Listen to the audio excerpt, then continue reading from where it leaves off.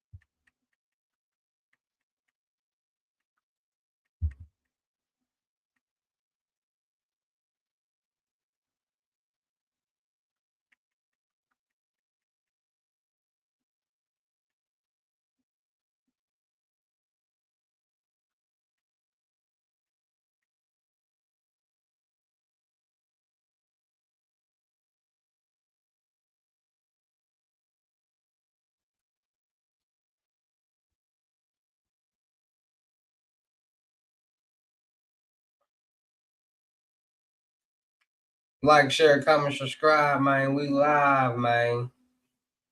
We live on IG. We live on YouTube. We live on Twitch, man. What y'all got going on? Come talk to me. Let's get some people in here, man. Like, share, comment, subscribe, man. Let's get some people in here, man. Let's get some people on the lives, man. Let's get some people on these live channels, man. What y'all got going on this Friday?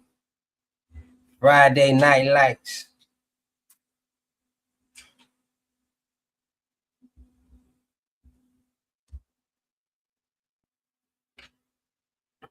What y'all got going on, man?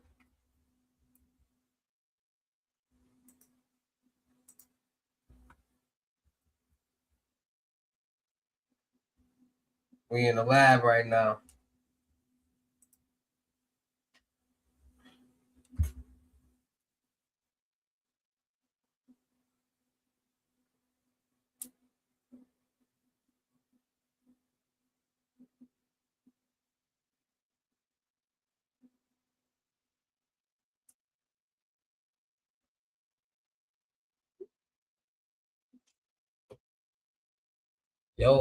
Yo, man, what it do, man? What you got going on, man? Hey, man, I really love your stream and enjoy being part of your fan community. Would you mind adding me up on Discord? You know, let's get some people in here, man. Let's get some people in here, man.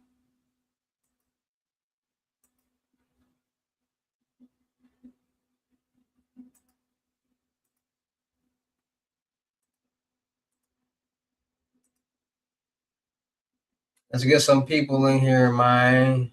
What y'all got going on? Talk to me.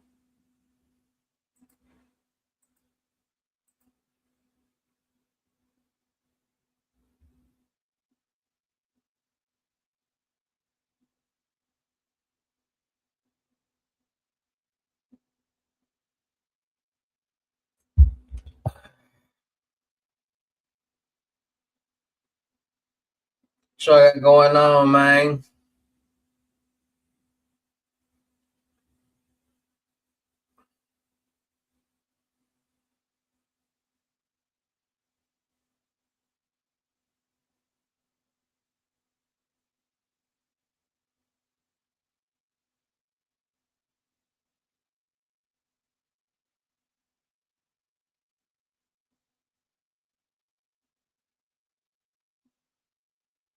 Let's get some people in here, man.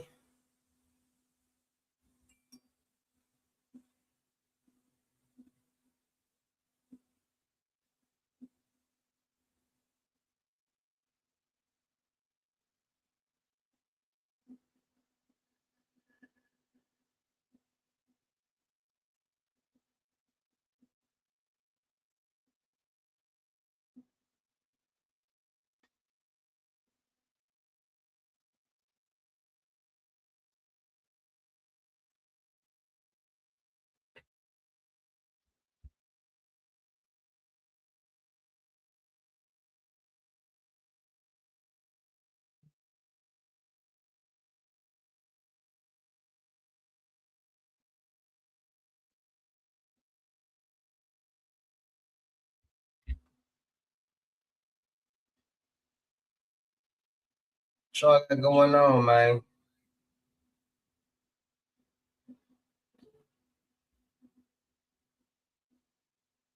Turn that off. Let's get some people in here, man. Come holler at your boy. Yeah, boy. Yeah, boy. Libra. Don't know what you're like.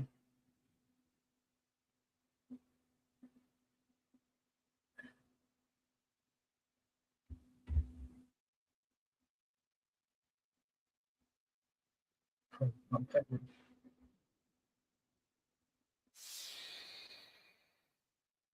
Y'all, what it do, Woods? What you got going on, Woods? What it do? What it do? And make sure y'all locking in, man. Get these loads, 250 and up. Lessons, methods. What you got going on, Woods? From the three, what it do? Ask me questions, lock in. Let's get some people in these lives. We live on IG, we live on YouTube, we live on Twitch.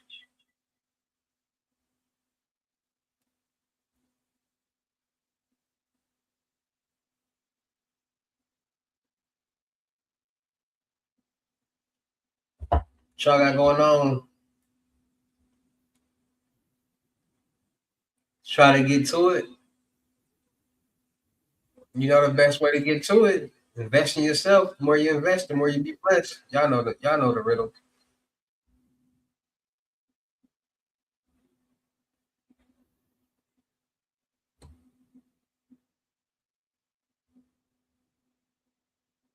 Here's some good game.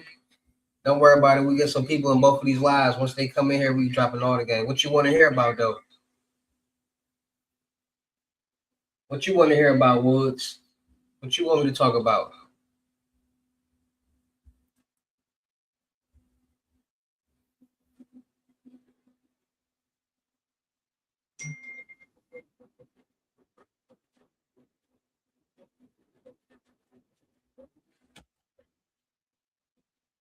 Somebody on Twitter.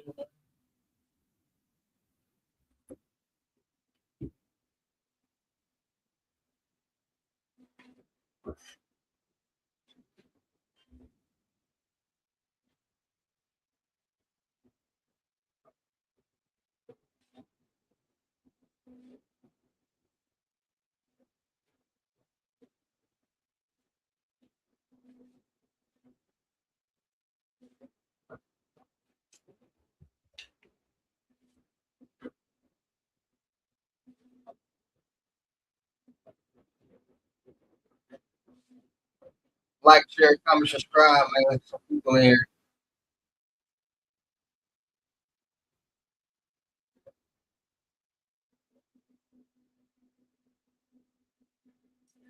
Credit repair, the best banks to get loans and lines of credit from. The best banks to get loans and lines of credit from. It all depends on your situation. So, like, you got bad credit, credit unions and banks is the best place to go to. Um, Credit repair. See, people,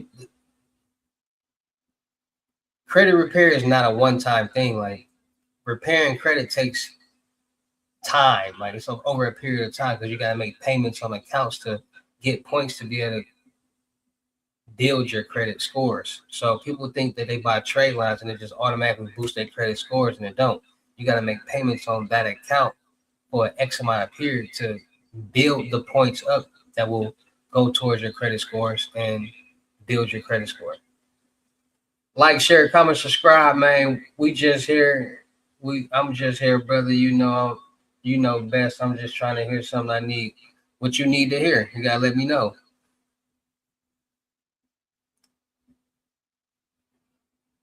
So yeah, credit repair is over a period of time. It's just not like often to buy these trade lines and nah, you buy the trade line, you keep making payments on it.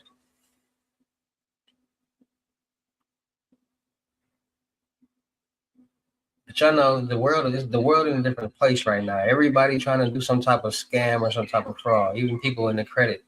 Like people trying to find every loophole that they can right now to like get over on the system because the system getting over on the people. So people like is at a point in time where people just like forget it. I'm finna get it how I live. If it's all these scams and methods and whatever out here that's getting people paid, I'm finna get paid to it. That's what people are resorting to because people don't got time to be doing all that. People want to learn a method and get paid.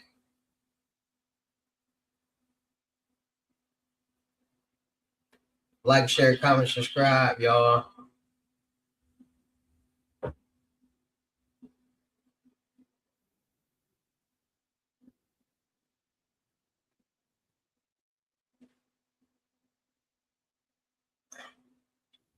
Also, anybody that's watching right now, trying to get me on the sticks. Playing 2K. I'm playing people for 100 on 2K right now.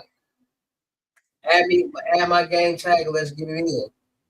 It's Friday. We having fun. We dropping gems, we dropping posts, we dropping information. Players come on. So let's lock in.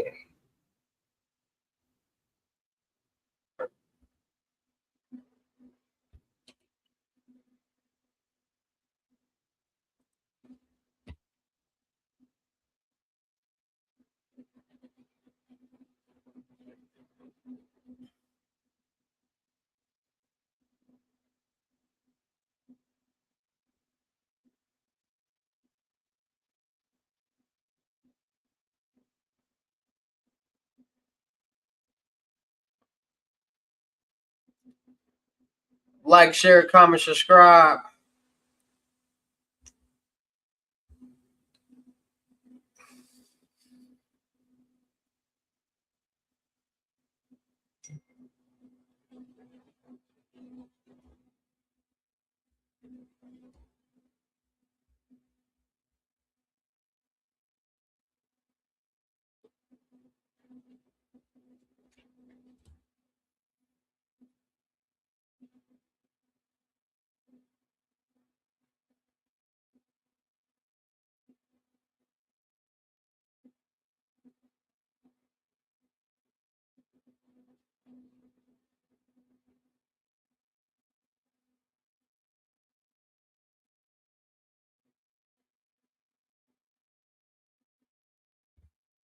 Like, share, comment, subscribe, man.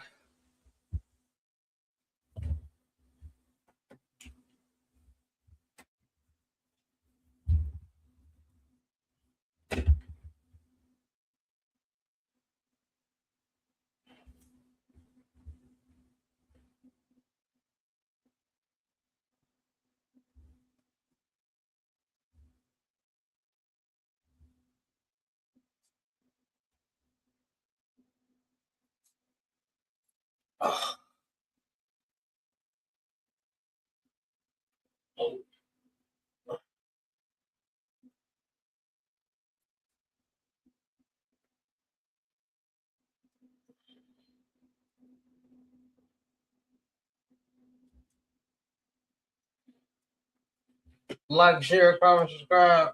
I got so many questions. That's why I'm just here listening. Feel me? You got listen. This is your time to ask me questions. So you want to ask me questions? This is your time. So ask me all the questions that you know what I'm saying. But there's only so many questions I'm gonna ask and can ask. So at some point in time, you're gonna have to get your I got one, two, three, four cameras on me right now. Well, three.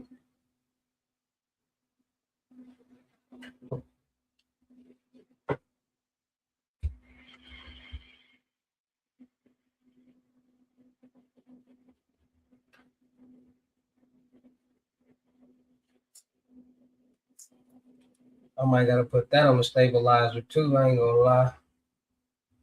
I get it together. Oh, that's a good idea. Ask me questions. Share the live. Like, share, comment, subscribe, man. We live, man.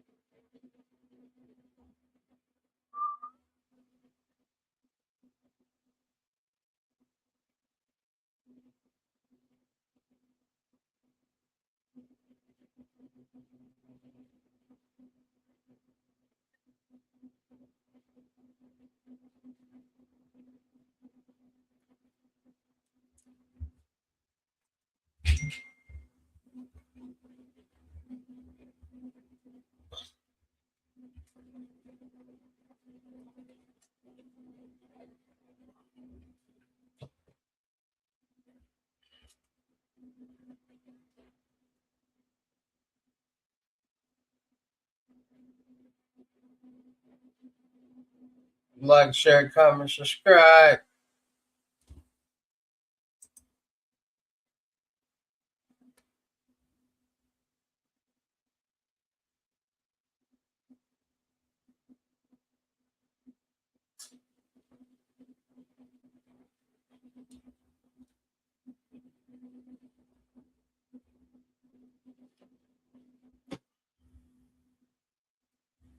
What's a quick and easy for a beginner?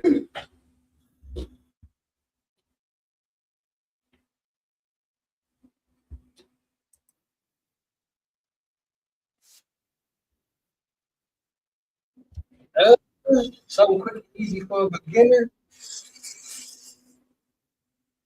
Load these loads.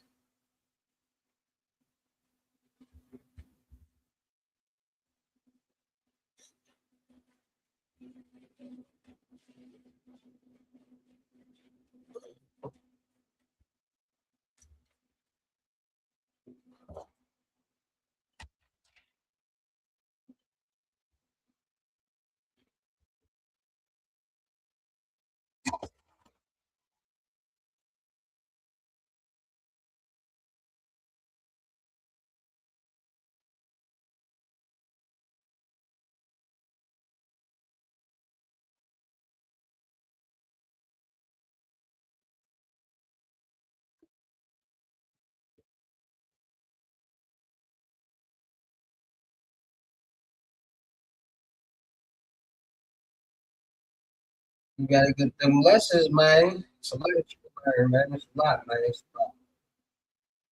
You gotta get them to learn.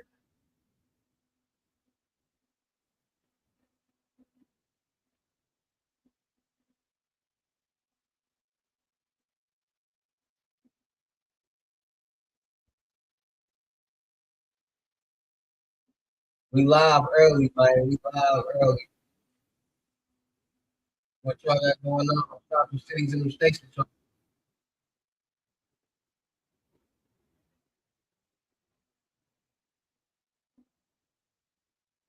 Time to get that bag, man. It's time to get that bag.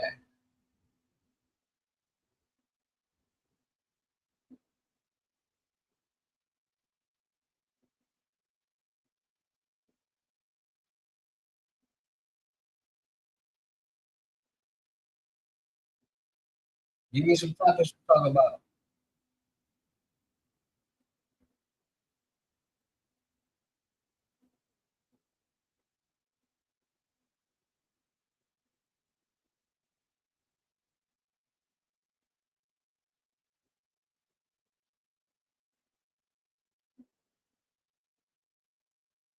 Y'all got potato salad. If I got someone with no, is it easy to structure the day?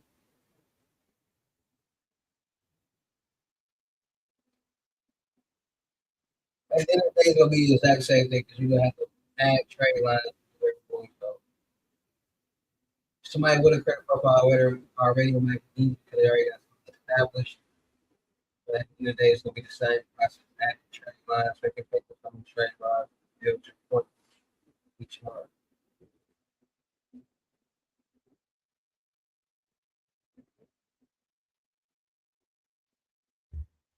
Okay.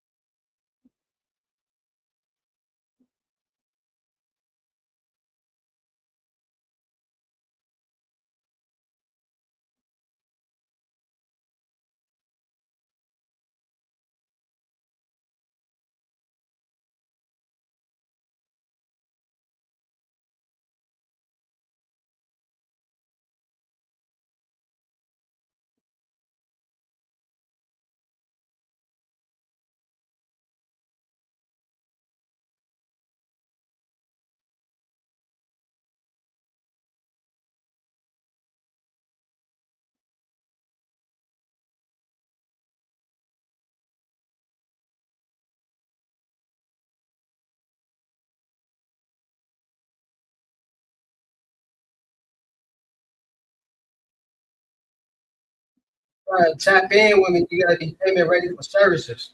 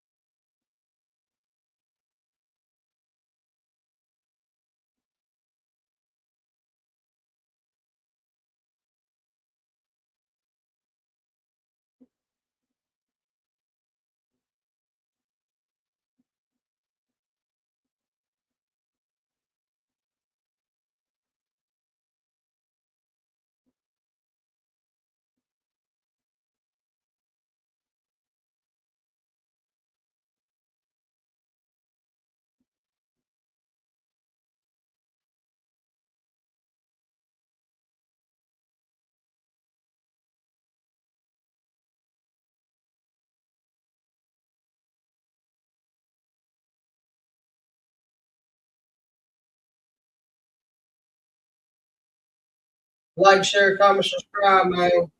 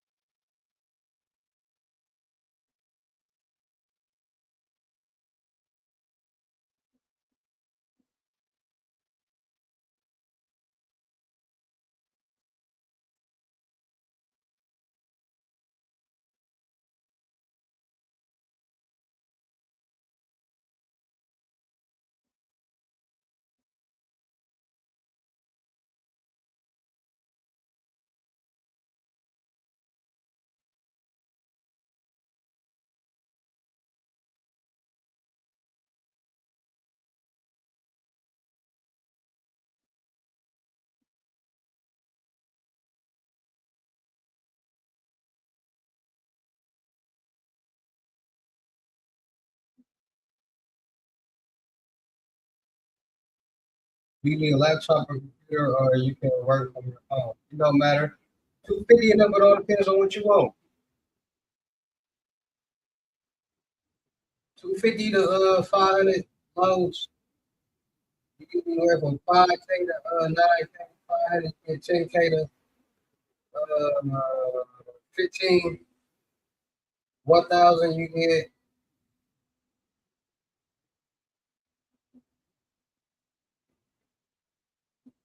20K to like 25K, and then 25 and up, 25 to 30 for 2K, and then everything else, 3K, 30, 4K, 40, 5K, 6K, like that. I got mentorship for the month. First 10 people, 500. After that, $1,000 free load.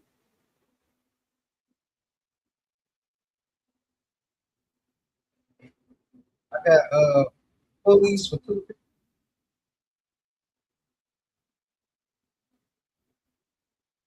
I got what you need. Now, anybody need. You feel me?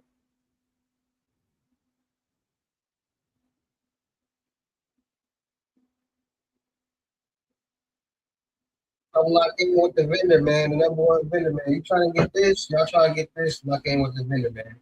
I'm locked in with the number one vendor. I'm gonna piece you together.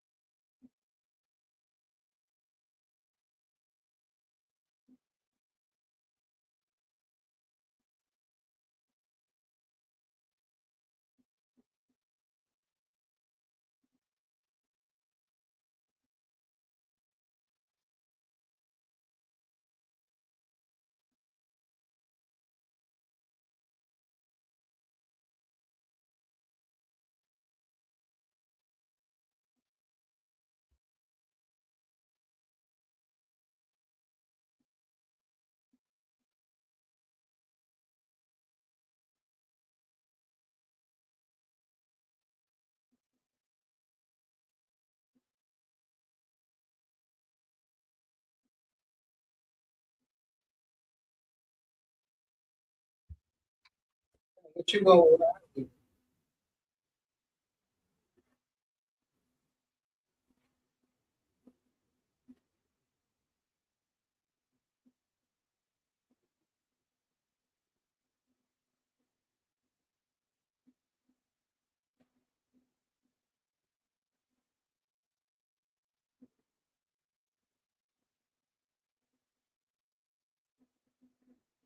Yeah.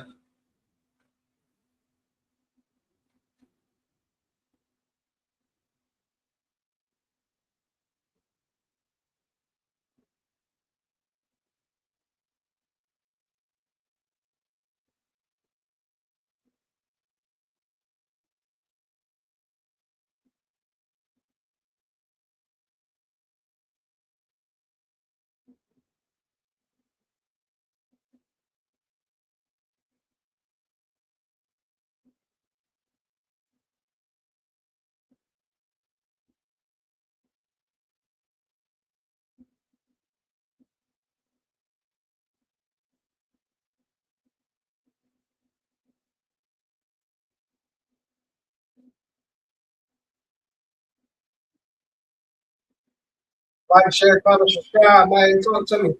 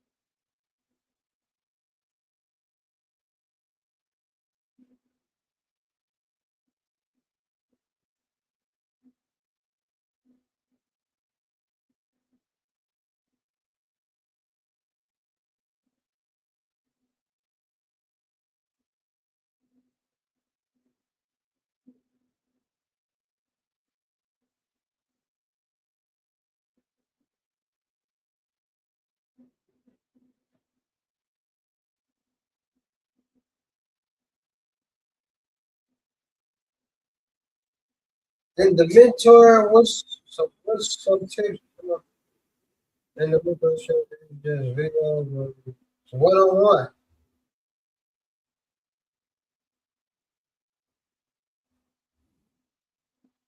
1 on 1, 1 on 1, 1 on 1.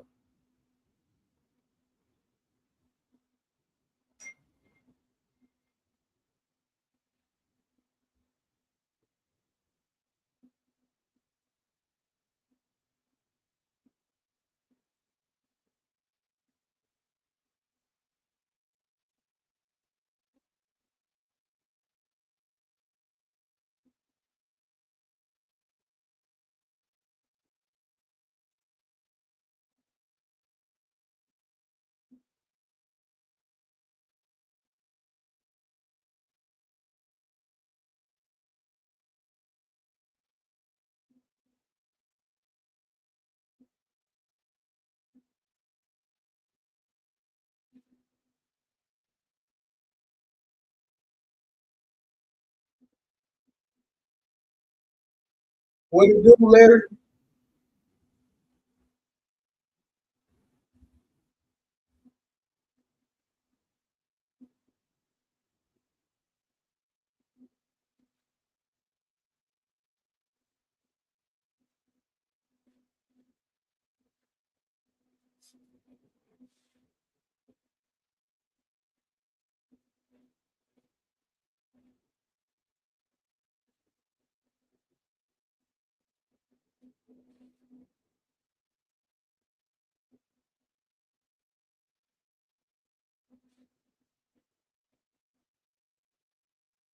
What you got going on, Larry?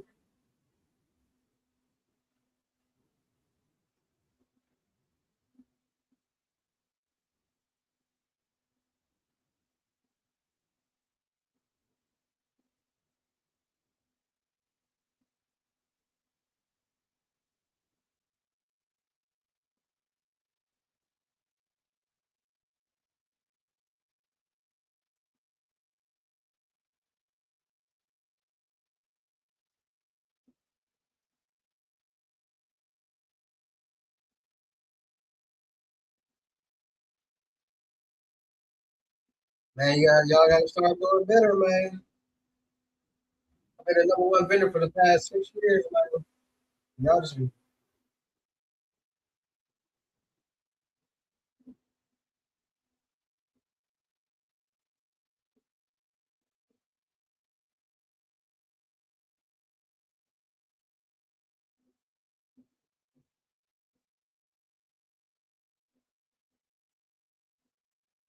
just getting on work. I'm trying to figure it out. People just getting on work at any time of the week. So I'm still in the work. You know what I mean? What you got going on for the rest of the night?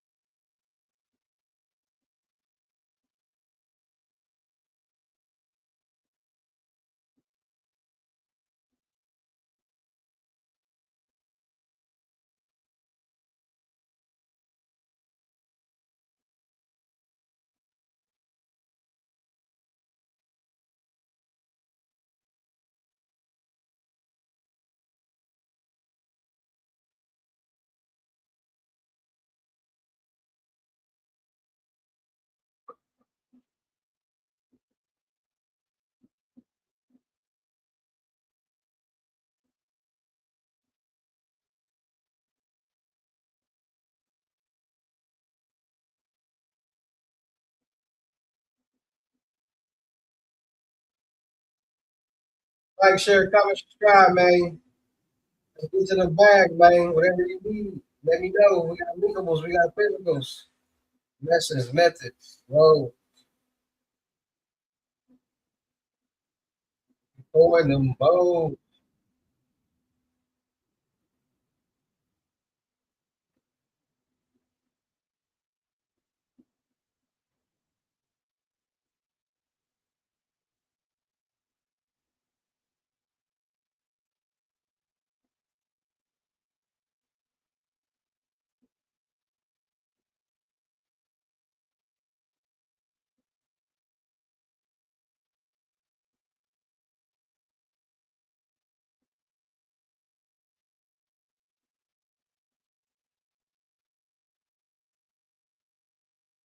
What I got going on, man? Talk to me, talk to me, talk to me.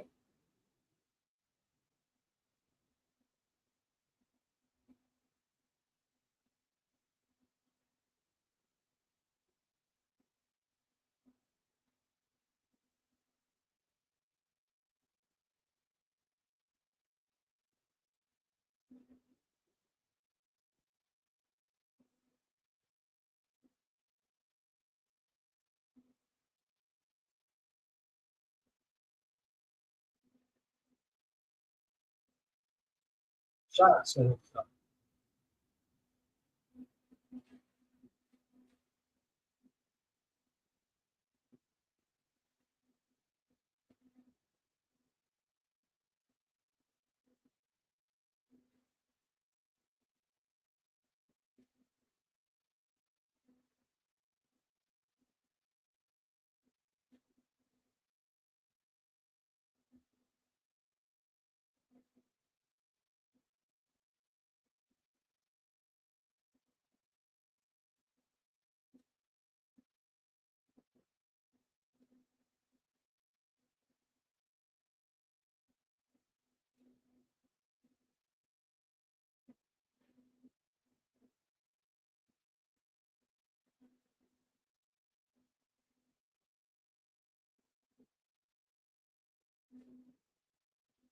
Like, share, comment, subscribe, man. Talk to me, man. We locked in, man. Help people get doing these loans right now for people with yours.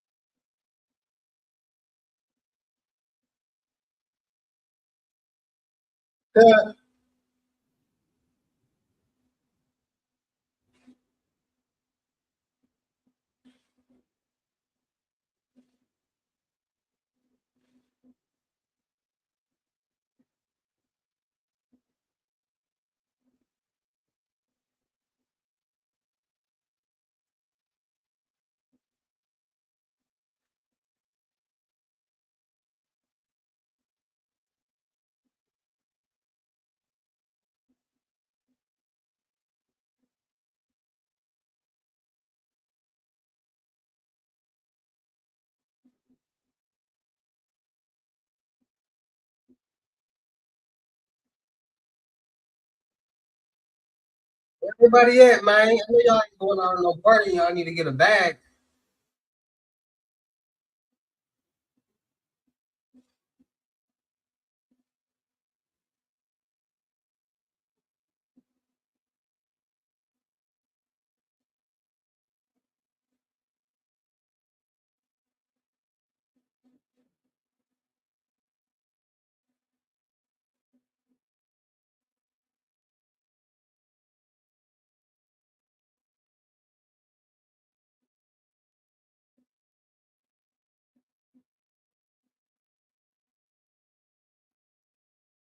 Ice scared fish, huh?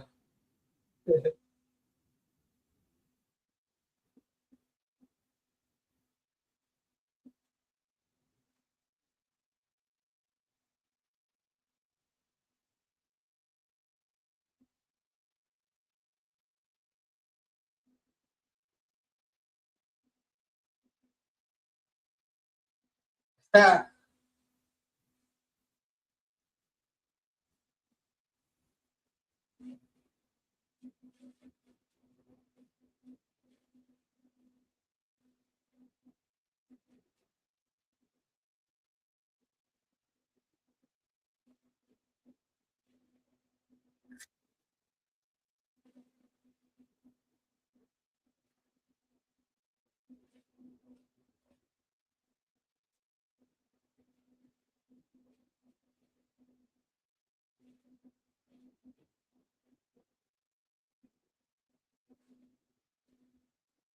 Called him a light skinned mother effer.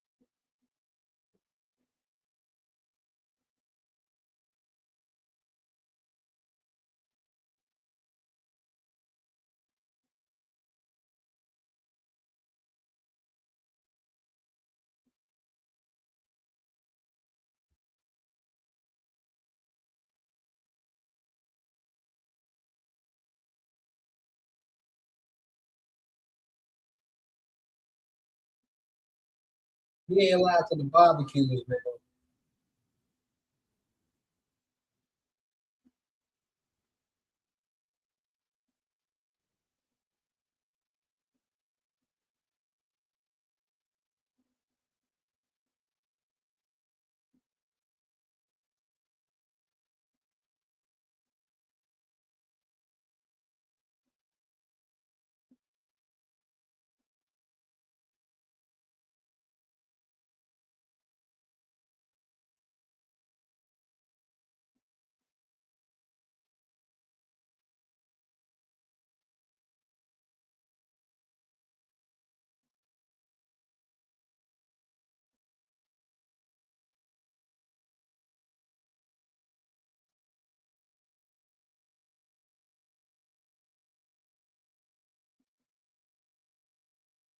I need to roll up, Coach.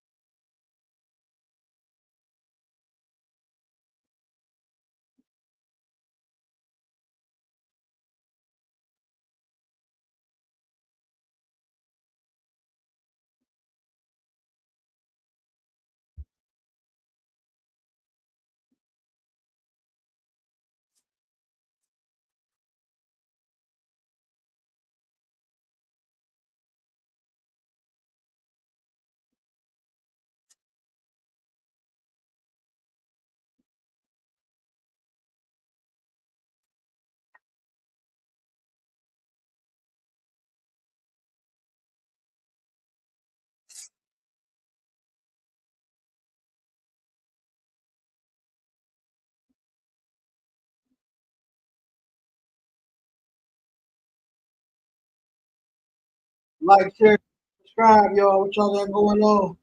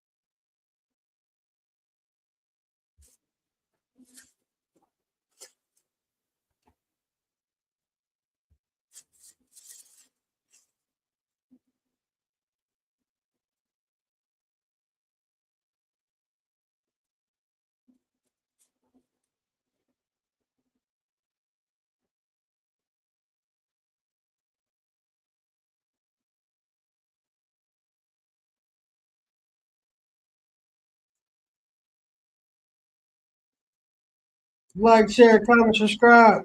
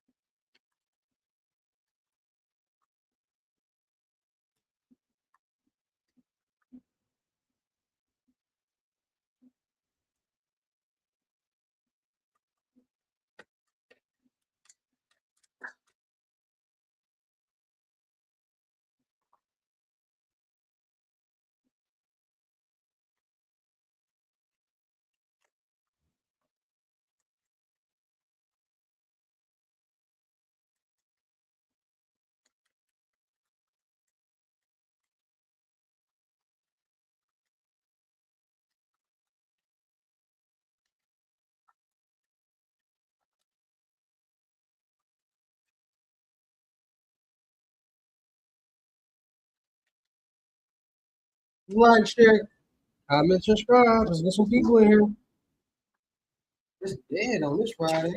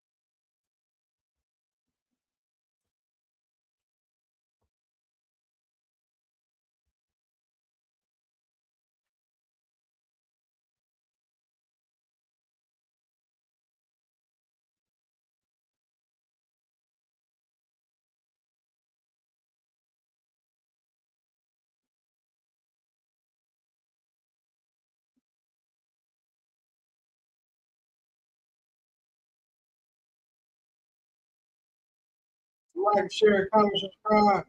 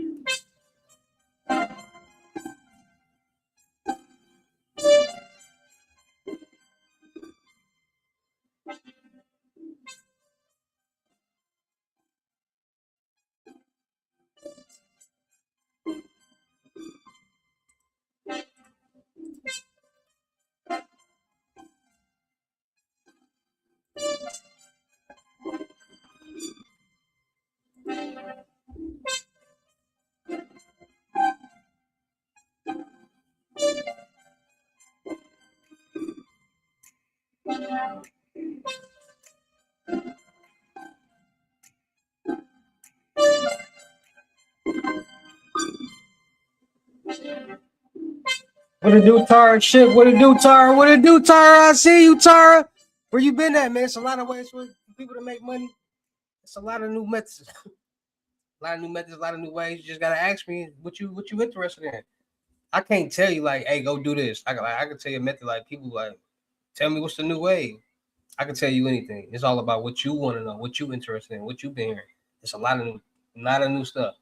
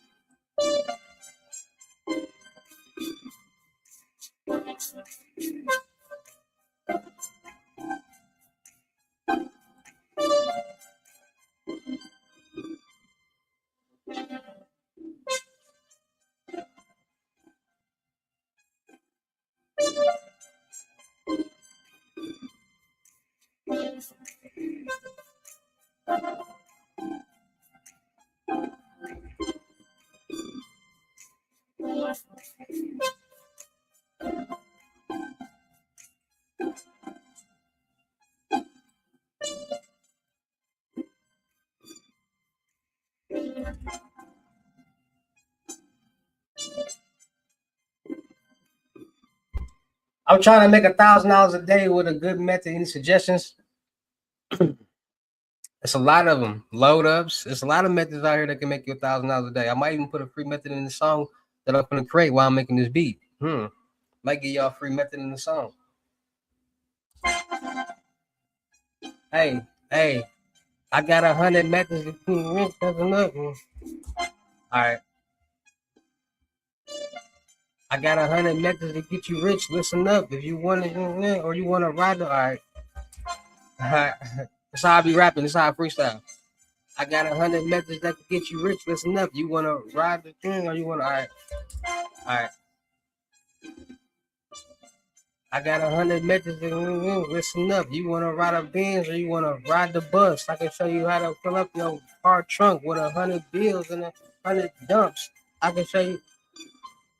All right.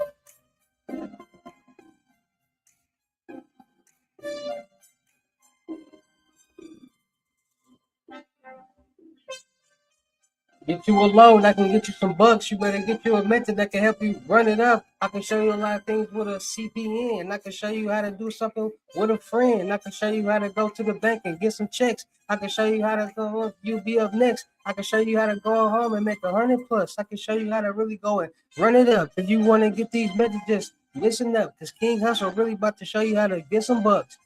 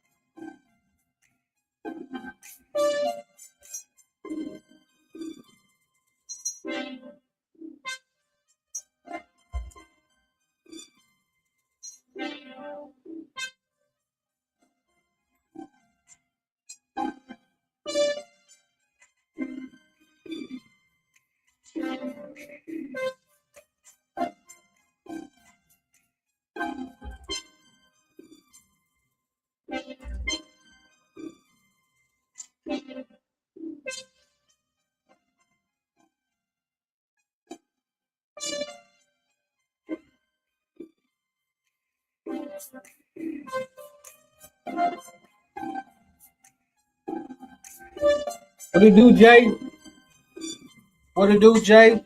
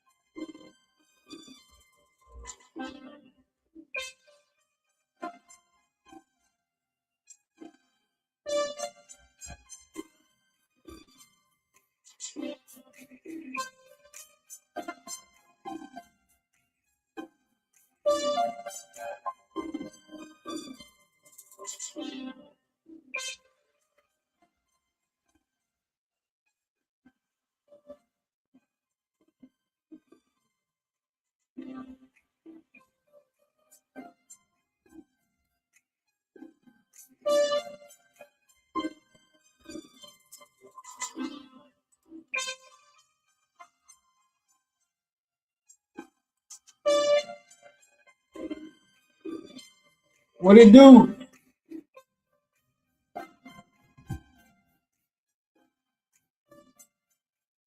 Damn, Vente. What you do?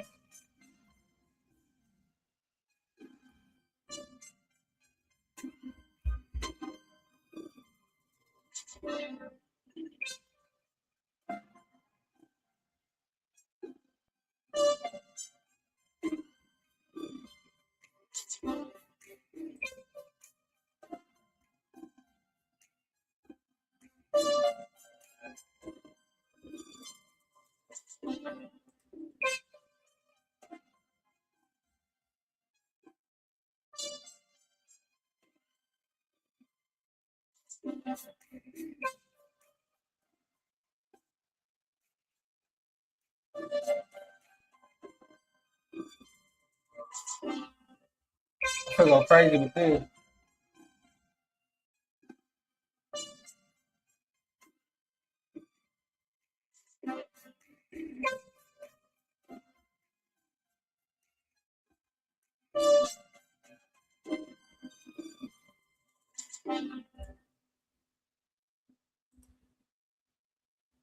Yeah, what it do, young 516? I see you, bro. What it do? Yeah, we live. Let's get some people here. I'm over here working on this EP for the the scamathon.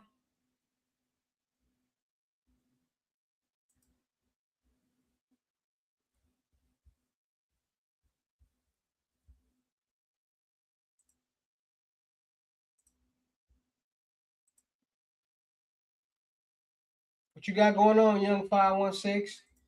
I see you, Dan Vente. The I don't know how you say it. What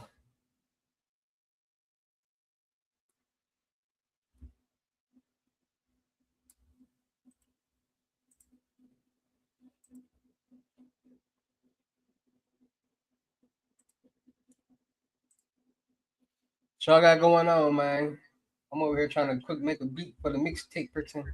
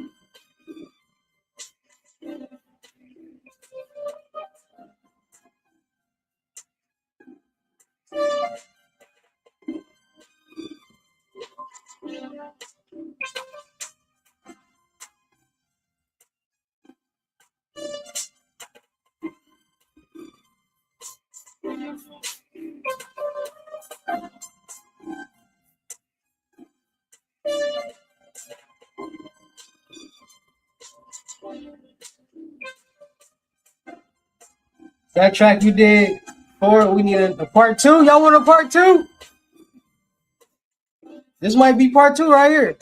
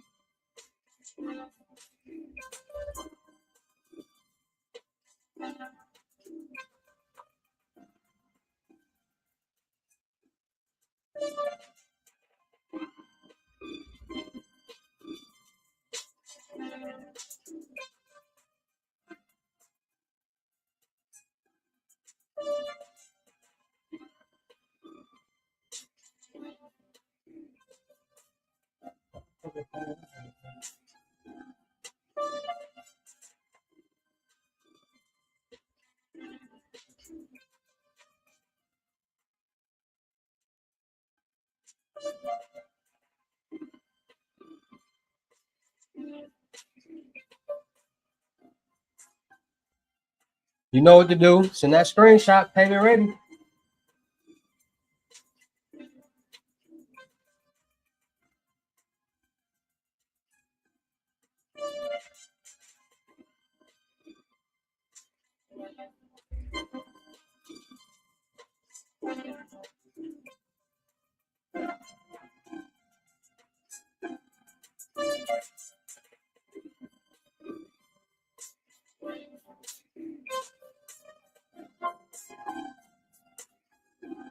When I say that he ain't really committed no fraud, I can show you how to go and I can show you how to ball. These dire fake, these niggas dire fraud.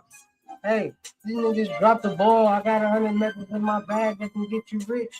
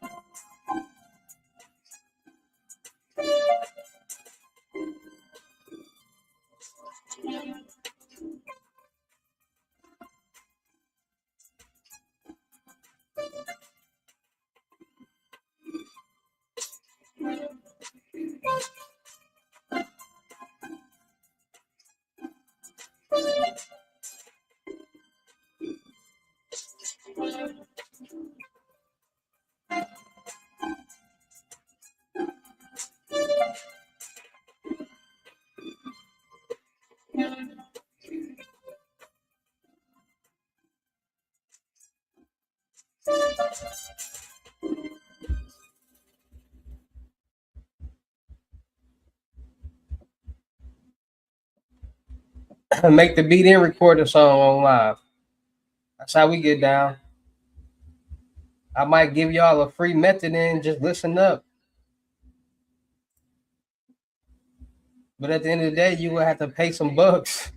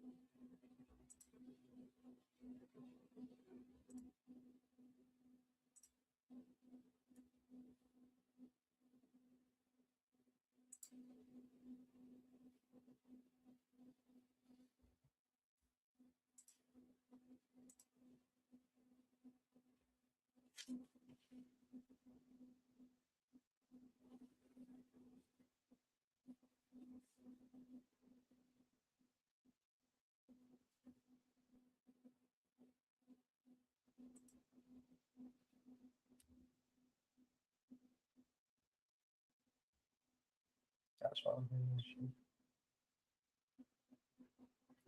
I was like, what?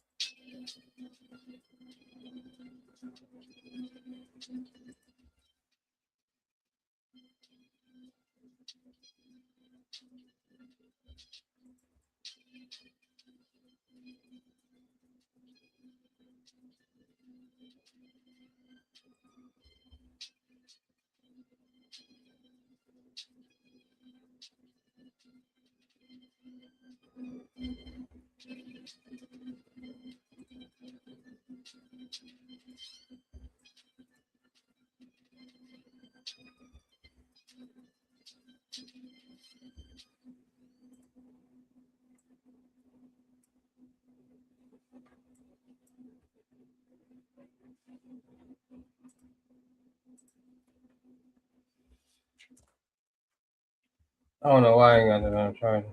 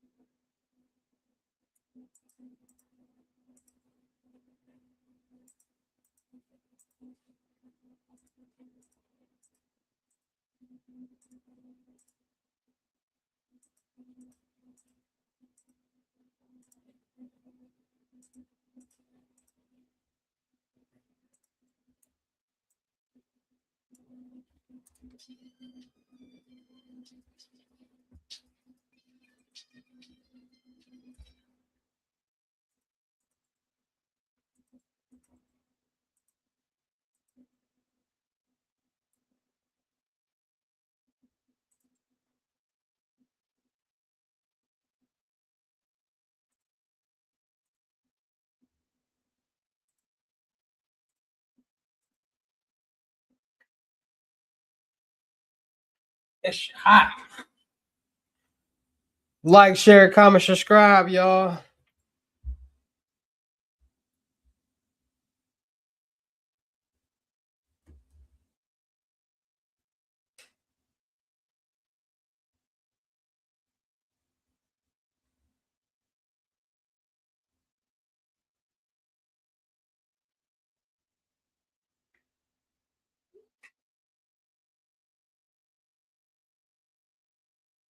Man, I got a chick saying they on the way. I don't even know. Like, ain't nobody tell you to come over here. What's wrong with her, y'all?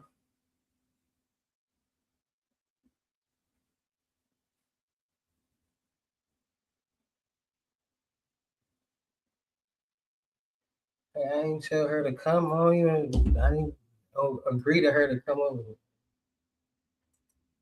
Like, what?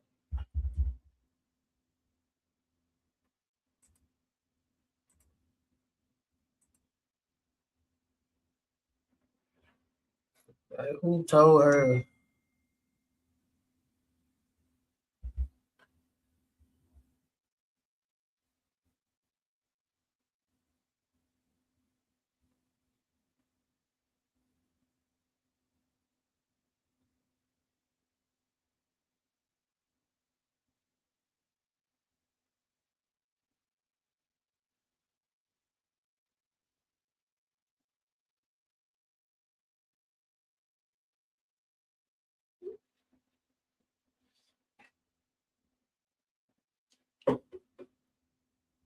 I did not tell her to come over here.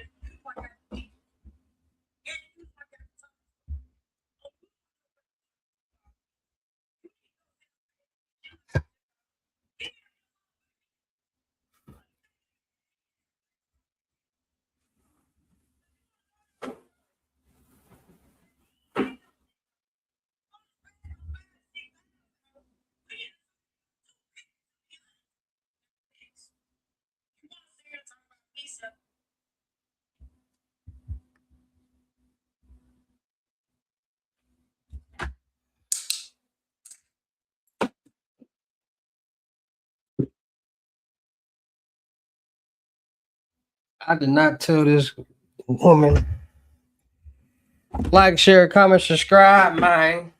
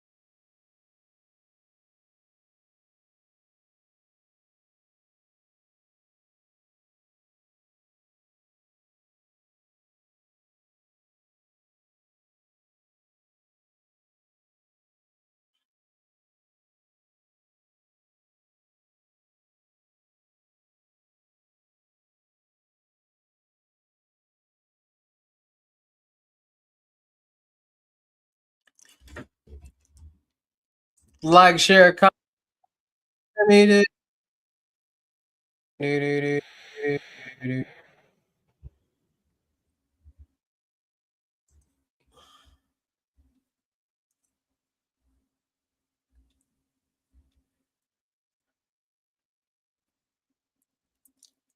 Let's see what I can put on real quick.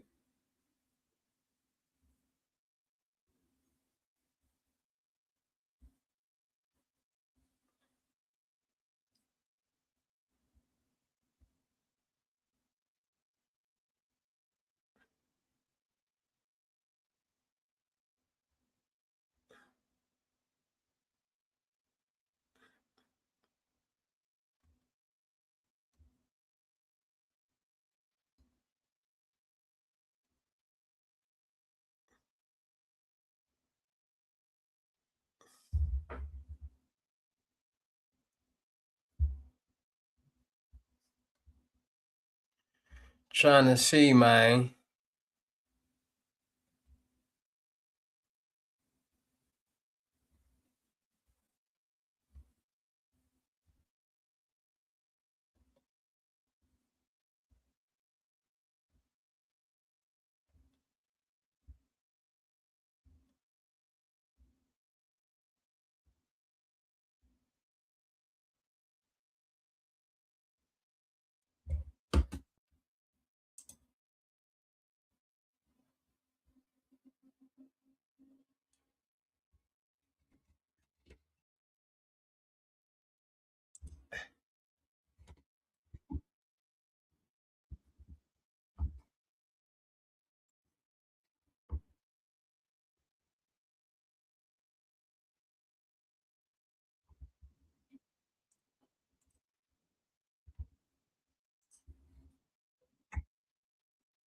I was 11. I was in Luxury the sixth escort grade. builds dark web She empire. just Let's see what didn't she's come talking home. about. She left a letter. Yeah.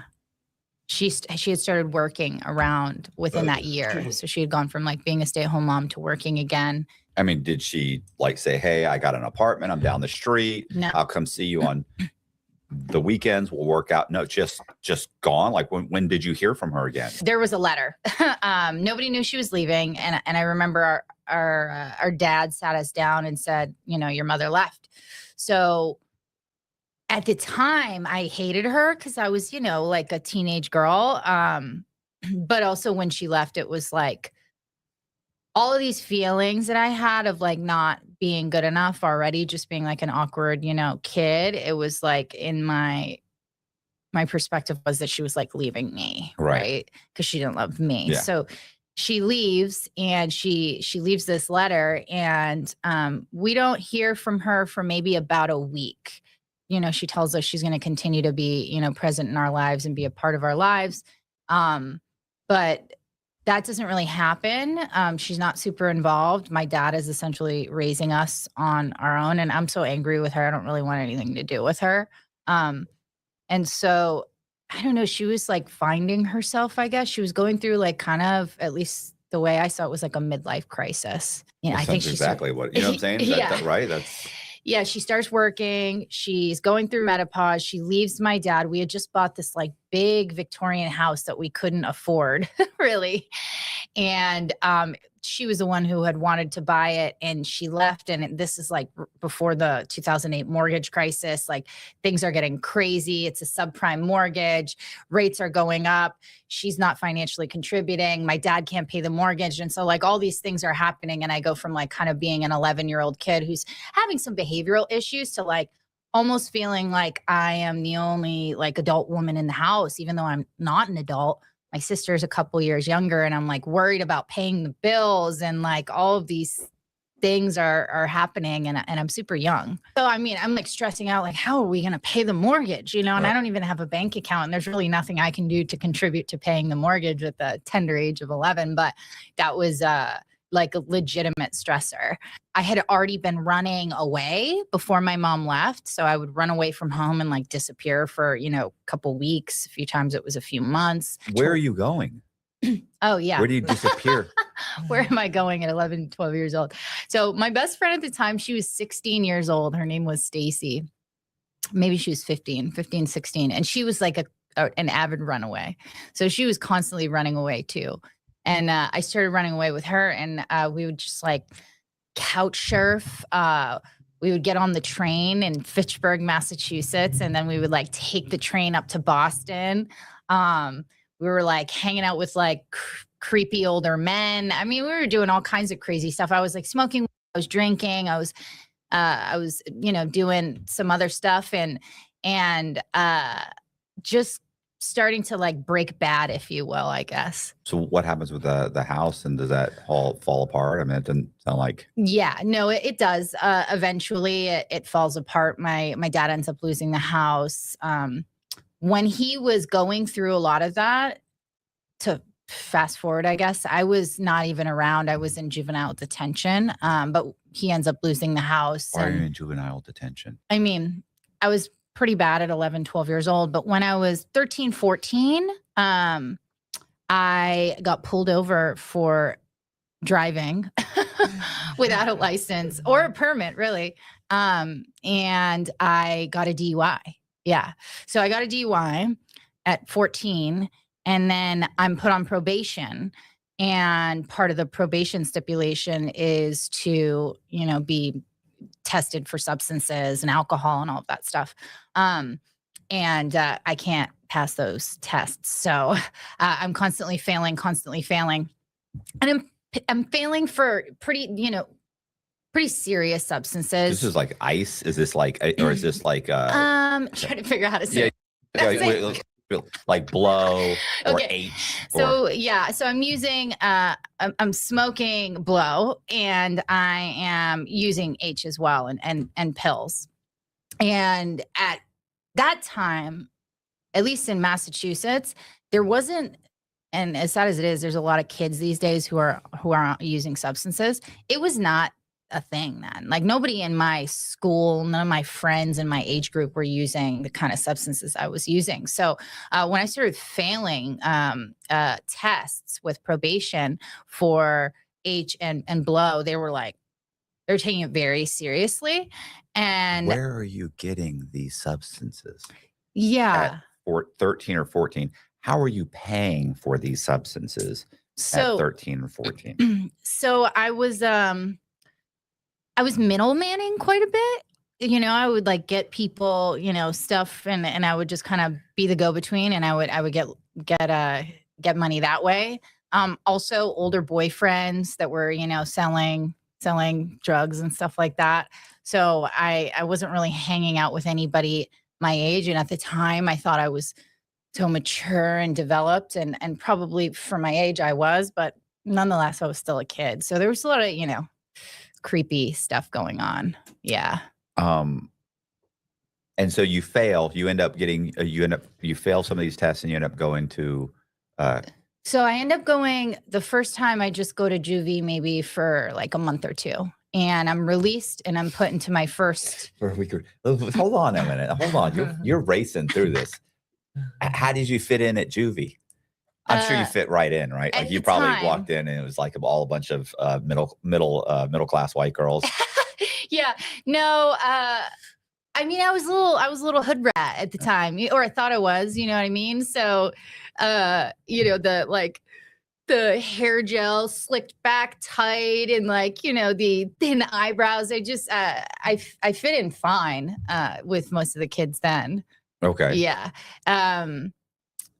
And after like 2 months, I was put directly into like a program for kids. So I went right from juvie to like a treatment facility.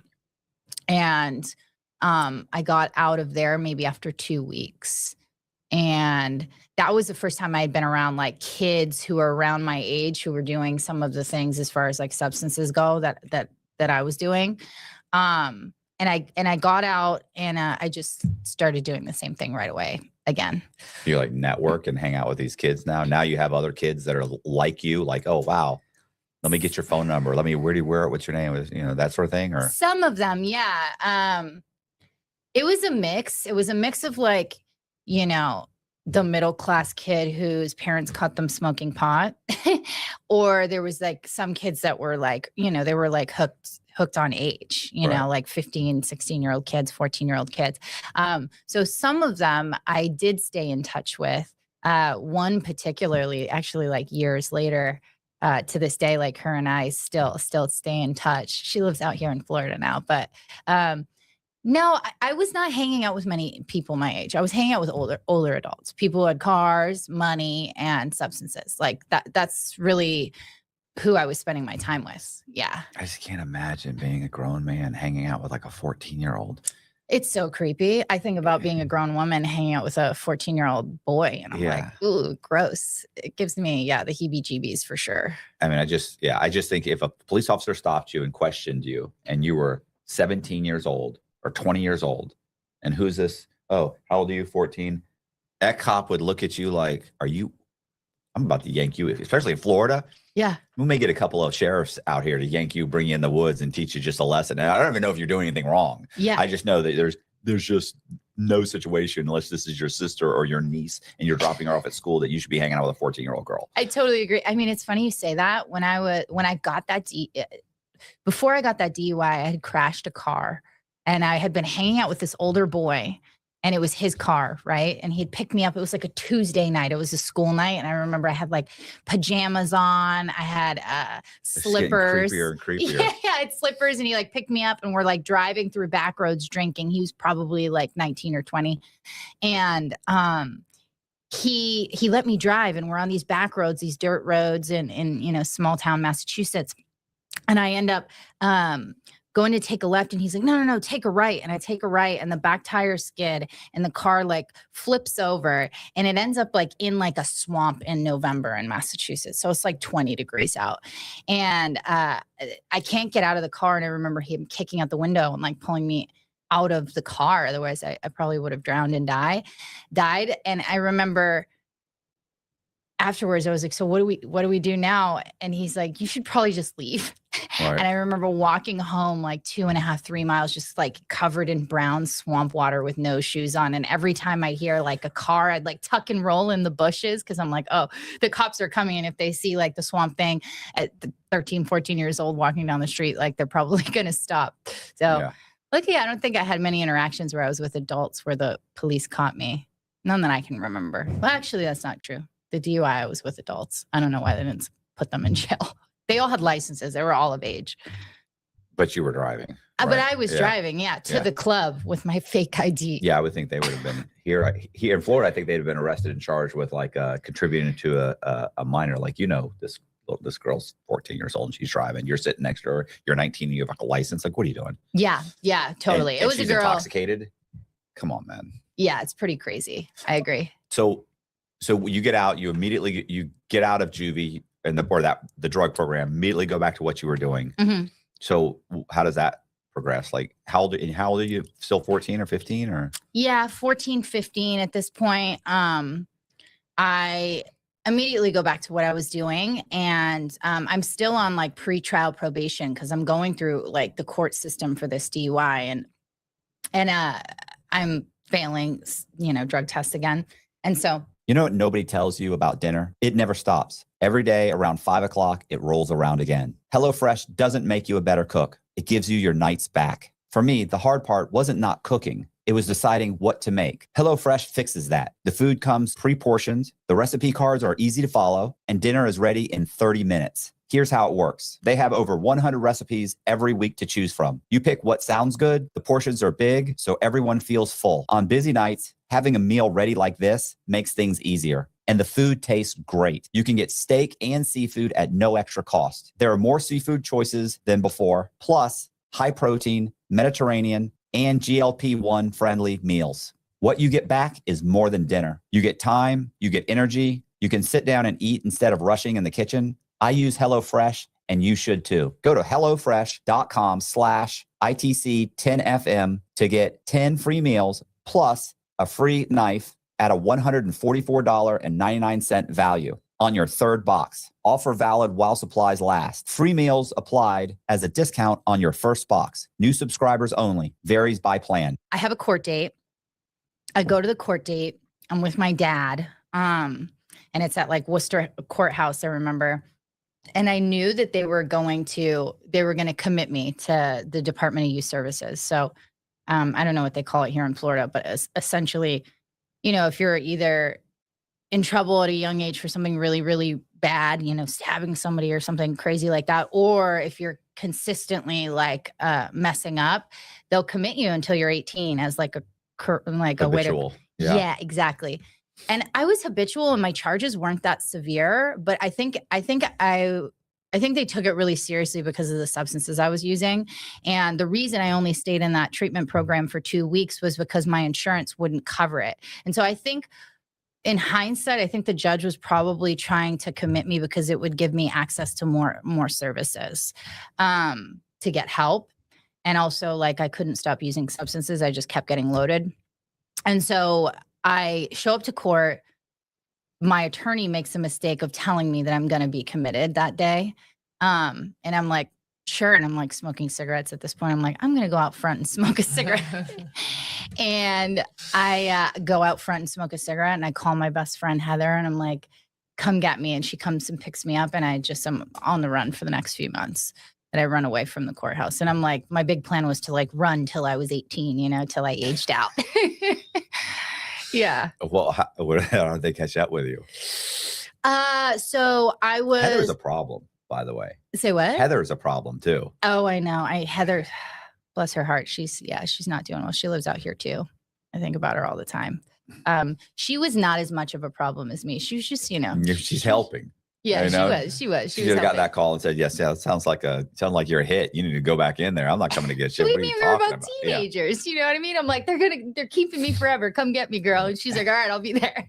Yeah. So she shows up, she picks me up, and I don't remember, she dropped me off at, you know, some guy's house that I knew out in that area, out near Worcester. And yeah, I'm just kind of on a rampage for the next few months.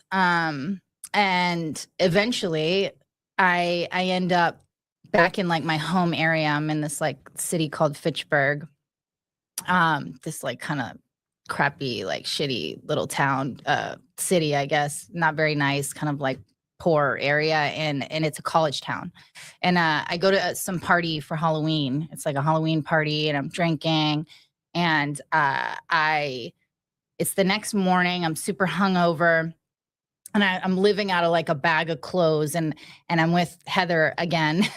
And Heather and I go and meet this guy that I had been spending time with, who had like my bag of clothes and also some H for sale. And I go and I buy some off him, and it's like a McDonald's parking lot or something like that. And Heather and I pull out, and a minute and a half later, we're pulled over. And my first thought is, you know, they saw me buy drugs. Right. And I'm like, and I also have a warrant. And by this time, I believe I'm 16. I'd been maybe on the run for 3-4 months. And I'm pulled over. Heather's driving. I'm in the passenger seat. And I'm like, oh my God, they're gonna lock me up for the next 2.5 years. I think I just turned 16. So like almost 3 years. I'm like, I'm not going. And the cop asks for her name and her driver's license, and she gives him all that information, and then asks for my name. And I don't have an ID because I don't even have a permit or a license. So I give them like someone else's name, and they go back to the cruiser to check.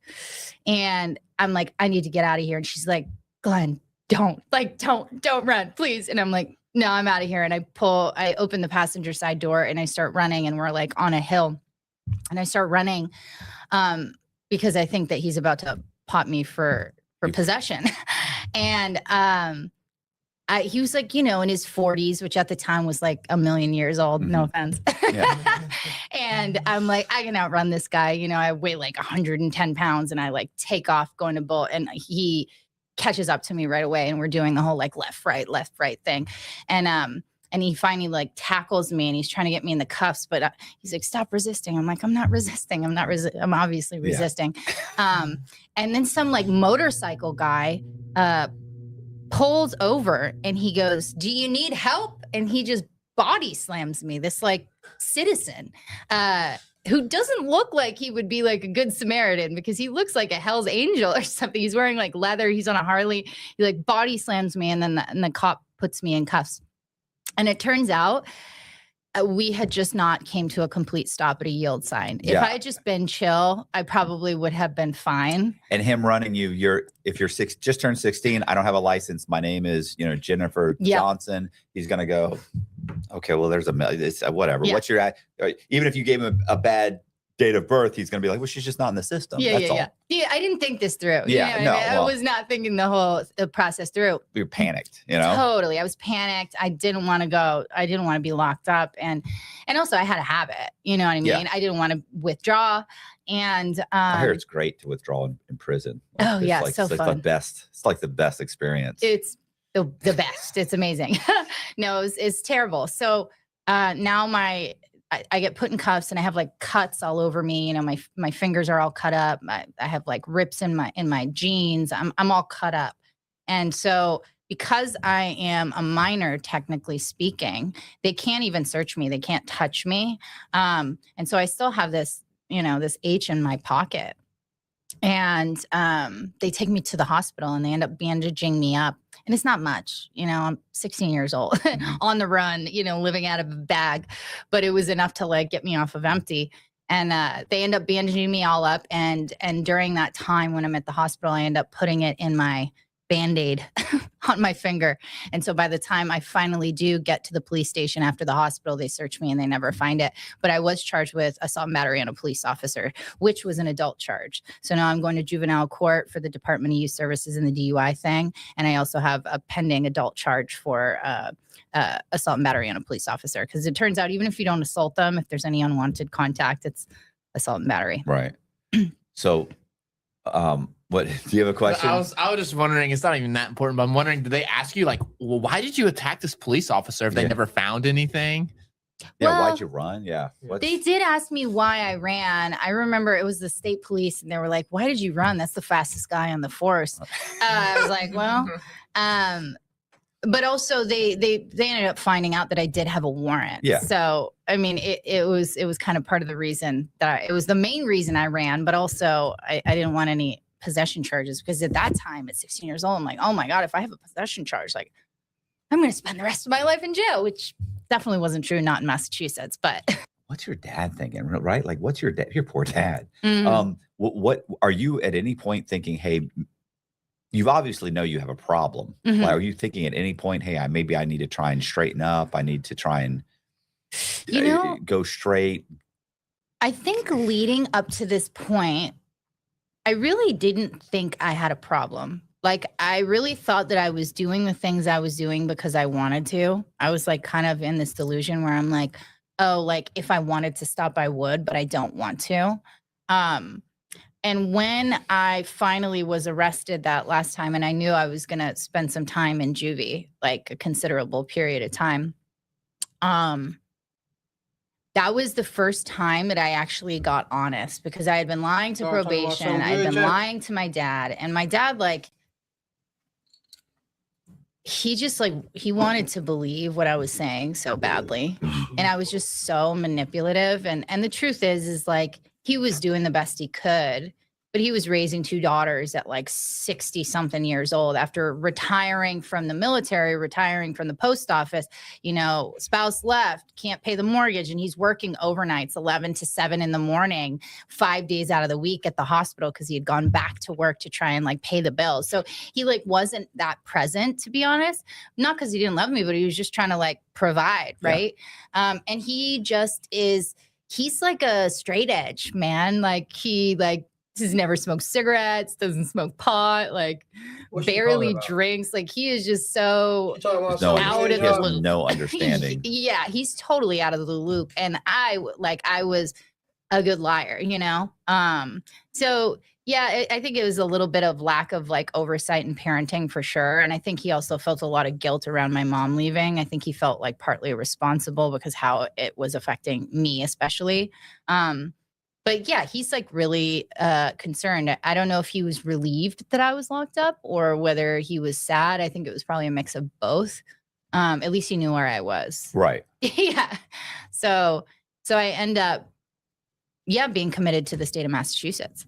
For how long? I was committed until I was 18. I spent a little bit less than 2 years, almost 2 years locked up in the Department of Youth Services with a bunch of other girls who were also committed until they were 18.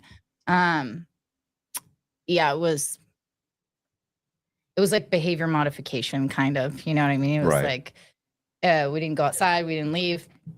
Couldn't have visits unless it was a parent or a legal guardian. And that took even months, you know, no phone calls out except for like a legal guardian who is deemed appropriate to communicate with.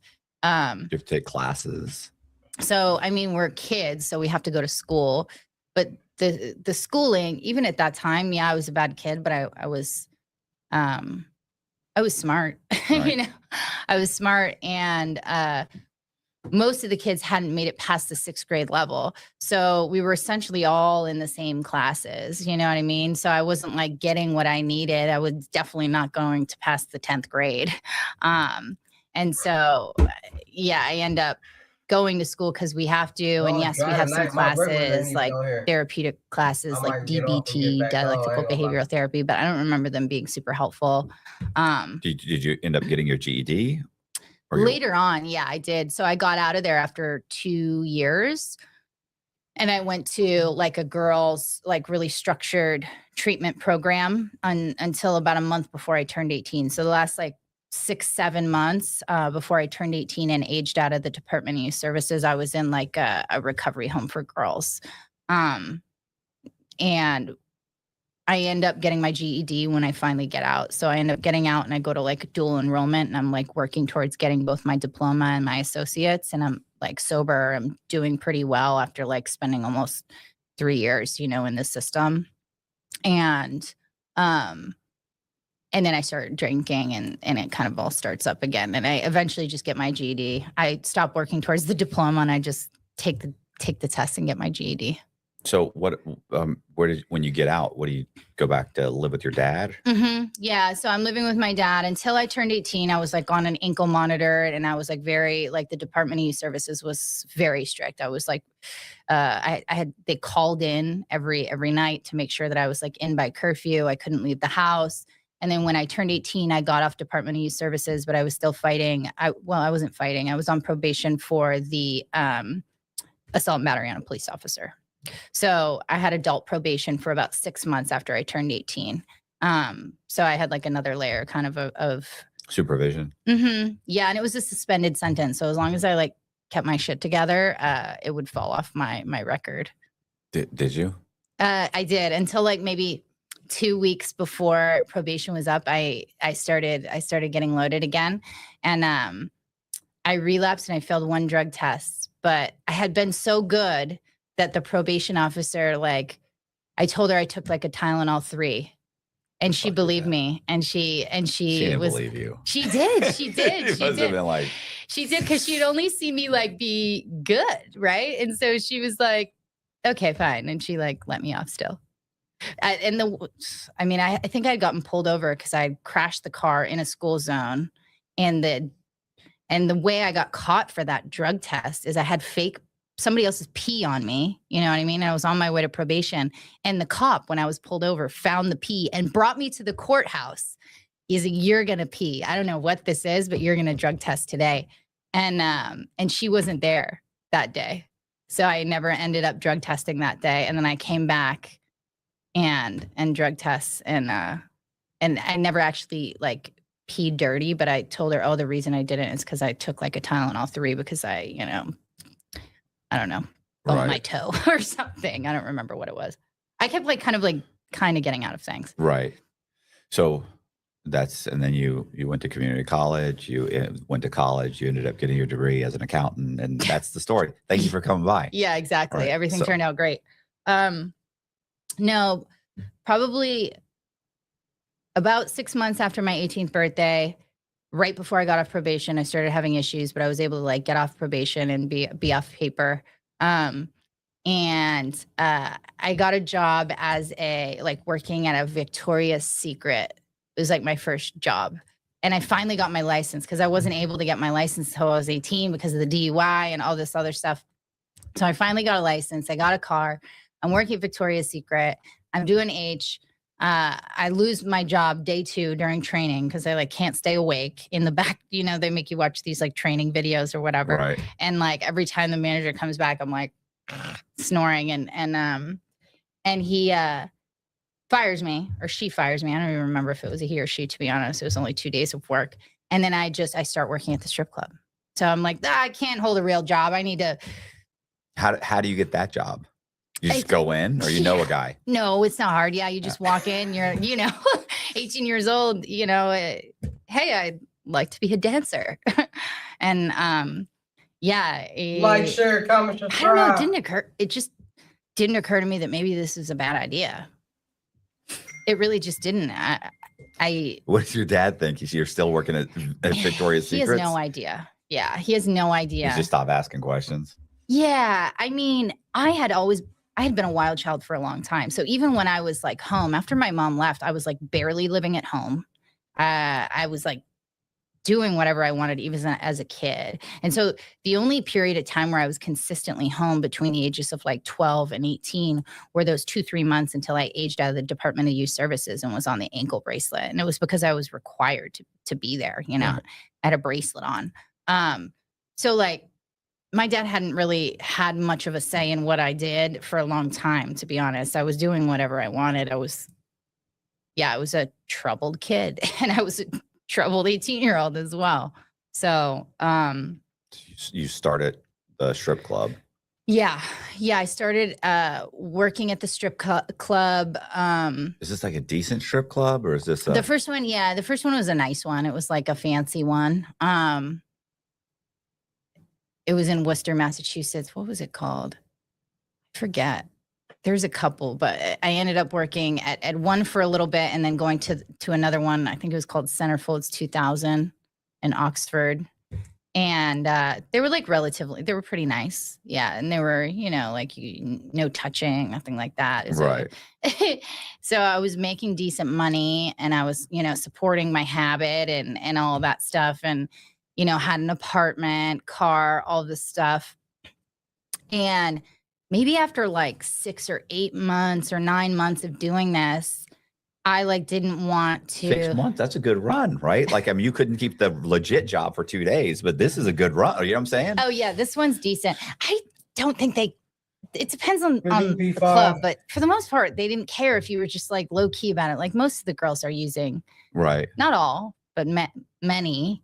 Well, I dated a girl really I almost complete all through college, really. Mm-hmm. Really, it was pretty much all. I think I maybe met her like my second or third semester, but I dated her and she worked as a stripper. And listen to this cliche. She worked her way through college and got a degree in finance. Swear to God. No, I've seen that. It's not always, I know I'm going to college, but but that was actually true. But she worked at Scarlett's, which was like at that time, I don't know what it is now, it was a really high end. But they were like, no, if you show up after this time, you're not going on. Yeah. You can't leave before this time. You have to be walked to the car. If you give if we see anybody exchange a phone number or anything, you're done. That's it. I mean, he was super strict. Yeah. But I also think that at that time, the mayor of Tampa was like, they were really all over these strip clubs. Because And they the were sex work stuff. Yeah, they were sending in cops and everything. So they were scared they would, and they had a liquor license. Like they were like terrified. Like y'all could get, the girls can get the club in huge trouble. Totally. So they were all over. So I was wondering, but I know other strip clubs. Well, I worked at a couple. The first few were pretty decent. This is Massachusetts, right? This is Massachusetts. So Massachusetts strip clubs, there's not that many in Massachusetts, and they're pretty strict. There was like one ghetto one in Worcester, but I never worked there. There was only 2 in Boston. They were right next to each other. One was like a little ghetto, and the other one right next door, which was like Centerfolds Boston, was really, really nice.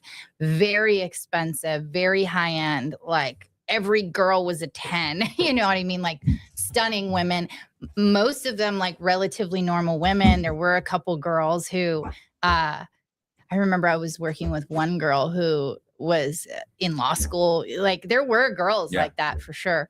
It just depended on the place. And in that place in Boston, it was very strict as well. But because it was so strict, it was like harder to make money. You know what I mean? Yeah. It's harder to make money, especially when it's like really strict and really high end and the prices are like very, very high. But what you're getting is really like, you're just like Centerfolds Boston. Like if you're going in the champagne room, it was usually because some guy had brought his wife, you know what I mean? And it was like $2,000 to like even just get up there. And it was, and this is, 15 years ago, like it was just a lot of money for really nothing. Like you couldn't touch our knee. The dances were like arm's length apart and they were watching you. Like there was no touching, super strict. And I was like, you know what? Fuck this. And I started working at some clubs in Providence, Rhode Island. And that was a whole other story. It was like, there were like brothels. Right. Yeah. There was cops coming in and it was on the news and like recording. It was essentially, I think at the time, and you could probably look this up, but don't quote me exactly, but indoor prostitution in the state of Rhode Island was legal. So like in clubs and in massage parlors, like you could do sex work. Right. Yeah. So it was kind of a free for all. And then that changed. But obviously like the clubs and the massage parlors did not. Right. And then they started like cracking down. And most of these clubs, especially the ones in Providence, were like owned by mobsters. I was just going to say, I feel like that's kind of a mobbed up area and there's a lot of corruption. And it's kind of like, to me, it's like Las Vegas. Like in Las Vegas, prostitution is not legal, right? But it's only a misdemeanor. So totally. I think it's there's some county just out. It's like 20 or 30-minute drive outside of Las Vegas County or whatever that county is. And there, that's where like they have the bunny ranch and that's legal. But if you're in Las Vegas and you're a prostitute, you get busted. It's like, okay, we take you downtown, we take a picture, you run my finger. Okay, can I go? And you're right back out. Like it's just one LA misdemeanor like after. Right. So So even there, if they're like, oh, we're gonna really, crack down. Okay, you're cracking down on what are you giving me though? I'm getting a misdemeanor. And even then, when they're cracking down, right? Like the mob is connected. So the cops are like, we could care less. Like, and then they'll tell them like, hey, bro, we're supposed to be in the next couple of weeks. We're going to be really cracking down for a couple of months. They're like, gotcha. Totally. The cops at the front door. Oh my God. I used to sleep with the guy who would do details at the front door. He was like a cop. He was friends with all the owners.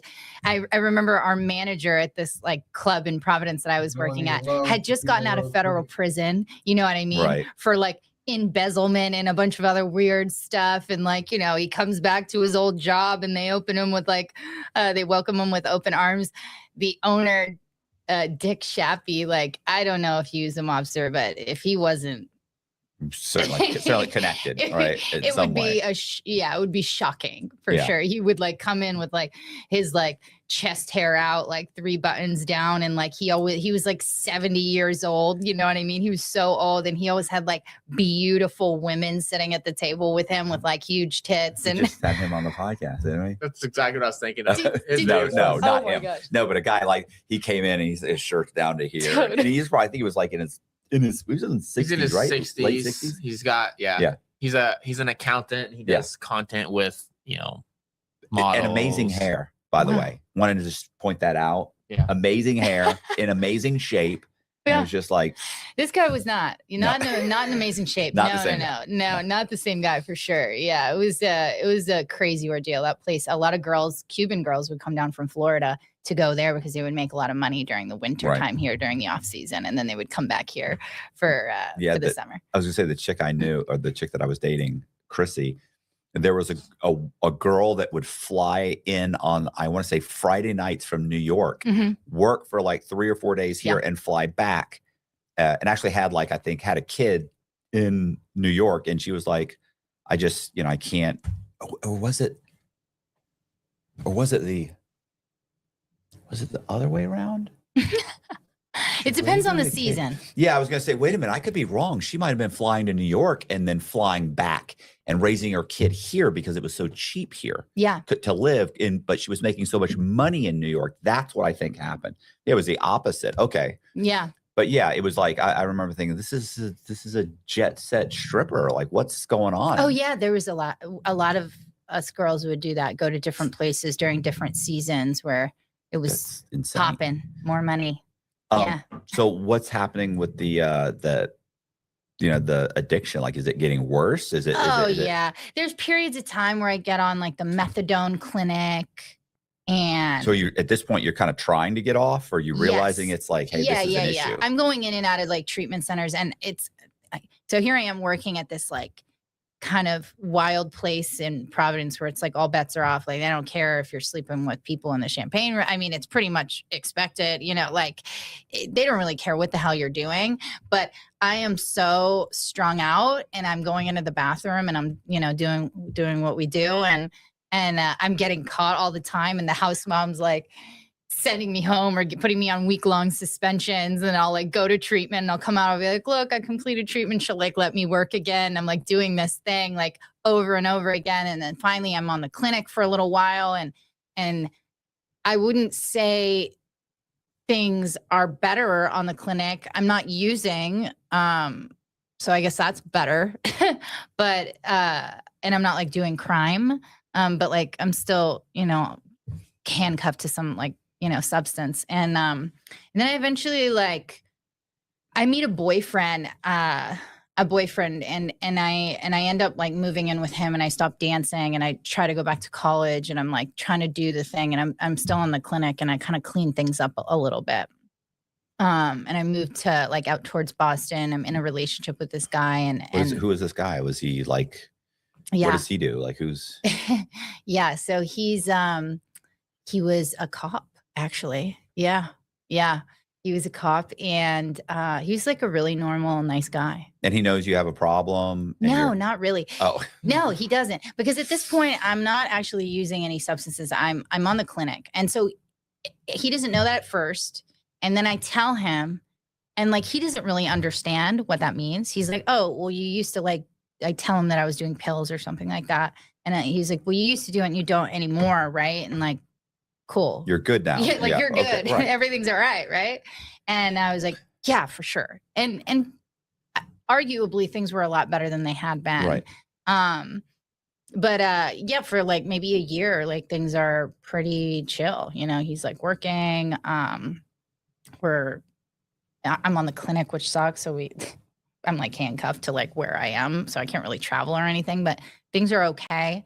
What does that mean? I don't understand. You're not using, but you're still on methadone? I'm on methadone, right? Okay. So I'm not like using illicit substances. I'm not going out in the streets and like Does buying. he know you're on methadone? He knows that. Yeah. Okay. He knows I'm on that. So he's kind of hoping you'll wing off and you'll be good. Yeah, I actually end up doing that. Okay. So I end up like weaning off slowly but surely. Like after a year, I get off of it, and we like go on vacation to like celebrate like my freedom, and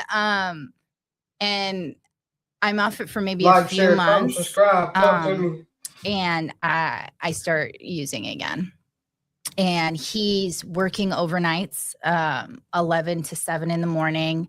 And I am like getting loaded. I'm like going out and like being a weirdo in the middle of the night and like meeting, dealers and just doing things I shouldn't do. And he's not hip to like game out of personal experience, but he is a cop. Yeah. You know what I mean? So he's not totally like an idiot. And he's like knows something's going on, but he's not quite sure what's going on. And he's like wanting me to share my location of where I'm at. Thinking that, like, does he have your location on? Totally. He's like, yes, but this is, again, I'm probably only 19 or 20 years old at this point. So this is like 13 years ago. So it wasn't like I had an Android. Do you know what I mean? It was like, it wasn't as easy to just share, but there were some apps, but there was also ways to kind of like fudge it. And so I'm like constantly kind of like manipulating, deleting my location history and like showing him other things, leaving my phone. And I'm just I'm just always like kind of lying. And he'll catch me sometimes and just be like, why are you lying? And I'll convince him otherwise. But like, he is like not trusting me at all. And he knows I'm like up to something. Yeah. You can feel, you have intuition, right? Like totally. He's like, what is going on? And he's like becoming like very insecure, honest, for good reason, for good reason, to be honest. And like he starts coming home and I'll be like passed out at 6:37 in the morning. He's like in uniform and he'll like search the house like a cop would, like search the whole house. And he starts like finding like paraphernalia and stuff like that. And like I'm waking up with him in uniform, like with stuff in his hand. And he's like, what is this? And I'm like, could also be his job too, right? Like, I mean, if you got in trouble and he's with, it 100% is. I mean, it's more than just. It was many layers. It was one, like he cared about me, like genuinely, like he loved me and he cared about me, and he could see that I was like not only lying to him, but like that I wasn't okay. Two, it was 100% his job, which he cared about and valued. I mean, there was like a lot of layers of like why it was a problem, but like, he was a normal guy. You know what I mean? He wasn't he didn't hit me. He wasn't like abusive. He wasn't a big drinker or anything. He was like a very like normal, nice guy, honestly. And I just like could not like keep it together. Yeah. And after like once or twice of him like catching me red-handed, he's like, you have to go to treatment. Yeah. And I go to treatment, spend 2 weeks. He sticks it out. He's supportive. I come home. I start the same thing. And he's like, you're out of here. Yeah. Get out of my house. He's like, you gotta go. He changes his phone number. He changes all the locks. And like, he's like, he completely like just cuts me off. He's like, I can't do this. Like, this is crazy. In my wife's case, so she was on an ICE conspiracy in Okeechobee, which is the big lake in the middle of Florida down there. Yeah. If you look at any map, it's the huge. I've lake. heard of it. Yeah. Yeah. Yeah. I mean, they always say, like in Okeechobee, they have dairy farms, and they have, ICE. You know what I'm saying? Like that's like the two main industries. Yeah. And one of her co-defendants was actually a few of her co-defendants were dating officers, but this one was dating an officer, had a kid from the officer, was dating it, and when she eventually gets busted, just pissed me off because he knew, and like there was a definite kind of overall conflict of interest, and he knew what was going on, knew had been that he not only got fired, he lost his certificate. Like he can never be an officer again. Wow. And yeah, so I mean, it was she devastated this guy's life. Right. Yeah. And he didn't really, like, what did he do wrong? Like I never understood. Quite sure. I think it's just a matter of the sheriff just saying no. And all the sheriff really has to do is they have to kind of write a letter. It doesn't take a lot for them to remove that certificate and say, yeah, I'm sorry. You're just not, you're not making good decisions. So I could definitely see him being, it's not just you, like you said, it's you, he cares about you, but two, you're devastating your own life, but you're not taking me with you. Totally. Yeah. So, no, he was like, enough is enough. Like you and I are done for good. Like I never want to see you again. Yeah. That's sad. It was sad. I mean, also understandable. I mean, he had to protect his peace, his livelihood. Yeah. Yeah. His freedom, his career, all the things. Yeah.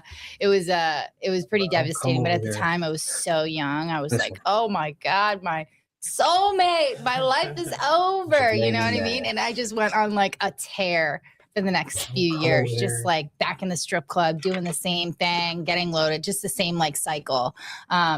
Possession charge here, pulled over here, in and out of county jail. I'm just like getting in trouble, but relatively minor stuff. And I always get out of it because I can like show up, and like look nice and put on like the, I'm a good girl type vibe. I was like highly manipulative. Yeah. Is really what it comes down to.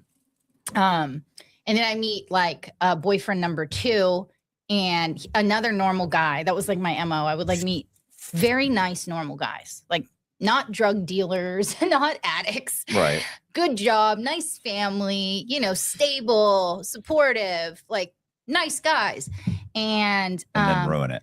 oh, and I would ruin it. Yeah, totally. I would ruin my life, their life, and like the whole thing. And I meet him, and he, you know, works for like a financial, you know, company. He's in finance, and he's relocated to Texas for work. And I have like a raging H habit, and he has no idea. He thinks something's up with me, but he can't figure out what, because I'm like spending a lot of time in the bathroom, which is always like, why is she in the bathroom so much? But I think he thought I was doing blow, because like that like made sense. He was from like Greenwich, Connecticut. So he's like, you know, he's like, yeah, but she's probably doing some blow, which is like fine. You know what I mean? It's not a big deal. But I was not. I was, you know, like doing H, which I don't even think he had considered that as an option. And I'm like going in and out of the bathroom, and he is like, hey, do you want to move to Texas with me? And at this point I had a couple possession charges. I was failing drug tests again. I was on like the sheriff's department, which is like drug court, you know, where you have to show up like 3-4 days a week and like test, and I'm failing. And in Massachusetts, they're like relatively lax. So I would fail, and then I would eventually like check myself into detox again. I'd be like, look, I, you know, completed a program. They'd be like, okay, we'll give you another chance. And I do that a couple times, and I know I'm pretty much out of like chances on that front. And so I like take off to Texas with this boyfriend. And are you allowed to take off to Texas? No. Oh. No. I take off to Texas. I don't have a warrant quite yet, but like any day you know now. It's coming. Yeah, any day now. And I can't stay sober. I just can't do it. No matter how many times I'll go to the 5-7 day spin dry in the detox facility, I get out and I do the same thing over and over again. Like I cannot, and I'm convinced that it's Massachusetts is my problem. Like if only I can get out of Mass, I'll be all right. And so I find this like nice guy, and I'm like, this is perfect. I'll like leave Massachusetts. I have like a nice, normal guy, like through osmosis, our lives, my life will get better. And things are pretty, I end up kicking out there cold turkey. It sucks. And I like get it together for about 8 months. And then I'm working, I'm bartending. We live in a nice place. We have like normal friends. I'm drinking a lot, but like, it's not as bad as is using substances. And then I go back to Massachusetts to visit. And I'm only supposed to be there like 5, 6, 7 days, and go right back to Texas. So I go to Massachusetts. I have a warrant, but I'm like, it's all right. I'll be fine. You know, I'm sober. And I end up relapsing, and I overdose. The cops come, they charge me with the second possession charge. And I'm like 21 years old, and they're like sending me to prison for the first time because I have like multiple possession charges. I absconded from a warrant, and then I caught a new charge. How long do you go? How long are they sentencing you? I go for like a year. Which what the guy? What do you tell him? Well, or did you just disappear? I don't know. She got on a plane. Well, I haven't seen her since. The craziest thing is that, so I took like a pill, and some opiates, and I totally, like, I overdosed. I have absolutely no recollection, and I'm out of it for like 2 days. I literally wake up in prison and I don't know where I am. And the crazy thing is it's not really the type of offense where you typically go to prison, state prison for. It's usually a county jail type deal, you know, possession charges. But they were full. So I went to state prison instead. So I'm in MCI Framingham. I'm like 20 or 21 years old. I have like fake eyelashes, you know, like the permanent fake eyelashes, and like my hair's done, my nails done. They're all calling me Barbie. You know what I mean? It's like, but I end up being there for about a year, and the boyfriend is like, what the fuck happened? He's like, you're where? How? What? Like, what is going on with you? And he ends up like waiting for me for like a year, and I end up getting out. And I get the second possession charge dropped. And I'm going to court. I'm going to 2 different courthouses for the different charges. And I get out and I'm released to a treatment program. And then once I'm done with that, I leave, and I end up like continuing to get loaded in Massachusetts for a few months. I think I got out in August, September, October, November. it got cold in Massachusetts, and I was like, I'm going back to Texas. And I like went back to Texas. And he was still the whole time he's with you. Yeah. Yeah. And he takes you back, Mm-hmm. and you're still addicted, but now you're addicted in Texas. Are you detoxing in Texas? Yeah, I do. But then I start getting loaded in Texas, which is like the first time. Because before I really did clean up for 8 months. I didn't know where to find it. I hadn't really sought it out. But when I go back, I don't do that same thing. I start like, I start seeking it out. Like, where can I? Yeah, I was gonna say, how do you seek it out? What do you? I mean, I wouldn't know where to go. you just, I mean, if you spot it, you got it. You know what I mean? You know somebody who's like, A fisherman knows a fisherman. totally. You're like, You're like, yeah. Like game recognized game. Yeah. Exactly. So there's that. And I think I'm working in like the service industry. I'm bartending, I'm waitressing. And like, there's one girl who like, I can tell. And I ask her and she's getting loaded. And so there's that. And then also like later down the road, I'm like traveling all over the country, like in my active addiction. We'll talk about that at some point, but I just like Google, like, where's the worst part of town? You know what I mean? Right. Highest crime rate. And I go there and you just ask someone, you know what I mean? It's really not that hard. wow. Yeah. Okay. So I was going to like West Dallas. So I was living in Dallas. I would go to West Dallas. There's like this area, this road called Singleton or Harry Hines Boulevard, which is like the track. So Yeah. like I start going to these places and I, you know, just like, hey, do you know where to, you know, and they take you. So I start doing that and like, it's like progressing, it's getting worse. And I start using ice, which I had never used before. And so I'm doing that and I'm doing H. And so I'm like twacked out. I'm like disappearing for 3-4 days at a time. He's like, where the fuck are you? And I have like his car and I'm just totally MIA. But I had this relationship with him where I was like pretty honest with him. I would like lie on the front end and then I would just like tell the truth. Right. With the previous boyfriend, the cop, like, no, I was lying 100% of the time because he would lose his mind. But the second boyfriend, I would be like, listen, this is what I was doing. I'm really sorry. And he'd just be like,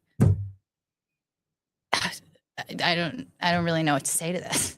And so I would do that. And then eventually things progress to such a point where we like break up and he's like, I'll give you a chance to get on your feet, but like, you got to leave, you know, I'm not going to put you out on the street, but like, you have to leave. This isn't working. I care about you. It was really sad. And that's when I met Money Mike, who became my pimp because Money Mike. isn't that funny? Just like the movie Friday. I know people joke. I think He that's is where he like got the Money name, Mike. honestly. I don't know. I don't think I asked him where he came up with it, but yeah, he was like a full-fledged like pimp. He So wait a second. So you get tossed from your house. So well, I'm still technically staying there. oh, okay. So but he's saying you got You got a to week or so to get, or a couple weeks, 2-3 Yeah. weeks. You got to start. figure something out. You start moving out. Yeah. Start getting. You have to So figure we're this like out. living in the same house, and it's a very sad situation because like I really care about him and he really cares about me, but he just sees this cycle and he's been going through it at this point for a few years with me. Yeah. And you know, I'm causing chaos in the house. You know what I mean? Every time he leaves, he has to like figure out who's going to be there, whether I'm going to, if I leave with the car, will I be gone for 8 days? Are gang members going to steal the car again because I'm out smoking rocks? You know what I mean? It's just like, well, there are so many, I got our car, I say his car, 2 separate cars stolen on 2 different occasions. One time it was resold on OfferUp and we actually ended up getting it back, but it had been like chopped up and like, you know, the engine and the battery, everything was sold off and like replaced by like really, you know, trash parts and like sold to some sad woman who had like a child and like and it was found like on OfferUp. Another time I was like in the hood, I let some dealer use my car, they stole it, gave it to somebody else, and we ended up tracking it down and getting it back. But like it was just like, and he was not living this life and he's like pulled into this, like dealing with the chaos of it. He's like, this is crazy, you know? And so we're living in this house. It's very sad. It's very depressing. I want to be out of the house as quickly as possible. Like, I really don't want to be there anymore. It's very uncomfortable. Like, you can cut the air with a knife. It's like really uncomfortable. And I'm, you know, disappearing for days at a time, which at this point, he's like, I don't care what you do. You just can't have my car. Right. And don't bring anybody into this house. And I I had been in county jail at a certain point. I think I got another DUI, Tarrant County Jail in Fort Worth, Texas. And I had met this girl while I was there. Maybe I was there for like 3-4 months or something. I don't know. I just kept getting like little petty charges and like over and over again, doing a little county jail time here, whatever. So I get a DUI. I end up in Tarrant County Jail and I meet this girl. And like we become friends in county jail, you know, we become buddies. And I end up getting out before her and I was like, oh, I'll put money on your books and, you know, I'll like call you. And I actually do. And her and I become friends and she ends up getting out a little bit after me. And she's a tweaker. And she grew up in like a really, really rough part of East Fort Worth, like rough life. You know what I mean? Mom is a tweaker, no dad, had a kid super young. And I'm like down and out at some point. I'm like in some trap house, phone's been stolen, ID stolen, you know, whatever chaos is going on in my life at that moment, something like that's going on. And I use somebody's phone and reach out to her on Facebook Messenger. And I'm like, do you have somebody that could pick me up? And I'm in Dallas at this point, and she's like, yeah, let me hit up my boy, Taz. So she hits up her boy, Taz, and Taz ends up picking me up. And he's with Money Mike. And I think Taz was like trying to like, I think he was trying to like be on some like pimp shit, but he wasn't a pimp. But Money Mike was. I didn't know this. Do you have any idea how insane this sounds, right? Like this is nuts. It is. Yeah, it is insane. It is insane. And it's not like you haven't seen a better life. Like, Right. like, you know, like it's not like some people we interview, or really, let's face it, I was in prison for 13 years. So, I mean, I sat down for hours and talked to these guys, and you talk to them and you get to know them. And then after, 10, 20 hours of really spending time with them, you're kind of looking at them and you're like, you didn't have a fucking shot. Right. Like you've never had a shot. Like that's how it was. I mean, when I was in juvie and even county jail, I would say like 80% of the girls is like that. It's like, oh, they don't have there's no chance. There's no chance. Yeah, you were never good. Like, I don't know what was going to change the outcome of what's happening right now. It's like so sad. Yeah. But you were dating a cop. You were dating the finance guy. And they're so tolerant. And which is even shocking. I know. I mean, and like in the idea that you're now in this situation in a I know it's crazy. A shitty house with a bunch of drug addicts that have stolen all your stuff, and you're reaching out to some tweaker chick you met. I met in county jail. Yeah, I know. Do you look back now or do you still kind of say, no, it made sense, I can understand, or do you think to yourself, do you look back now and go? Because I look back on I mentioned this the other day. I look back on me in my 20s and 30s, and I think, what made you think that was that was the go-to move? And I'm thinking, what? But at the time when I made the decision, it made sense. Of course, that's the only move. Of course, that's what I'm going to do. No, I think even then, because I had, some people. There was always at least, one or two like people in my life who had sense that like weren't living the same life I was living, and they'd be like, I don't understand. Right. Why did you do this? Why are you continuing to make this decision? It's like the second boyfriend would always say like, and like, well, I'm married now and it's been well over a decade and we're still like friends. And he's, in a relationship, happy, healthy, everything's good. And he's like, I always like knew that like you didn't want to be a piece of shit. He's like, I knew that you weren't like trying to hurt me, but like, it's like you couldn't see past your own nose. Like you kept making these decisions. And I just knew that you had more sense than that, but it just didn't make sense that you were in the cycle. And so he was like, that's why I never got mad at you, because I knew you weren't a bad person. You were just making these crazy decisions. And I really do believe that like in hindsight, my decisions were really driven by my like substance use disorder. I mean, it was like severe substance use. When I was younger, when I was a kid getting into trouble, I was almost trying to get in trouble. I think it was an attention seeking thing. It was like, like being defiant in class, like almost like attention seeking stuff, like pay attention to me. And maybe that was like correlated to like not having my mom there and my dad not being as present as maybe, I don't know if it was subconsciously correlated to that. I think it probably was. But after juvenile detention and like doing some time as a kid, I was like, getting in trouble is not that cool. Yeah. I actually don't want to intentionally get in trouble. And so after that, once I turned 18, like I was really trying genuinely to fly below the radar. Like I'm like, I'll do crime. I really don't want to get caught. Right. You know what I mean? It's actually not that cool to like outwardly be getting into trouble. And I just would fall short. I don't know, over and over again. And I think I was just doing whatever I could to survive at the time. At this point. So yeah. At this point, I'm like, oh, I don't have a place to live in Dallas. I can't be in the relationship with this person. I also I don't want to be sober. And more than ever, right? Like now I have no nice house and a cushy place to sleep, and the boyfriend, and now I'm in a shitty area, and like I definitely don't want to be sober here. If you sleep hot at night, you know how disruptive that can be. When you're not resting well, everything else feels harder. Your focus, your mood, even your recovery. GhostBed is here to help you fix that. They've spent decades perfecting how to build a bed that's comfortable, durable, and designed to actually help you rest. Every GhostBed mattress features premier materials, proven cooling technology, and their exclusive ProCore layer, a targeted support system that reinforces the center of the mattress where the body is heaviest. It helps keep your spine aligned and your back supported, so you can wake up ready for anything 2026 throws at you.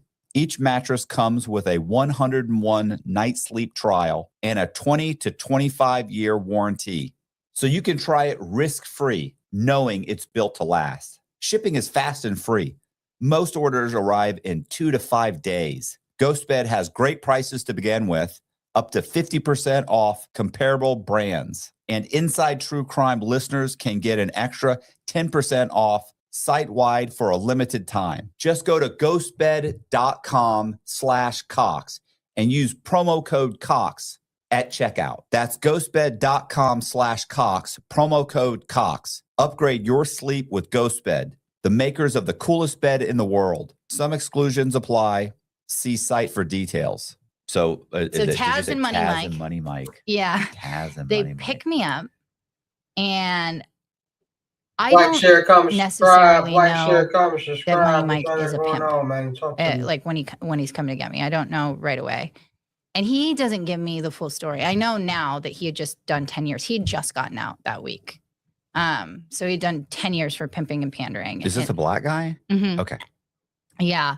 But he didn't like tell me what he was in there for. I knew he had just gotten out, but Money Mike had no money when we met, you know. He had previously for sure, but I think when he went into prison, he like lost everything. Yeah, of course. But I like catch on pretty quick. I'm not stupid, and I catch on pretty quick like what he's up to and like what his intentions are and what his plan is. And I had never been in a situation like that specifically, but I had been doing some like sex work type stuff in Providence, you know, when I was working as a stripper. Yeah. It was not to this level for sure, but at that point, like, it's not like I hadn't done something similar. Right. And the way that I was looking at it at the time is like, okay, like I need to get some money. I need to like get a house, get a car, like become self-sufficient. I can't do it like bartending because I can't support my habit and pay bills. Like I can't do it bartending. I just can't manage both. So I'm like, how can I make a lot of money as quickly as possible? I had like very little self-respect at the time. I was just like willing to do whatever. And I was also like very like disassociated and like pretty far removed from like my own like experience. I was like, you know, I was willing to do whatever. And so I started to catch on as to like, you know, what he was and who he was and what he was up to. I knew. And I was like, I'll get something from him. He'll get something from me. Like he could teach me the game, whatever, and then I'll take off and run with it. And so you know, I start prostituting. Yeah. What is that? Is he telling you like, go to a hotel? I talked to somebody. I need you to go to this hotel, room 101. Or is it like you're standing on 56 and Bush Boulevard? Yeah. So when you're working the streets, not always, but at least in my experience in Texas, there were girls at this time. I'm the only girl because he's fresh out. But later down the road, there's more girls, more hoes, and it really just depends on how the girl looks, how old are they, what's their race, on where he puts them. Right. So some of the ones that are a little bit more tore up are the ones, like walking the track. And we just interviewed a guy named Pimpin' Ken. Okay. Pimpin' Ken. He's a famous pimp. Okay. What did he say? He gave us he kind of gave us the game. Kind of. His whether this is true or not, I don't have any reason to not believe him. But one of the things he basically was doing was he was getting girls, and then they were going to strip clubs, and he was working deals out with the strip clubs to get the guys to run up bills, and then they would get a piece of the bill or get them to, swipe their card and get money to pay that way, and take them to the casino, cash out. I mean, it was insane. And string them along with the intention of sex. That he made it sound like, but they never really have sex. It may seem like more like a long-term kind of a scam, but well, so there was definitely all of that. He didn't have any deals with the strip club. But we would go into the clubs and come back and like give him, some of what we would make, all of what we would make really. But I was not on the track. It was primarily Backpage at that time. So we would have like an out call, which is like a hotel room, right? And at the time it was really like, I don't even think Backpage exists anymore. I remember the time when it went down. And he was like, oh my God, what am I going to do? Because it was really like you would post, let's say at 6 a.m. That's like a really good time to post, 5:30 a.m., 6. And as soon as you would post, the calls would start coming 1 to 2 minutes later. Hundreds of calls, like hundreds of calls right away. I remember this is like 13 years ago, probably more than that. You could only post ads using Ethereum or Bitcoin. And at the time, like I didn't have a bank account. Right. So like we would have to go to like a Bitcoin ATM, like put cash in, get the code, put the code for the wallet into Backpage, and then post on back. It was just, it was crazy. But we would get hundreds of calls. I mean, I wouldn't see hundreds of people each day, but it was like people would come in for the 5 or 10 minute visits, but on their way to work, like construction workers and stuff. It was crazy. And then there were some girls who would like walk the track, especially after Backpage went down. But it was a little bit more dangerous, like on the track, and honestly, less money a lot of the time. Like Backpage was so good as far as like money goes. And then after you do that for long enough, eventually there's people that you'll see who are what did they call them? Not Johns. They would call them hobbyists. That was like the internet, like underground term for a trick, right? Right. The hobby, that's what it's called. And the hobbyists were not just like a guy who, once a year has a little fun with a prostitute. No, like guys where it is their hobby. This is like what they do for fun. They either see girls very regularly and many different girls, or go to different cities and travel, and like always, in hindsight, they were probably sex addicts. You know what I mean? Right. They had a problem. And so once you see one of these guys who's like very enmeshed in this like underworld, right? If they see you and review you there's these other websites that you can't just sign up for. You can't just, sign up like you can for Backpage. It's invite only. So you have to have either an invitation from somebody who's already, on the site, or they have to review you. So if a hobbyist who's on this site who's been verified, and they verify him because they'll like take a picture of his face, they'll have you take a selfie, and you'll like, at the time, I remember you would have to like write a piece of paper with the date. This is like before AI, it was easy to just edit these things out. And then they would send a picture of their ID, the the hobbyists would, and then they would, use their debit card. All of the things had to match. The face had to match with the selfie, with the date, and with the credit card. Now, I don't know this guy's real name, but the site moderators would be able to verify, okay, this guy is who he says he is. He's paying for the service. And then at that point, once he reviews you, you can use that review as an opportunity to start posting on these sites. These sites are a lot better than Backpage because Backpage is open to the public, right? So like anybody can call, and it could be cops, it could be like violent guys. It's very hard to like verify who you're going to see to keep yourself safe. And I didn't know how to post. I didn't know how to like do any of these things. And so like Money Mike is the one who kind of like put me on game on how all these things, what to look for, what to say, what not to say, all these other like alternative sites that aren't like well known to people. And so I end up getting a review eventually from one of these sites. And essentially the review says, she had a decent alcohol. She looks how she says she was. She did what she said she was going to do, and she didn't rob me. Right. Which once you do that, you'll have to burn your whole name and identity, and you'll have to start all over again. It's actually not a good look if you're like a hoe and you have a pimp to like rob tricks. It's not good at all. No. Yeah. So not a lot of repeat customers. Totally. Exactly. So what are you, real quick, like what are you charging? In the beginning, probably not very much at the time. Maybe like for like a quick visit, it was like maybe $75 or $100 or something like that. But again, it depends on the girl. Right. Once you're on this site, what are the? That's when I start making a lot more money. Oh, okay. So once you get on one site and you get that one review, and then you're verified and they finally let you in. Do other people start reviewing also? Did they connect to that? And there's like 6 or 8 or 10. Okay. Yep.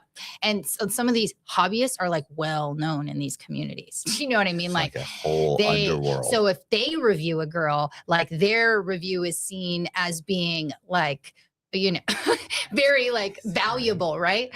And once you get on one of these review sites, you can get on the other ones too. And you can use your verification from that initial site to get on these other ones. So you're in a way better spot as far as you're not concerned about showing up and it's a police officer now. Like a lot less likely, right. like 90% right. Less sketchy. I wouldn't say 100%. But yeah, a lot less likely. And also, when you're on these sites, it also gives you an opportunity to talk to other girls. They call them providers. A verified provider is somebody who's like been reviewed and verified and like all of that stuff. So when you're talking to other verified providers, you can share information on like certain people to avoid. Oh, anybody who's calling from this phone number or emailing from this, don't see them. They won't visit you, or they're a time waster. Or, I had a really weird call with this guy from this phone number. I think he might be law enforcement, that kind of thing. So you're like suddenly like communicating, and there's ways to also like verify some of the guys that you're going to see. And the other side of it too is some of the guys who are reaching out to see you, they're willing to pay a lot more money because they know what they're getting. And they're also willing to give you more personal information so you can make sure that they are who they say you are to keep yourself safe. Right. Whereas on Backpage, they're like pretty unwilling to give you most information. So I'm in a much better spot now for sure, but nonetheless still, doing sex work. Right. How long does this go on? With Money Mike. Yeah, I guess, because I'm assuming Money Mike is the whole time. No. Oh, okay. No. So Money Mike, once you get on the site, No, are you connected with him on the site? No, having a pimp when you're a provider is not a good thing. So you don't want people to know that. Okay. Yeah, typically, even when they do inherently, like they pretend like they don't. Right. They don't want to know that. They really don't. So they don't want you to be under management, right? Man, these terms. Yeah.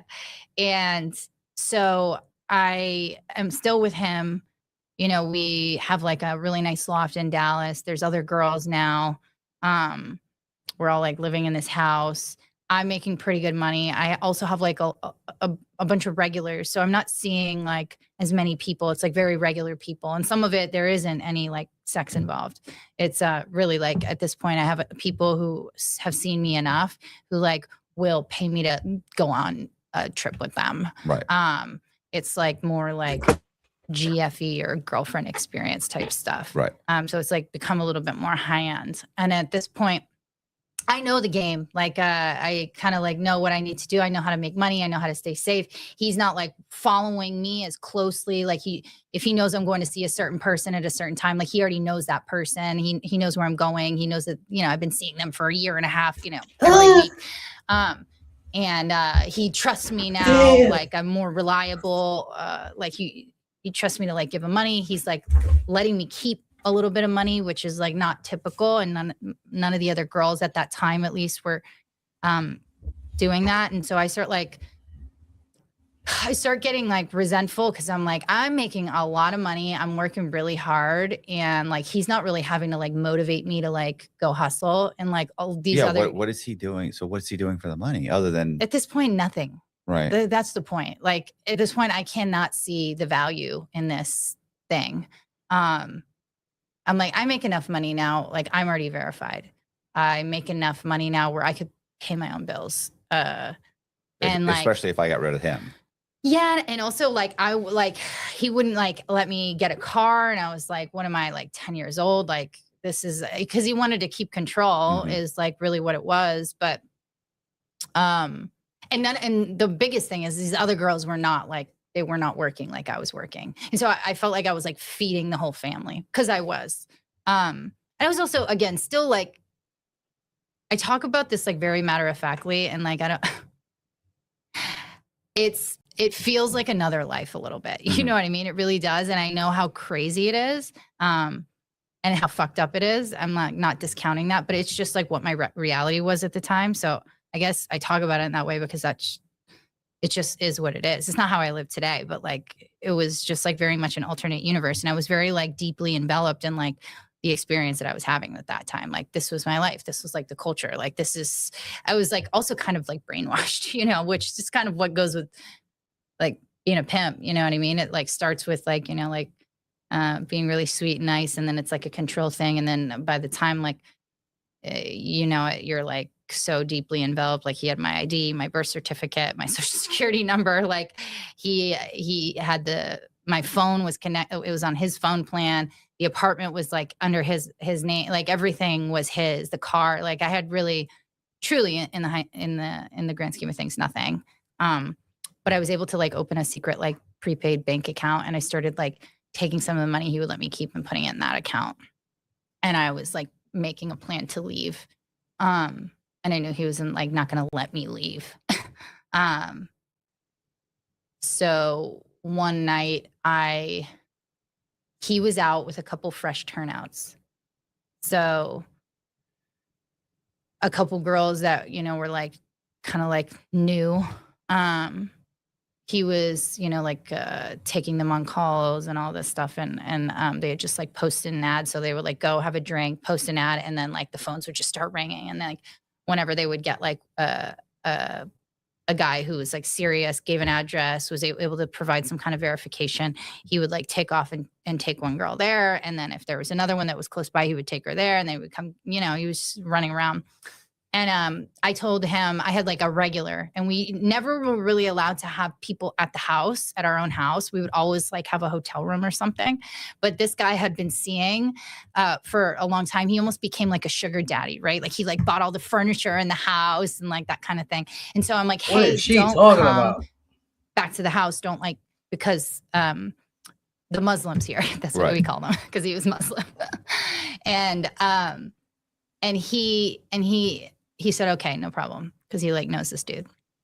And, was he there?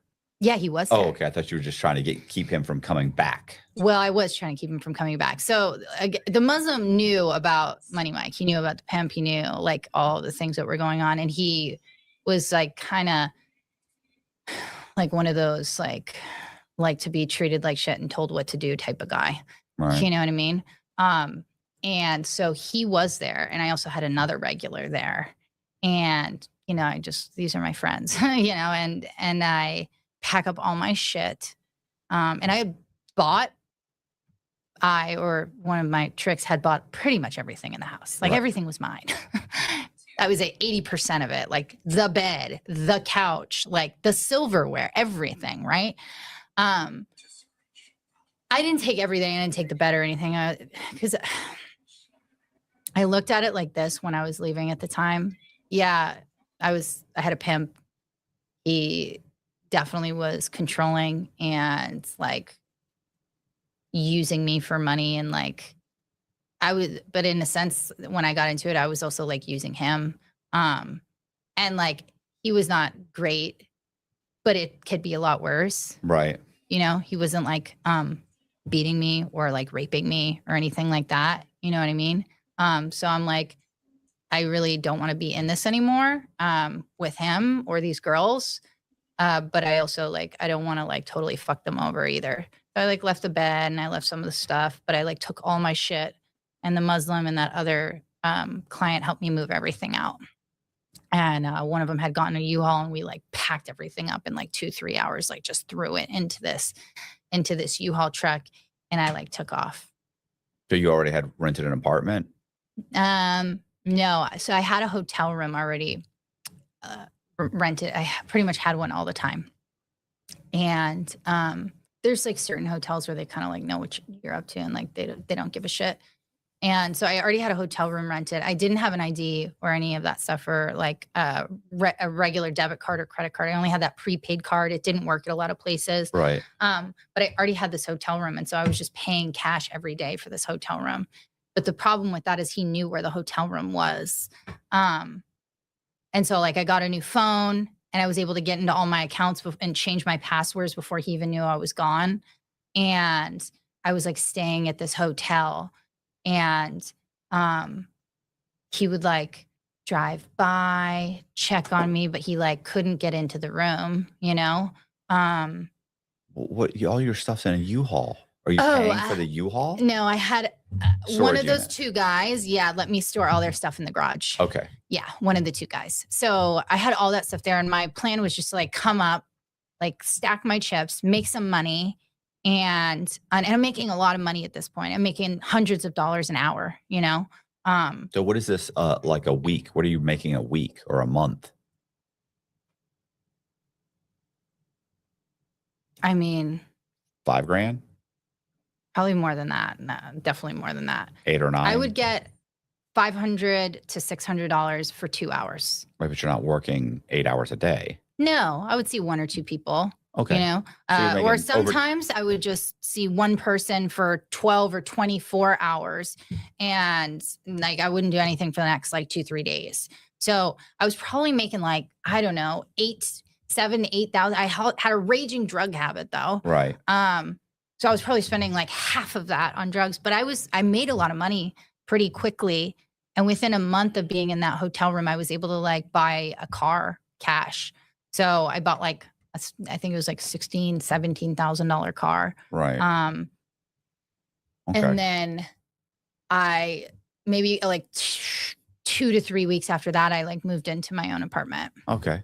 So within a month, you're kind of month and a half. Yeah. Month and a half, you're kind of straight. Like, yeah, I was working at a strip club at the same time as well. But Money Mike had like called and pretended to be a patron. Got you fired? Yeah, totally. I mean, yeah, he totally did. He was like having people pose as tricks and trying to reach out to me. Like he was like definitely trying to like make sure I failed. It was like, I was a renegade, right? Yeah, I was like a girl who went off and is like actually being successful without him, which like isn't good for business for him, especially when the other girls see, you know, he's flagging my ads, all that stuff. He like called and said, oh, this girl, you know, so-and-so robbed me at the club, which he taught me never to like rob tricks. And I knew it wasn't good for business. So I never did that. So I was like, it was him. Yeah. He's trying to set you up for failure. So you come back with your tail between your legs and say, exactly. Can I come back? Yeah. So I didn't do that though. Right. And so I'm just doing it on my own, and I'm making even more money now because I'm like traveling all over because I don't have him like controlling my movement. And so I'm like going to California, and I'm going to Houston, I'm going to Austin, I'm coming to Florida. I'm like all over the country, Boston, New York. And when you travel, you make even more money. This is like, you're like a hot commodity, limited time only. Mm-hmm. Crazy. And yeah, so how long does this go on?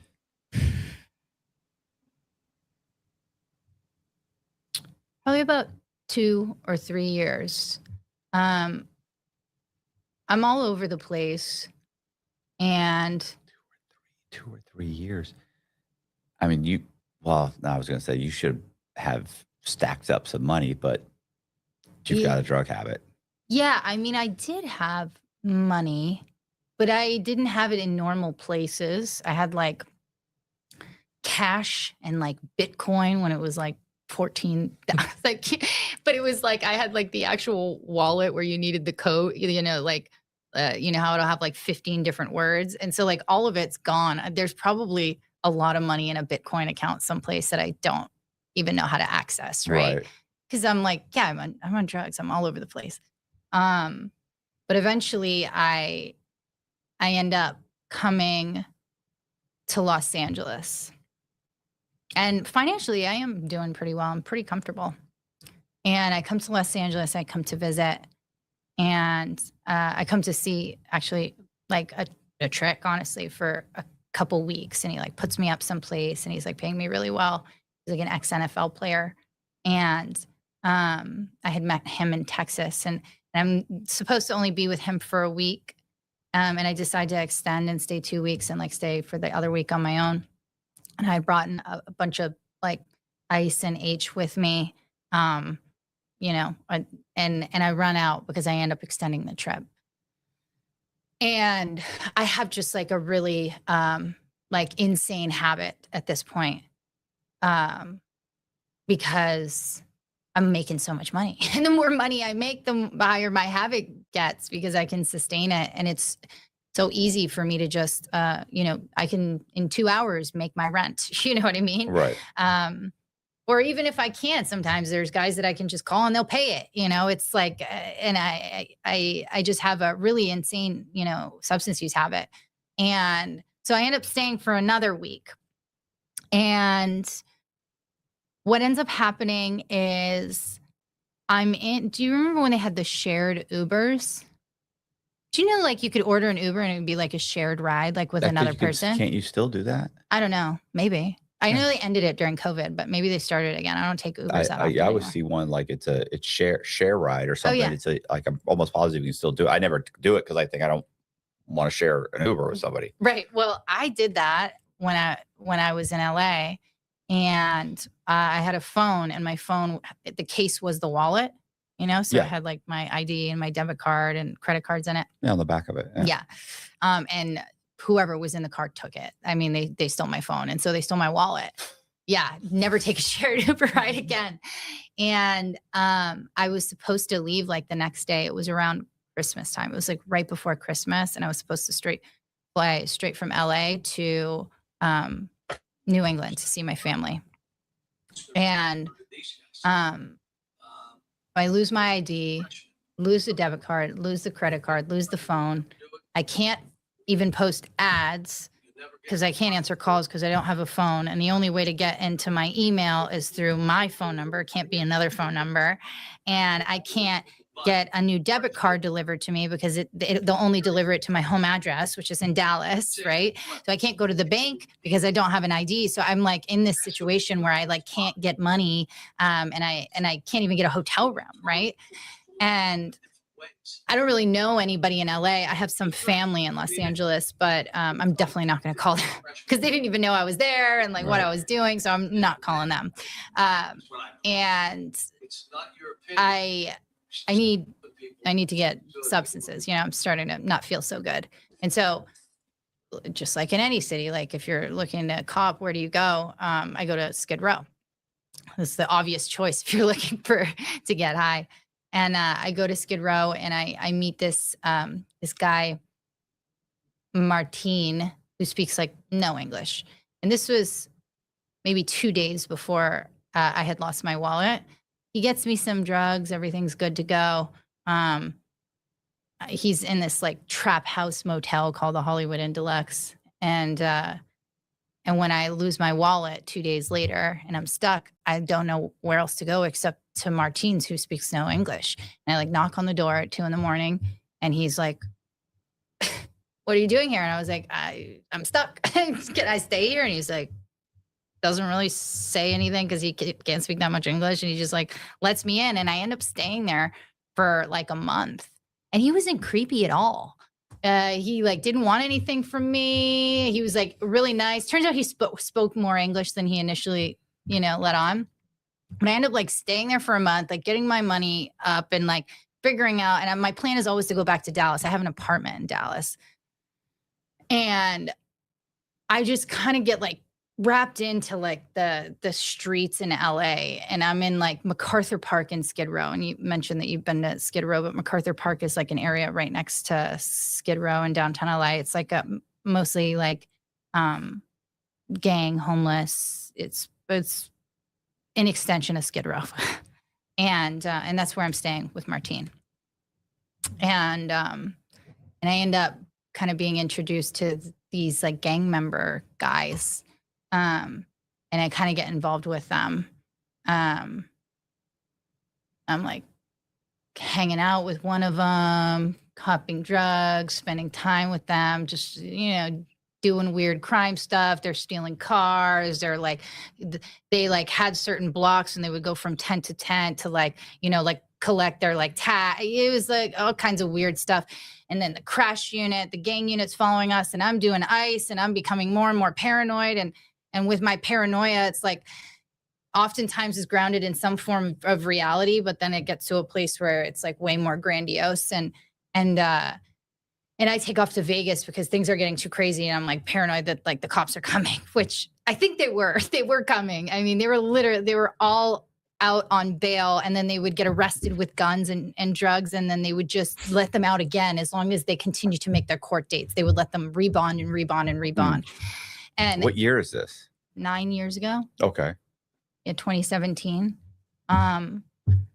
And I ended up going to Vegas to like get away from them because I'm like kind of having like psychotic breaks, and one of them ends up going to prison for life, and then the other one is still out when I come back.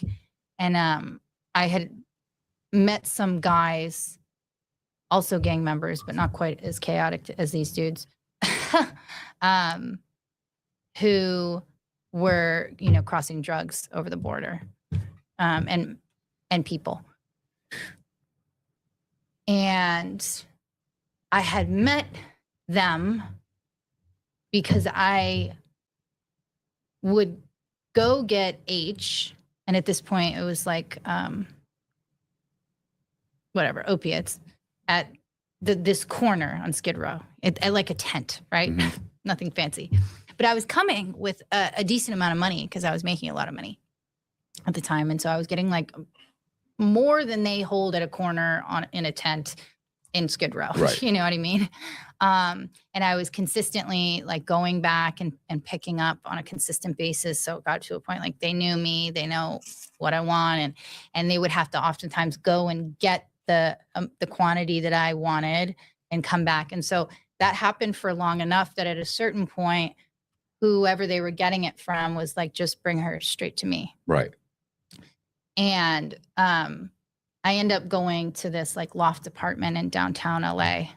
It's like on the top floor of this. I thought she was on some Bitcoin. Eventually, and I meet this this guy, and I start just getting it directly from him, and he's involved in like counterfeiting, again, like transporting over the border. He's like working with, the cartel, like he's selling like very large quantities of drugs.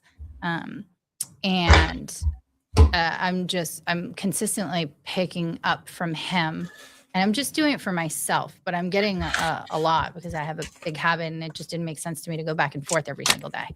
So I would like get like a week's worth for myself, or like 2 weeks worth. And then I start picking up more because he's giving it to me at such a cheap price. I would pick it up for like 3 or 4 other people that were selling it themselves. So again, I'm kind of like middlemaning, but I'm making so much money at the time as a sex worker, and the risk was so much lower that my goal was not really to be like a drug dealer. Like right. I didn't want to be a drug dealer because like the risk versus reward financially was just not there. I'm like, the risk is higher and the reward is like lower. I think I'll just do it a little bit, right? I'll pay for my own shit and distribute to other people, which makes you a drug dealer. Right. Totally. Whether you make any money or In not. my mind, Even if you lost money on the deal, that's totally. not the cops would be like, yeah. Well, I was making money for sure, but not a lot. It wasn't like my main goal, right? It was like almost like a side thing. And so I'm doing this and like, I'm like this white girl around like a bunch of like Sereno Mexicans and like I'm coming and I'm very consistent. Again, I'm consistent. I come, I have the money, I leave. Nothing weird happens. And so I start to get to know some of these guys. The like main guy, he doesn't use any drugs. He is like for sure like a gang member. But like has kids, is like kind of like, it's like he has a whole operation going. And they asked me if I'd be interested in transporting drugs over the border. And I'm like, no. Yeah, I tell them no. Yeah. I tell them no. I'm like, nah. First offense, I'll get at least 10 years, right? Yeah, and I'll do 80% of my time. I'm like, no, I don't want to do it. Because honestly, I also was like, how much money is this worth? And like to just cross, it's not worth that much money. It's like, depending on what you're crossing, you're likely going to be making like $500 a kilo. Yeah. And so the only way that you're making a lot of money is if you're crossing a lot of kilos. Yeah. And if you're crossing a lot of kilos, the likeliness of you getting caught is like infinitely higher. And even still, like the money's like not that great. Right. Do you know what I'm saying? I was making good money. I didn't. Yeah, really, 10 keys. I'm making $5,000. Like that's not worth nothing. Like, what are you talking about? Totally. I was making more than that, and the risk was a lot lower for me. So I'm like, no, I'm good. And they kind of keep asking me, they're like, come on, you should do it. I'm like, I'm good. And then maybe a month or two later, they're like, what about people? And I was like, well, how much money? That was like my first question. Cause at this time there were periods of time in the past where I had like tried to get sober and like get my life together, like attempts, obviously failed attempts. But at this point for that like 5-year period between like Money Mike and to now, like, share, comment, subscribe. 25 years old. There was no attempts at sobriety. I had like kind of given myself into like, this is like the life that I'm going to live. I'm probably going to die young and I'm going to die this way. And that's fine. And so it was like always kind of like more money, more drugs, or like more chaos, like to almost feel something. It was almost like I had like gotten to a place of like being like numb to all the chaos. You know what I mean? If you can believe like the life I was living had gotten like almost like mundane in certain ways to me. And so I'm like, all right, I might be like willing to do that. Gang members are not always honest about things. So they're like, oh, it's no big deal. Like if they catch you, they'll just like cite you out and like let you go because it's a first offense. Now, yeah, yeah. And I'm like, all right, I'd be willing to do that. And the truth is, at least in Los Angeles, like, or California, which is like a border to Mexico, for a long time, they did do that. Okay. So if you talk to like some of the OG gangsters who were like involved in all this like 20, 30 years ago, a lot of the time your first offense, they would just be like, if they couldn't tie you to like a bigger indictment, they'd just be like, all right, get the fuck out of here. Don't let it happen again. And then if it happens again, you'll go in. But it's not like that today. And I also I didn't consider the political climate, right? I wasn't exactly in touch with like, current events, but they told me that like, oh, they'll probably just let you out. And like worst case scenario, you'd maybe do a year and a day. And I'm like, okay, fine. And it was also more money than drugs. It was worth a lot more money. Right. So, well, how is that working? Like, what do you mean people? Like illegal immigrants. No, thank you. Yeah. No, I know. But I'm saying like, are we talking about like two people and we're just driving and nobody like, hey, we're all together. We're just friends. Like yeah. Or is it like they're hidden in a vehicle or something? They're hidden. Yeah. Oh, really? Yeah. Oh, okay. So sometimes it was just 2 or 3, but the time I got caught, there was 4, but you don't want them to be in sight. Right. You 100% will get caught if they're in sight, which is it's the reason I got caught for sure. Cause I had one in the passenger seat because I couldn't fit them all in my trunk on the last run that I did. So I end up going to, so I'm going down to San Diego. And it was like a twofer for me. I can always make money when I'm in a new city. So I would like go down and I would do what I was doing, you know, as far as like escorting stuff. And I would go down with this other guy who's involved with all these, you know, gang member dudes. And him and I would drive down, stay in a hotel room. He knew the people on the other side of the border.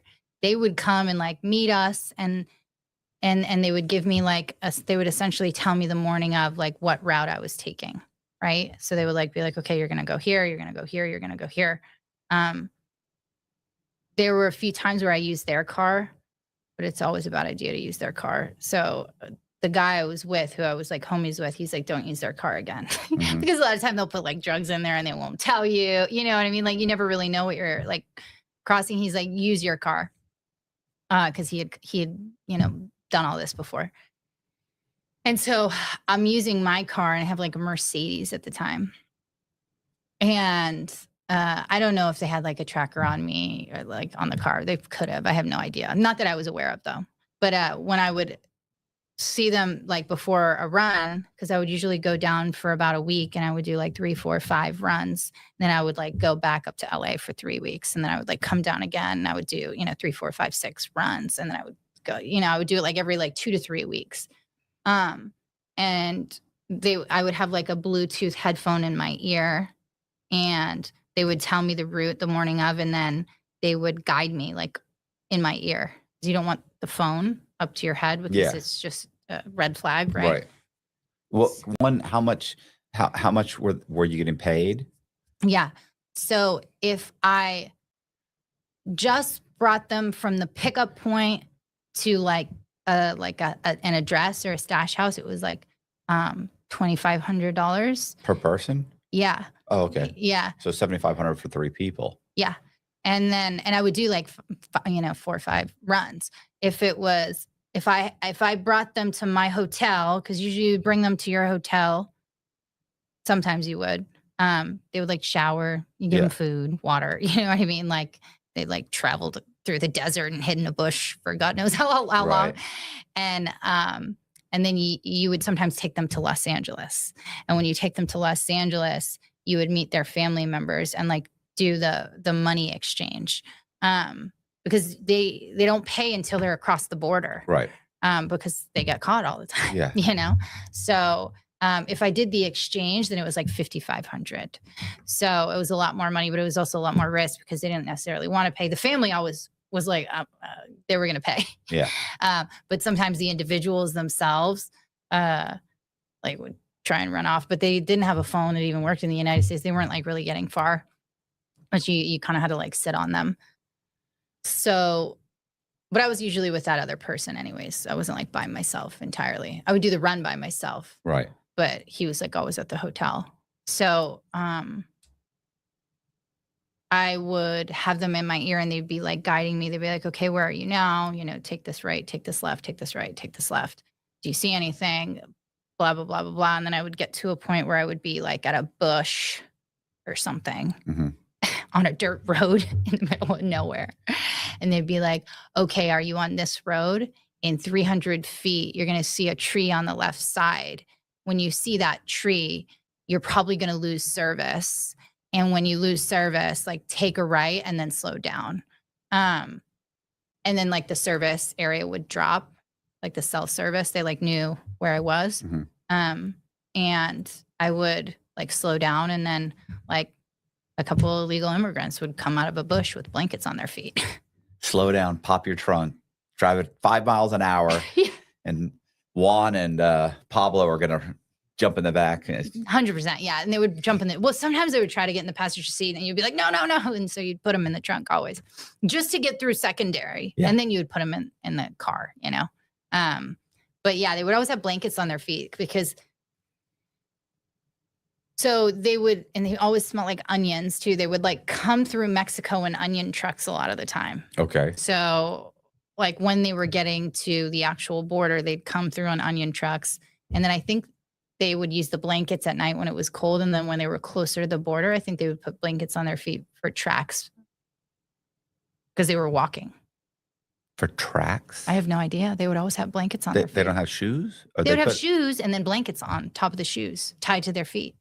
Maybe to not leave tracks. Yeah, that's what I'm saying. Oh, okay. Yeah. Okay. Yeah. Sorry right. if I didn't explain that well. I was like, yeah, I think that's the reason. Yeah. I mean, none of them really spoke English, and I speak like very little Spanish. So like we weren't like talking much. But yeah, they would come, they would have the blankets on your feet. So you would want them to take the blankets off like ASAP. Yeah. Because Looks red flag. odd. Yeah. Yeah.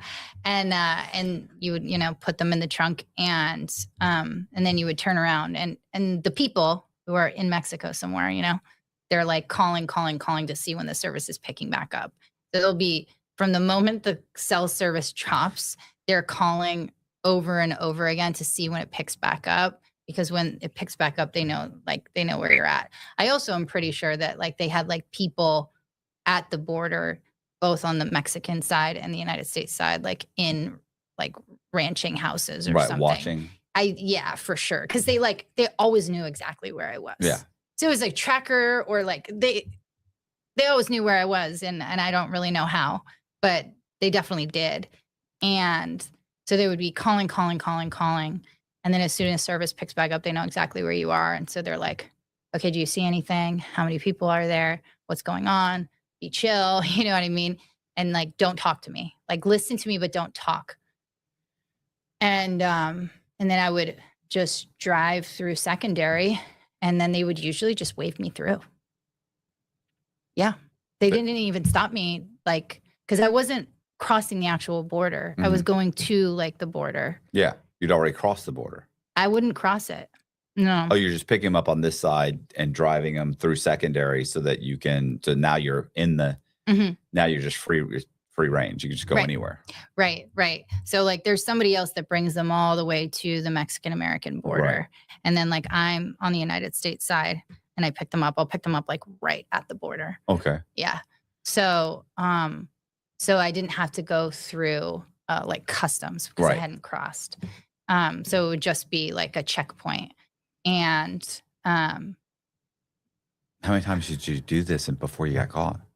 I don't know, a lot. I don't even know how many. I was probably doing it for like less than a year. Okay. Probably more than 6 months. So like somewhere in between there. And yeah, I would just make a bunch of money, cash money. And then I would like go back to LA. And it was like pretty easy. It got to a point where it was like, they were just like waving me through. They wouldn't even push me to secondary and look at my ID. They would just like see me, see my car, wave me through. But I was usually picking up like 2 people. Mm-hmm. I was like the average number, sometimes 3, but usually 2. And I would just do multiple runs. Usually I would take 2 or 3 people and they would start calling me over and over again. And then as soon as the service would pick up, they would know where I was at. And so they'd be like listening in my ear. The last time that I did a run, I was greedy. I showed up at the little bush, whatever bush or, wherever I was, because it was always different every time. And they wouldn't tell me till the morning of like where I was going. And 4 people ran out. And I'm in like, I don't even remember what kind of Mercedes, but it was like an older one. And it's like not a big car, it's a sedan. And I put 3 of the immigrants, the aliens, in the trunk. And I looked at all of them, and one of them in my mind, my like delusional, drug addicted mind, looked less like a do you know what a paisa is? Yeah. Okay. Less like a paisa, like a Mexican from Mexico than the other 3. He was like younger. He was probably like 19, 20 years old. He definitely looked Mexican, like very Mexican. But in my mind, he looked less Mexican than the other ones. But you'd also had such good luck in this. I had gotten super cocky. And also like the people that I was like running for, they were like hyping me up. They're like, you're good, like you're a goal, like, you know what I mean? They're like, you're like all-star, right? And I'm like, yeah, delusional, drug addicted all-star for smuggling immigrants. But I will say too, like driving the Mercedes at the time, I had like blonde hair and like even on drugs because my like main job was being like a high-end escort at this time. Like I always like was like dressed well, Yeah. you know? You don't look anything like the people that they expect. Exactly. So you said, Pedro, get in here. Exactly. I think actually the one in the passenger seat, his name was Jorge. I did ask his name. And I'm like, okay, you know, get in the front seat. And I had like, you know, sunglasses, and I gave him a pair of sunglasses, and I had an iced coffee because it was like 6 a.m. It was Friday the 13th, I remember. And I gave him my iced coffee. And then I was like smoking cigarettes still at that time, like my Newport 100. And I like gave him a cigarette because like in my mind, this made him look more American. Yeah. Cigarette, sunglasses, and a nice coffee, which arguably probably did a little bit.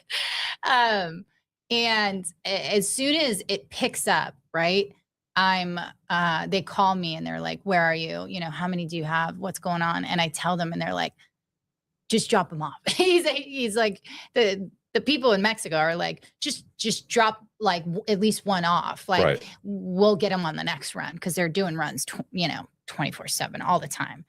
And I'm like, no, it's all good because it's my last run for that week. I want to make more money, you know, and I've just gotten greedy, and I've already like done a couple runs this week. I have a bunch of cash at the hotel room.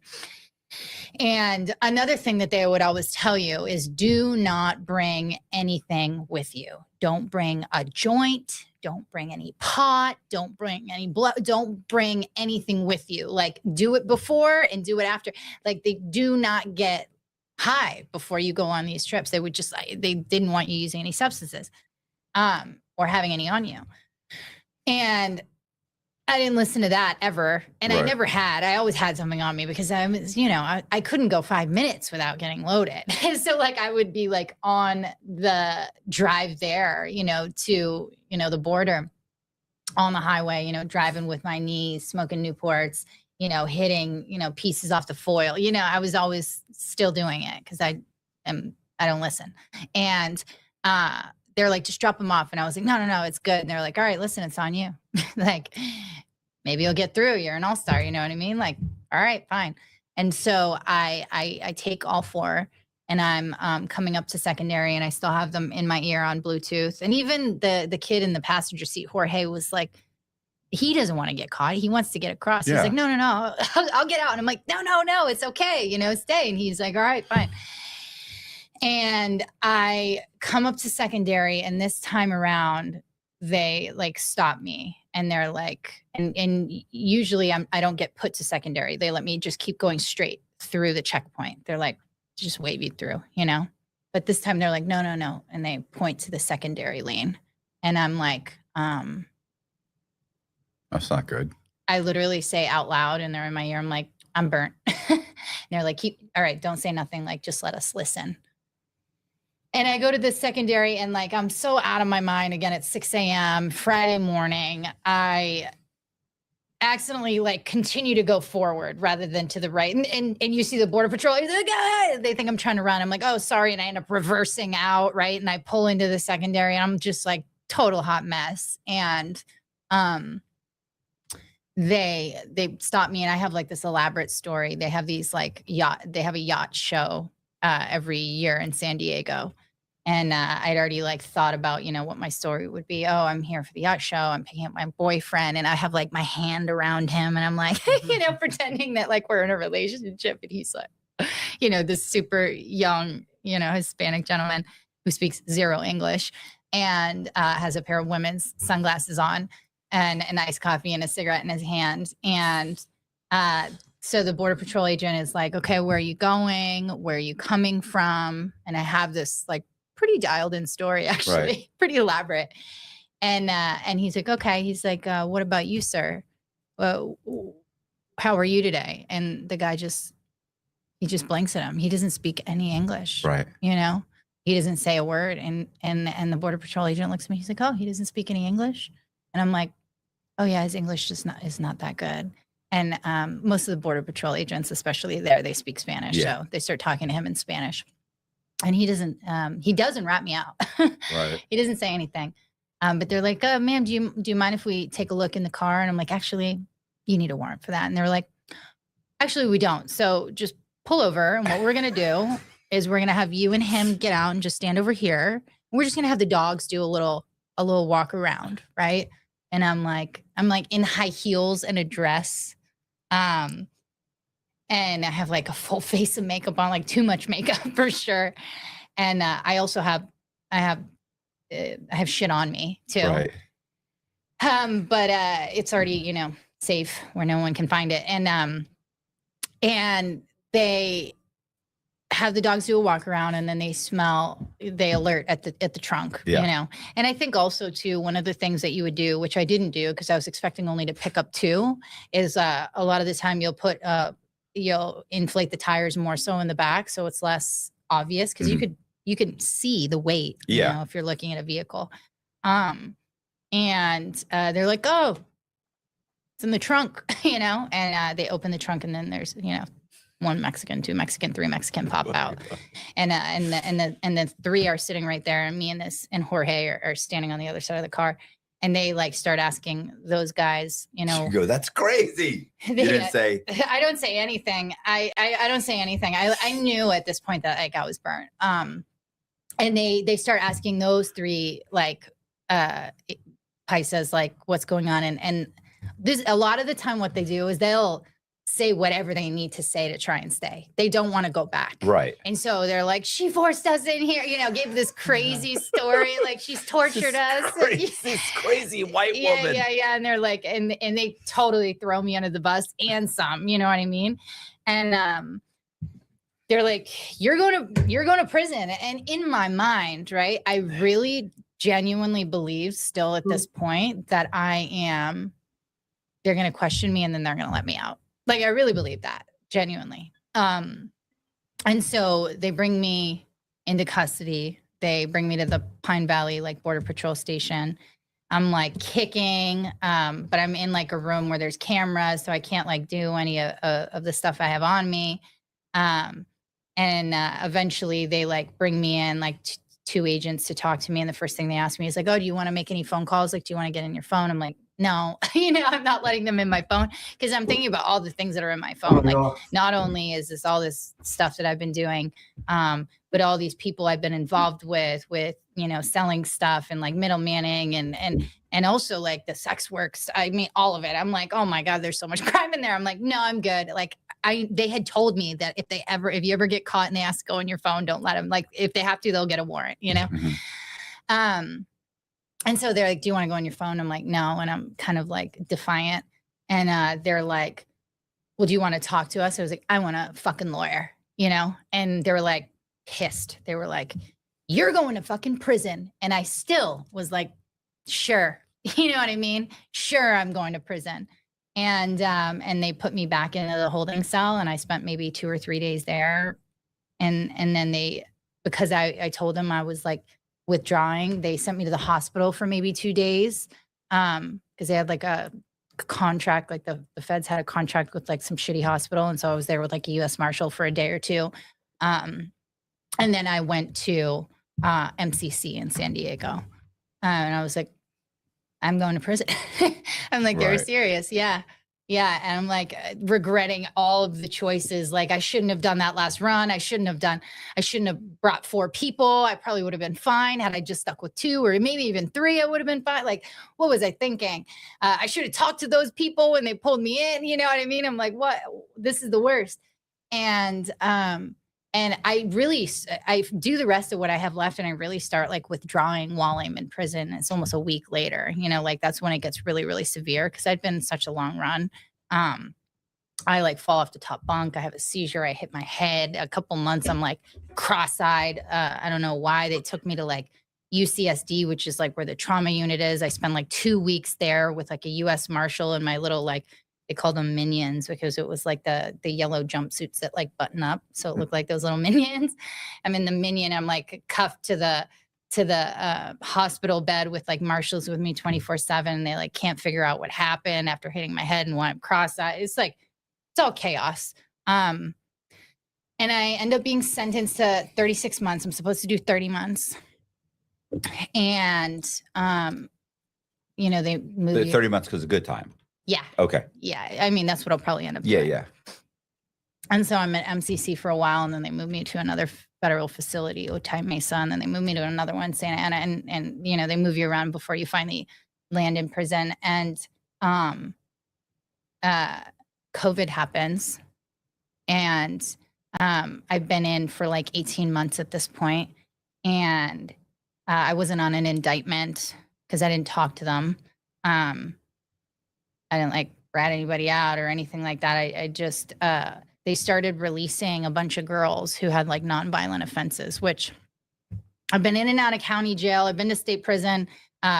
You'll get out early in like state prison or county jail, like on good time, or like they'll drop charges. That happens all the time. People are coming in and out. But as you probably know, like you don't get out early in the feds. Like No. you do your time. No, unless but for COVID, they were. Right. Right. Exactly. So I remember the first girl who got released, this girl, we called her Chicken because she looked like Chicken Little, the cartoon. and Chicken went down to Zoom. We didn't even know what Zoom was at the time. You know what I mean? It wasn't a thing before COVID, right? And we're in prison, so we're like totally removed from like what's happening in the world. And she gets out that day, and she was like a super young girl who would like potentially unknowingly cross drugs, like bought a car in Mexico type deal. Who knows though? That they all have the same story. Yeah. You know what I mean? They all have the same story, which is the funniest thing because usually the people that they're working for give them the story to tell the cops. And so when people come in, they all have the exact same story, and you're like, yeah. All right, sure. Oh, it was, my car broke down in Mexico and I bought this car and and it had kilos of, blow in the door. I'm like, that's crazy. Jennifer too. Yeah. Also, yes. So Chicken, it was super young. She was not about that life. She was not an addict. She wasn't like a criminal. And we're like, oh, she's telling for sure. She's got out the same day that she did this like imaginary Zoom unicorn court. And we're like, she's telling for sure. And then the next day, another 2 or 3 girls who weren't on indictments and didn't have violent offenses or like known gang affiliation, same thing. And they get out that day, like within an hour of going to this court. But they're coming back telling you, hey, I had a Zoom with my lawyer or whoever, a judge. Yeah. And because I'm nonviolent, they're going to let me out. Yeah. So now we believe it. At first we were like, Chicken's telling, you know what I mean? But then it's like, it's happening every single day. Right. And there's no movement. Nobody's coming in. The few people that do come in, they're having to quarantine for like 30 days because this is before the test. This is like height of like COVID lockdown. Right. You've already done how much time? 18 months. Yeah. It's not like they didn't get some time out of you. No, they did. They for sure did. They definitely got some time out of me.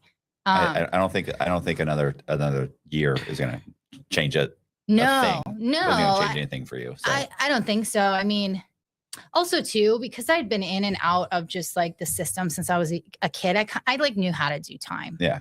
I learned when I was a teenager, like no calendars, no marking dates, don't like just like program, get busy, like, and so like I learned how to do time and because of all these experiences I had like leading up and all these different lives I had lived, right?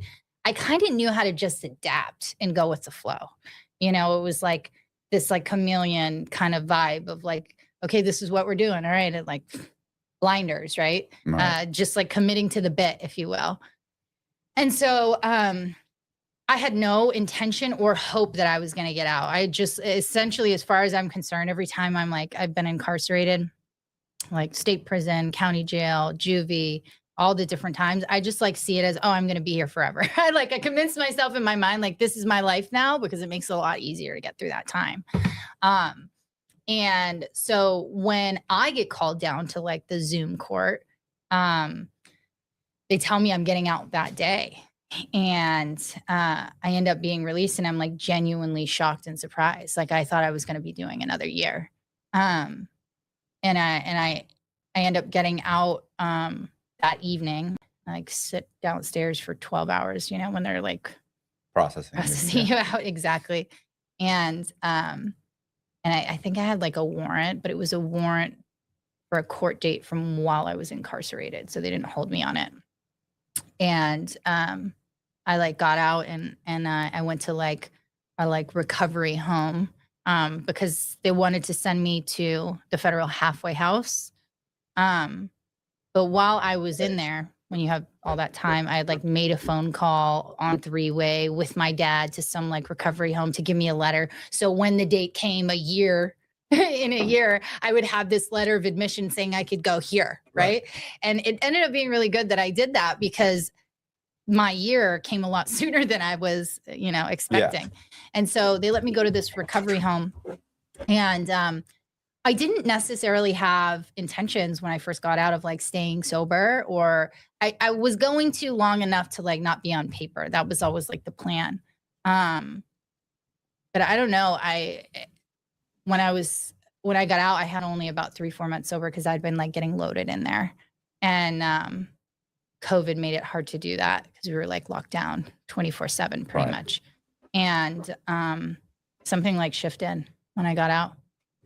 And I was like, well, maybe I'll like try and do something different with my life. How old were you? When I got out, I've been sober 6.5 years, like 27. Okay. Yeah. I'm trying, a lot of people, sometimes you age out of crime, you know what I'm saying? You just age out of, and then, sometimes your brain isn't really fully developed till you're like 24, 25, 26, right? So Totally. you're not really thinking clearly. You're still kind of like a kid. So I'm just wondering if there was because this doesn't sound like because honestly, you've had more rock bottoms than this. Totally. This isn't even a rock bottom in the comparison to the rest of your story. This No. isn't really even a rock bottom. No, so I it's think kind of like, what's that shift? What? I don't think, and we've talked about this before. I don't like the idea of rock bottom. At least everybody's different. I think everybody's different. Yeah, I think obviously I'm speaking from the perspective of like almost all of my crime was fueled by addiction, right? So I do think that it's bottomless. Like if you think it can't get worse, it can get worse. If you continue to like operate and live the way that you've been operating. Maybe for a normal person who's not like, fueled by addiction, they have like a big thing happen and then they're like, all right, I need to like get on the straight and narrow. But like for me, because my addiction was so severe, it was like, I've already done it. Like nothing mattered. You know what I mean? I was like numb. I was so disassociated. I couldn't even connect to some of these like experiences I had, like all the trauma and all the chaos and like all that stuff. I was just like so far removed. And I think in hindsight, it was probably for the best, or I probably would be a lot more fucked up now than I was then. And, I've done therapy since. We're doing well now. But when I was in it, I was just like, okay, like I didn't really get too deep behind like the curtains when I was like in the midst of all this stuff. So like, I think rock bottom is like very subjective. And for me, rock bottom is not so much like the external circumstances, but for me, it was like a few days after I got out of prison, I just had a moment where I was like, I actually don't want to die. Right. And I genuinely believed in the depths of my soul. And I think it was 100% true that I was going to start drinking and using again. Like I knew for sure. I'd done it 100 times. I mean, 100 times. I'd been to jail. I'd been on probation. I'd had parole. I'd been through all this and it was never enough to hold me. So like, what is going to be different? And it was like this, like kind of like deep sense of like sadness and hopelessness, I think, where I was like, I'm going to do this again. And there's no way that I can stop myself from doing it. And I think that experience of like complete desperation was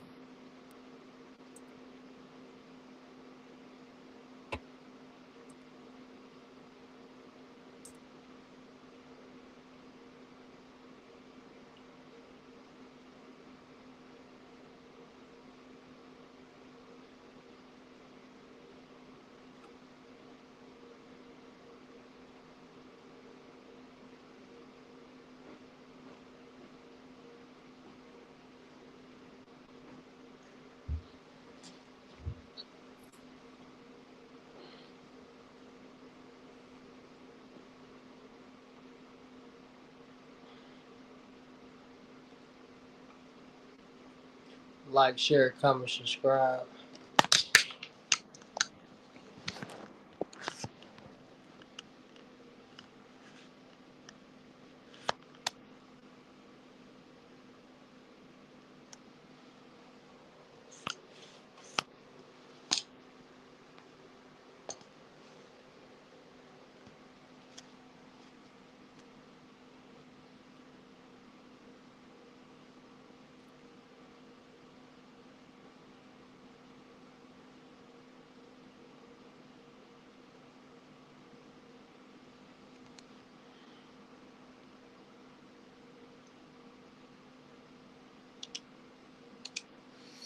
Ah.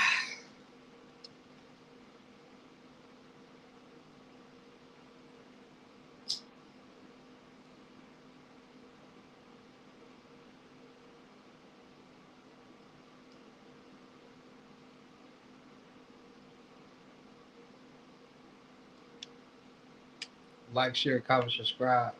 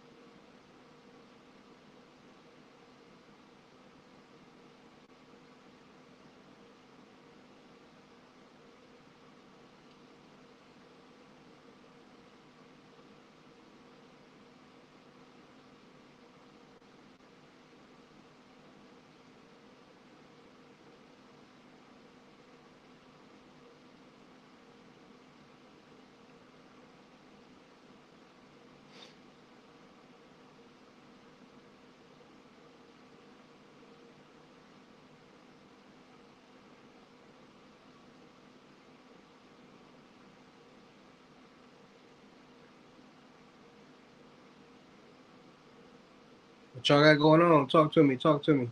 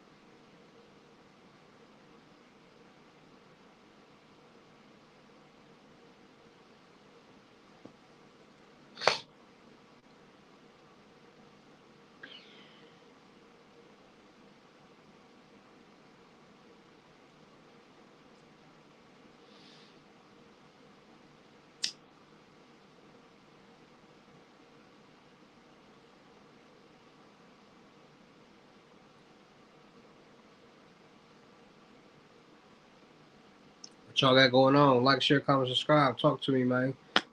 Give me some topics to talk about. What y'all got going on? What y'all doing?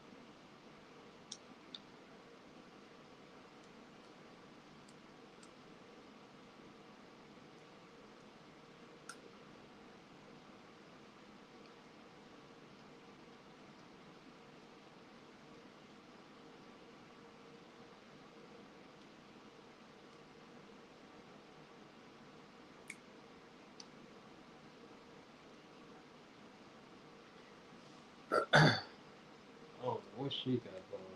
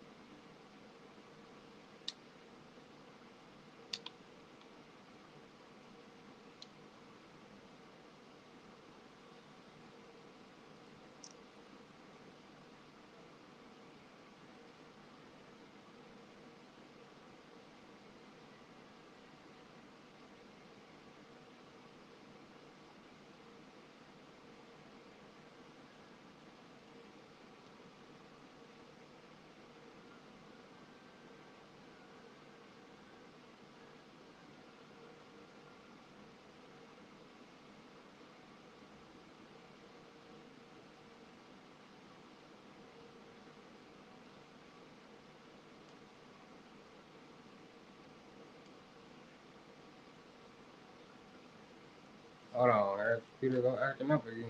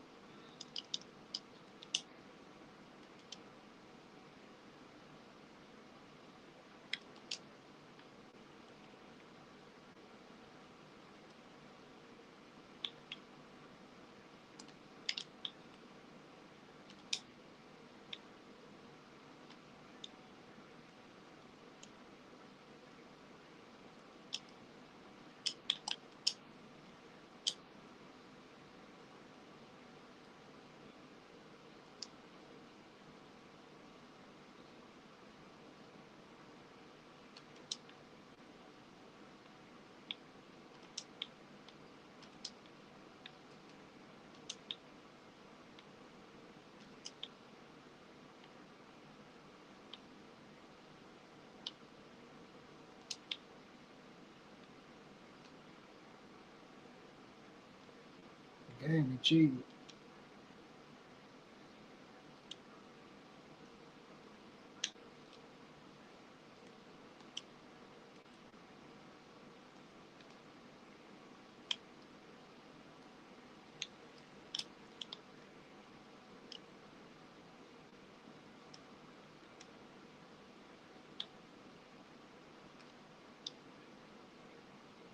They hitting everything.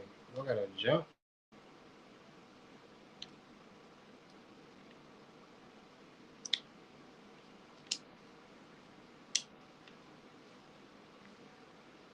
Pass.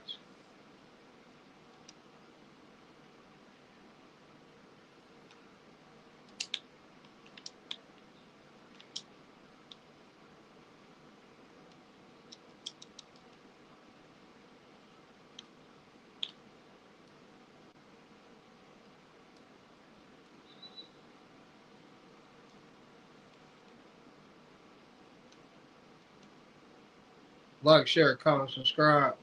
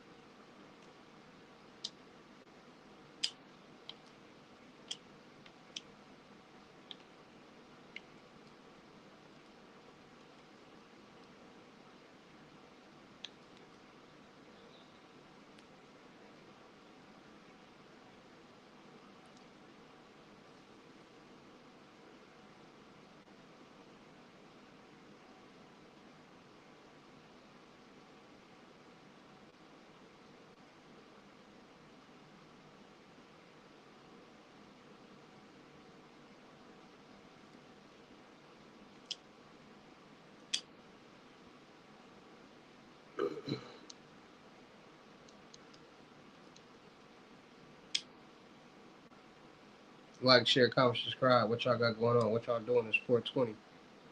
Y'all ain't Chief.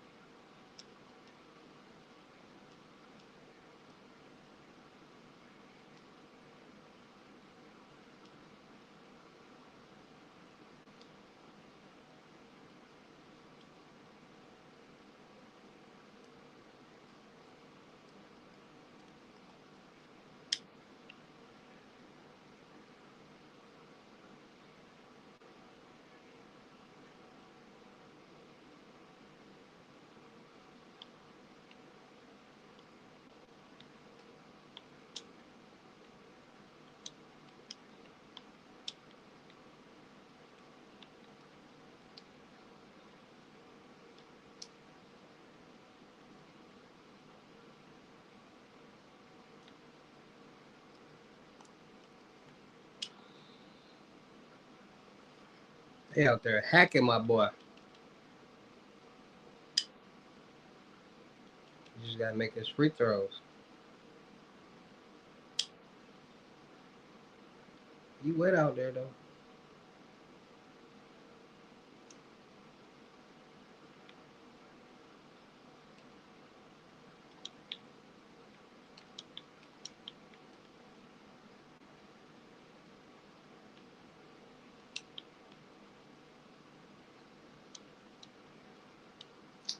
He down there killing him in the paint.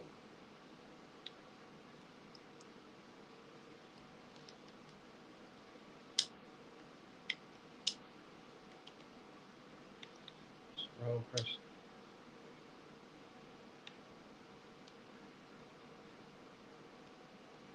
They they trying to get to the championship. Come on now.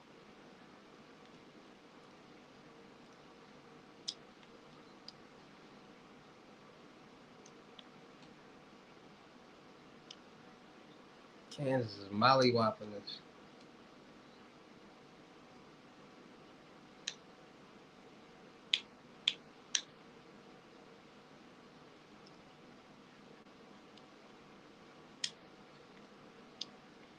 Dang.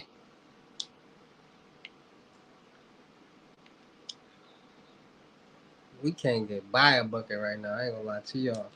Kansas tapping that right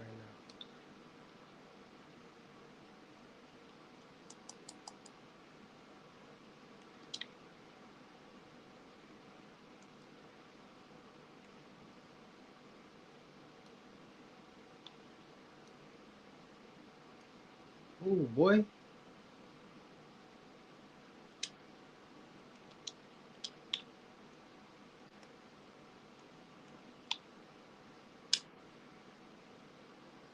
Ah.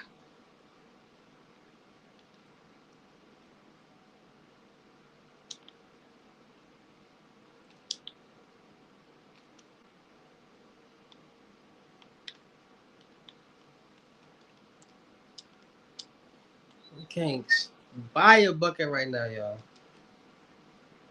Can't buy a bucket.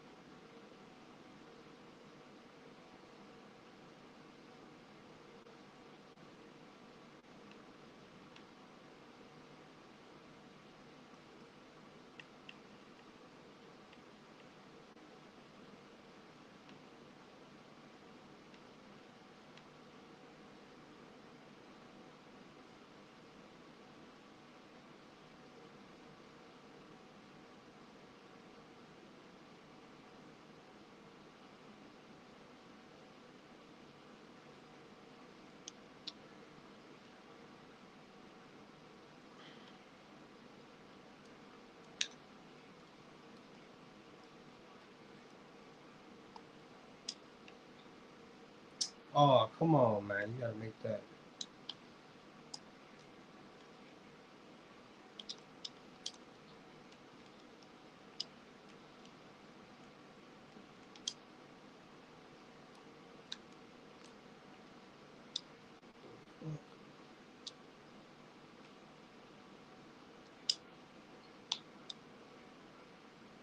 They got us by 15.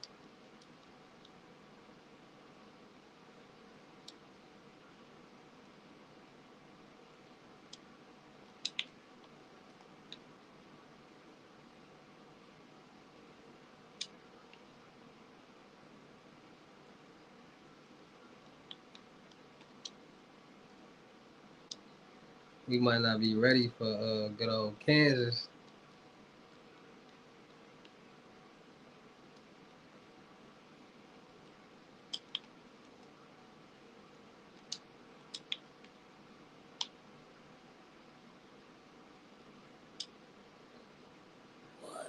They cheating now.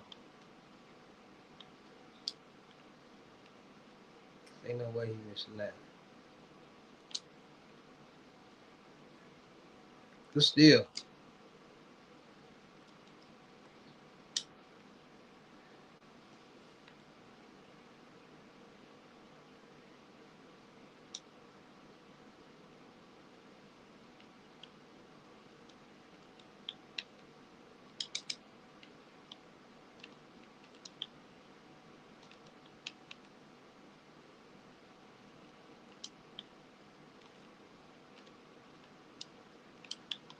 D.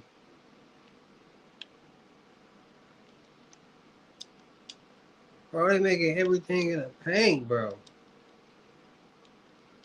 I'm talking about literally everything.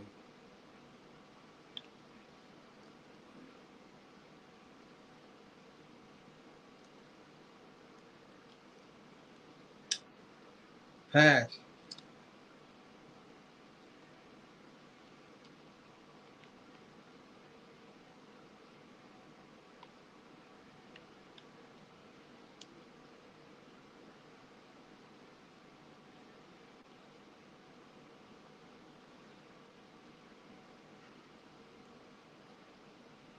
P gonna have to step it up.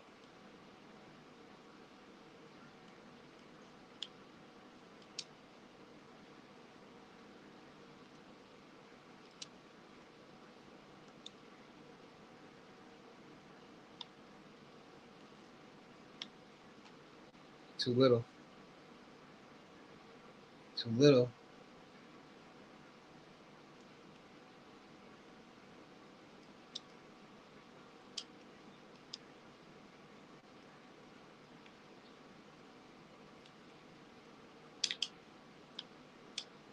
Ah.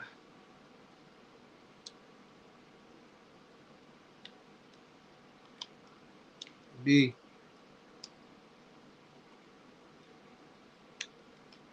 Kobe. Ah, you gotta make that layup. You gotta make that layup, P5. You gotta make that layup.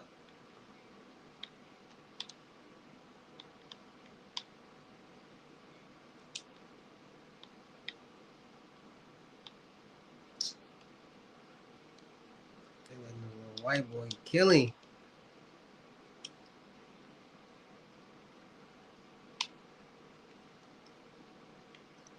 Too little. Let's go. Good pass.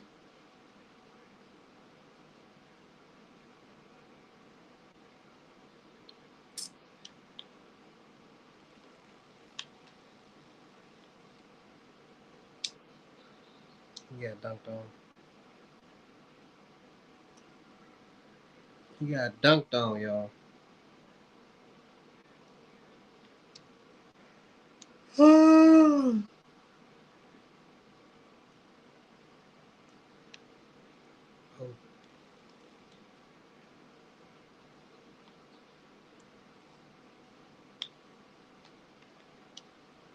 come on, bro.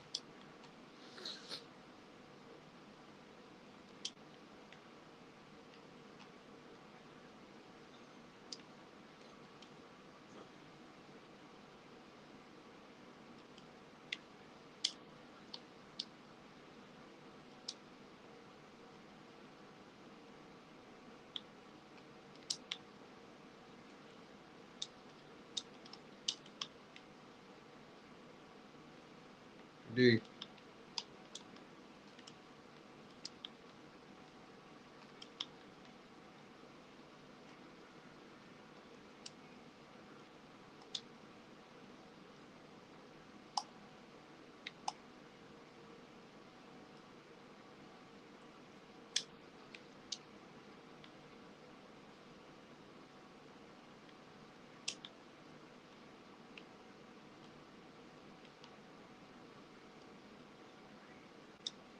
D.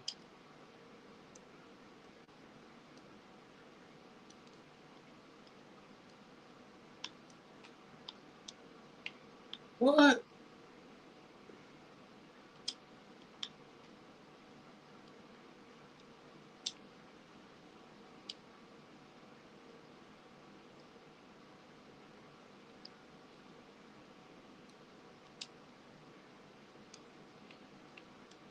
What?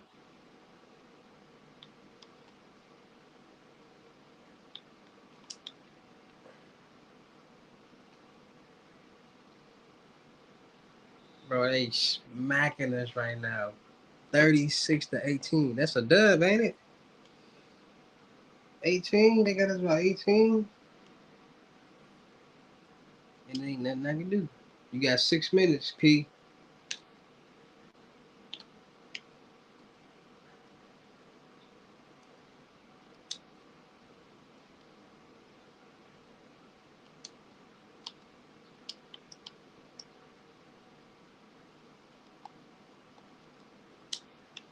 Way up. Let's go. Let's go. Imanhoff.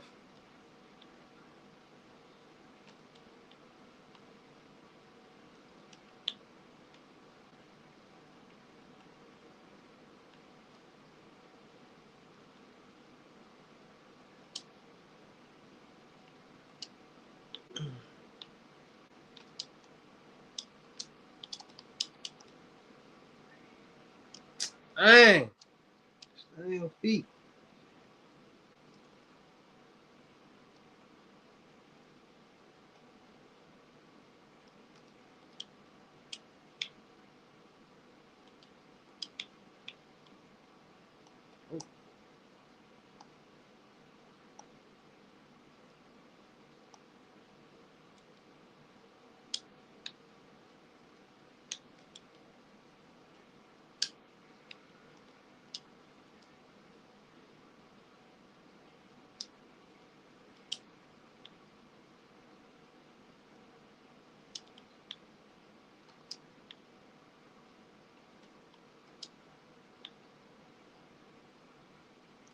Hands down, man's down. He got 14 tonight.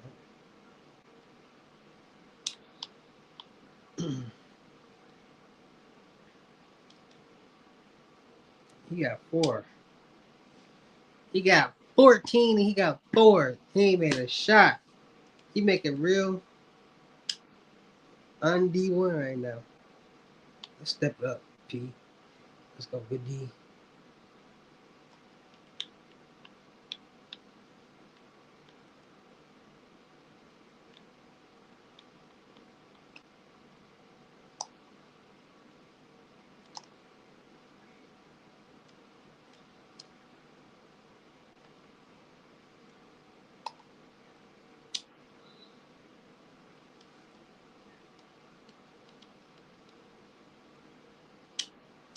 Oh my.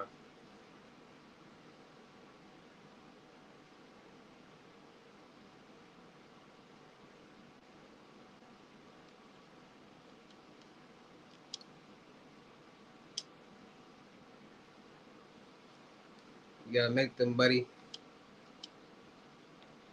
Let's get the lead down. It's like 10.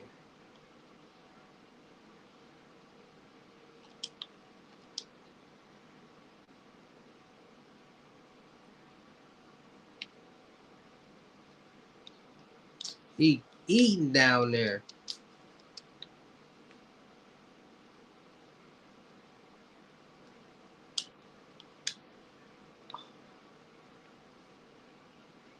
Kansas is spanking that.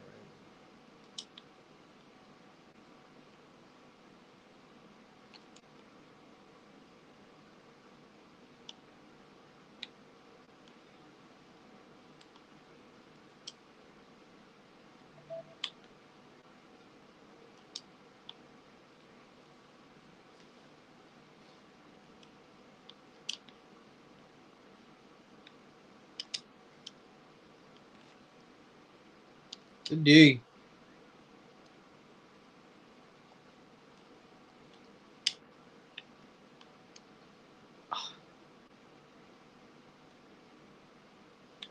Buddy can't make nothing.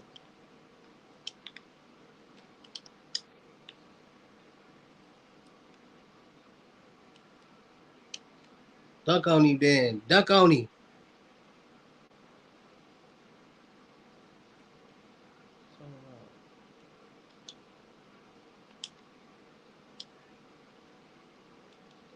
That whole dunk was pointless.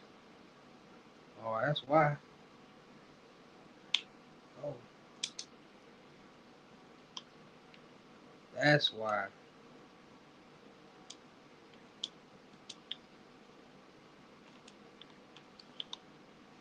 Let me step up my game a little bit. Oh, I could. That's why he's a lottery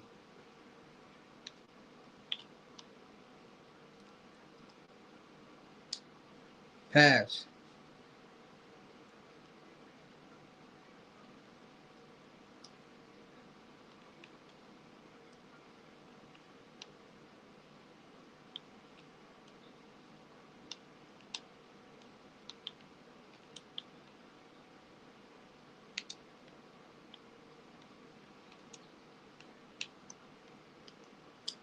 D.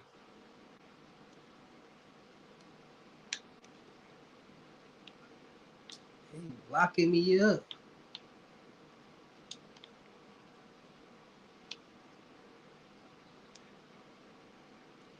We can't do nothing with Kansas, bro.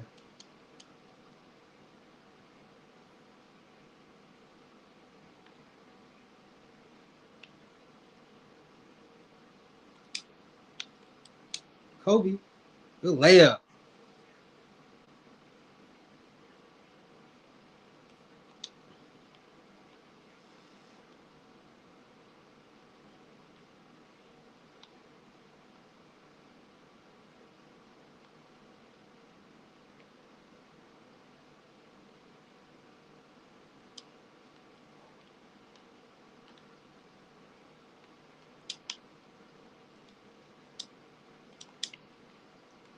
D.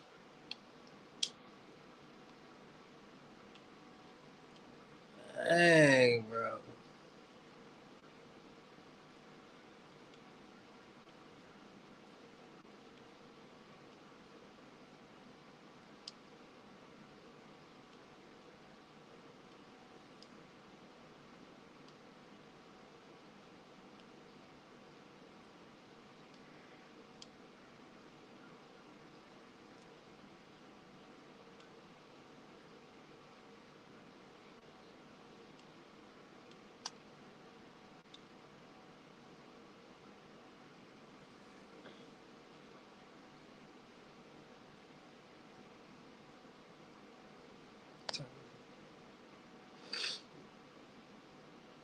Eleven 14.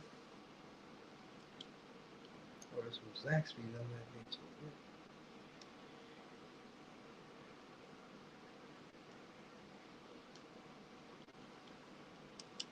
Come on, y'all.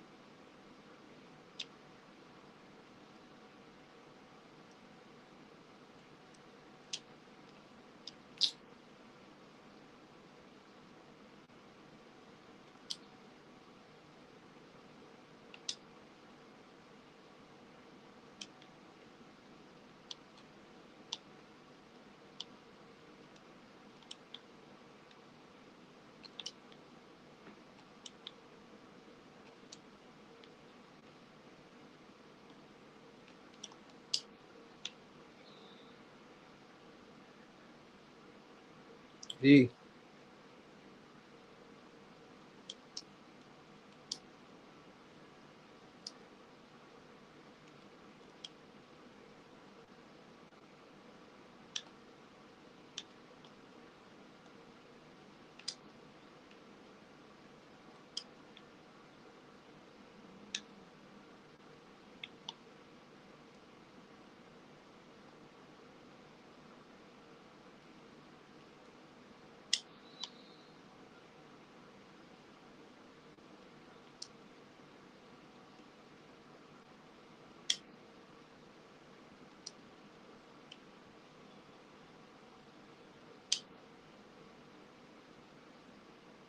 Hey,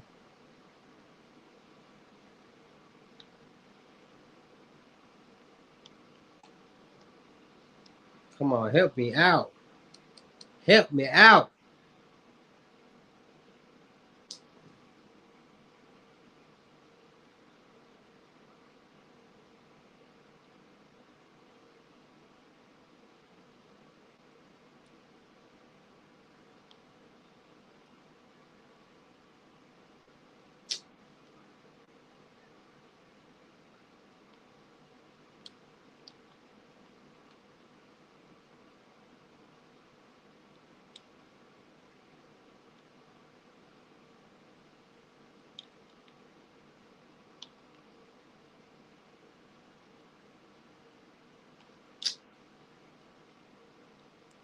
They not missing.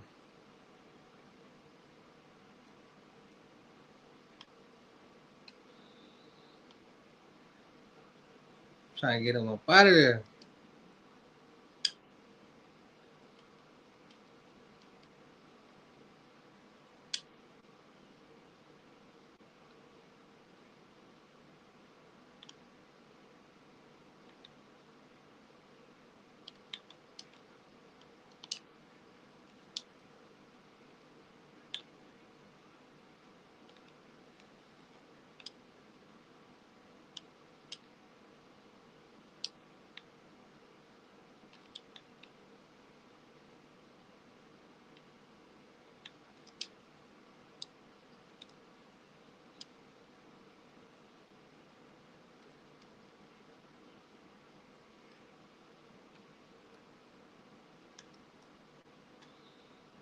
Get him up out of there.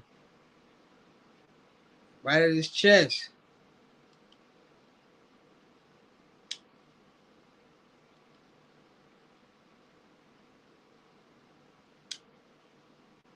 Leave him in there.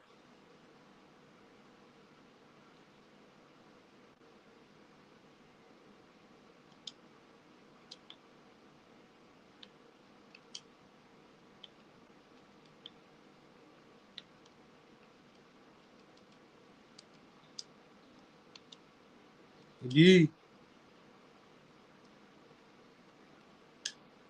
Lay up.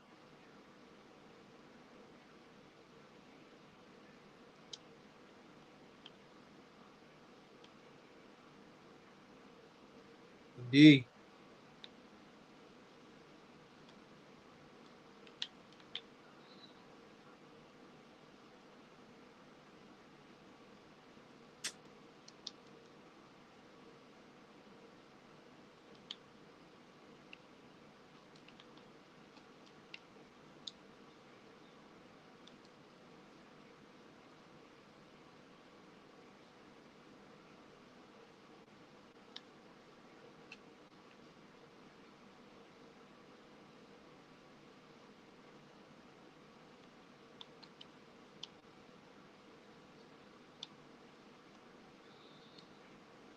Yeah, one. And he flexed on him.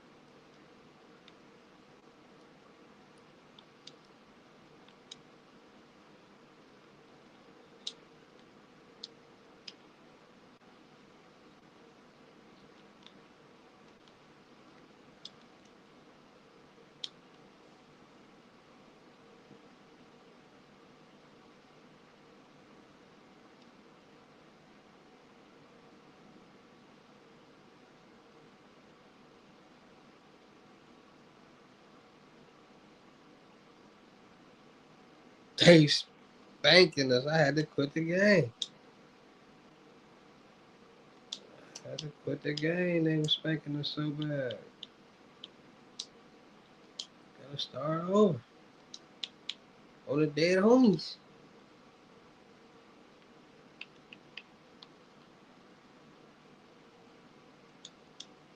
I'm looking for a golden retriever.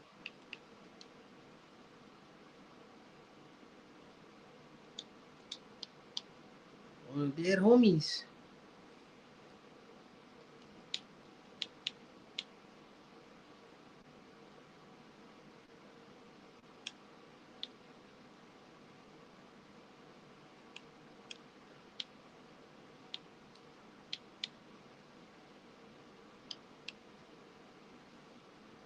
I'm looking for a golden retriever.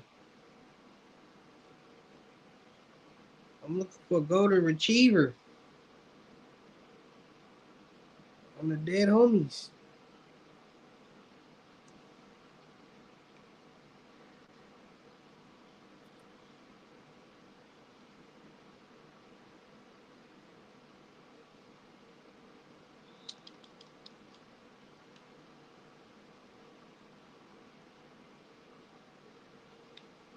Oh yeah, give me that.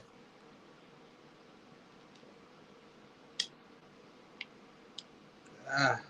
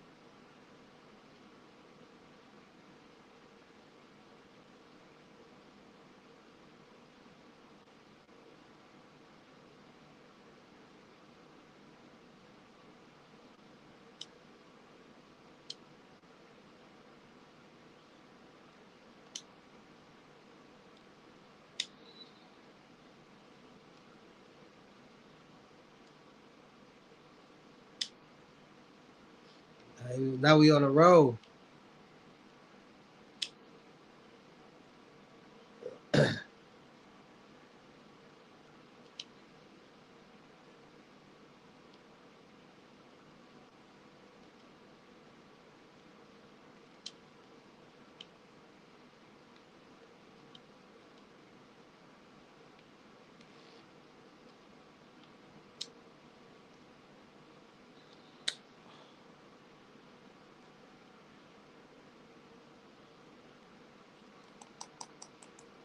That's a block.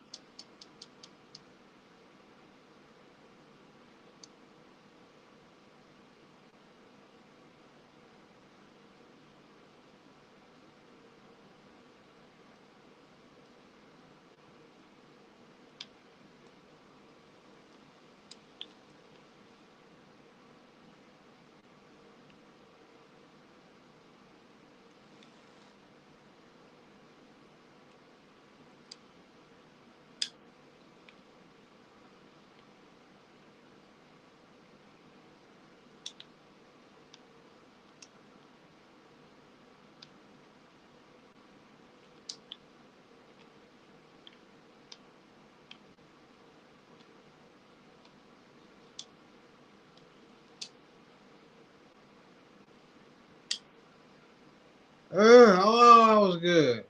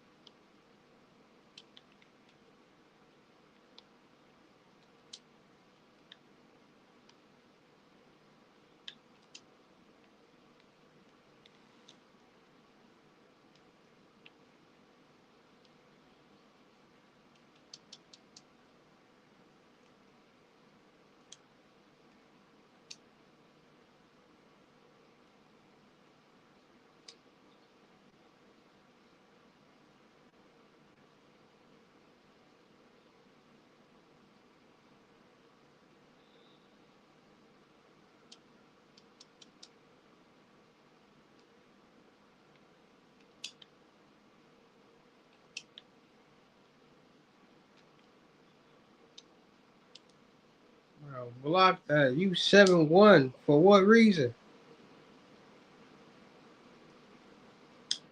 Hell. 7-1 for nothing.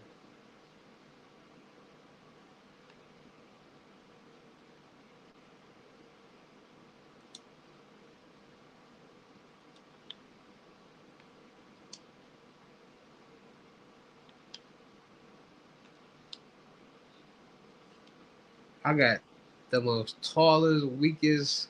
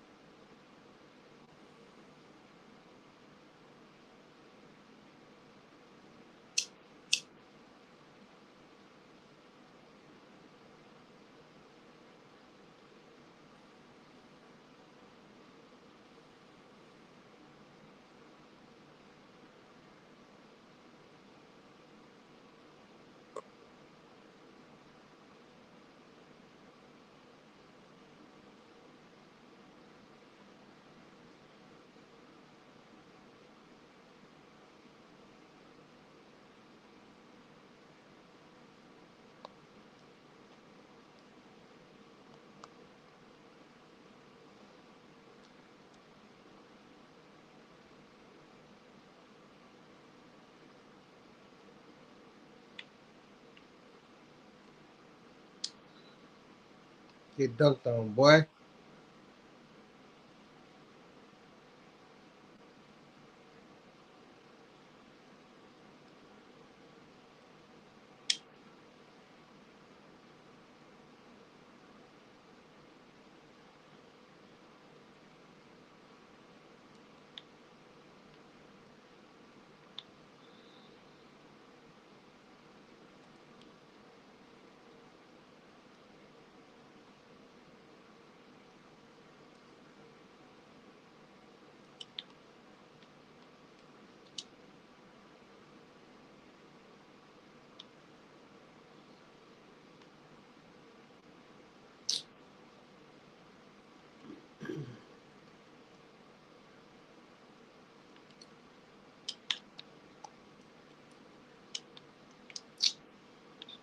Trash, bro.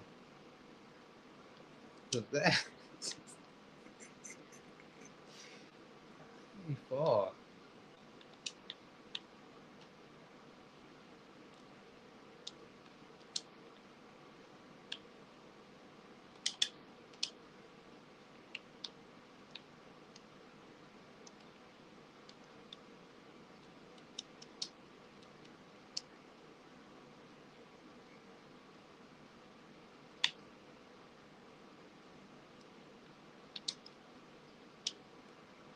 Pass.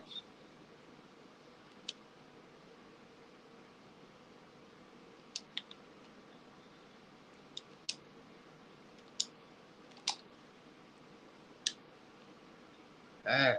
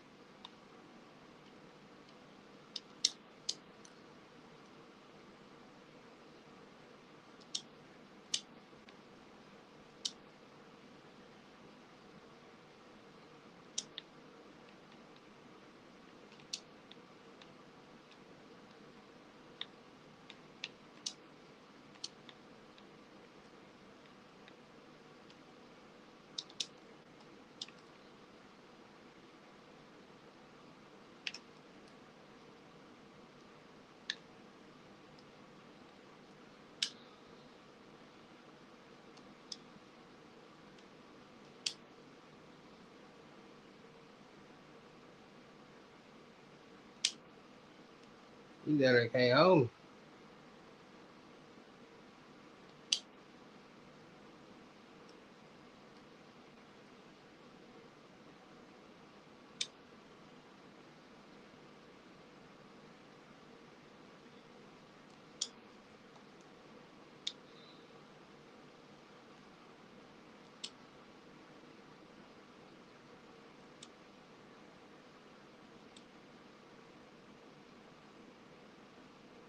Why take me out? I'm the bucket getter.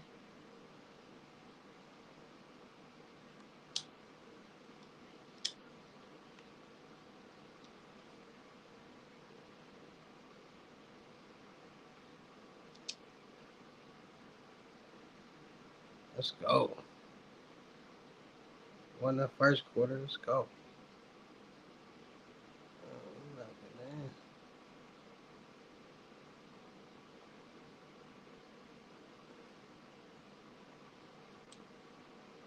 Doing all them, shooting all them threes.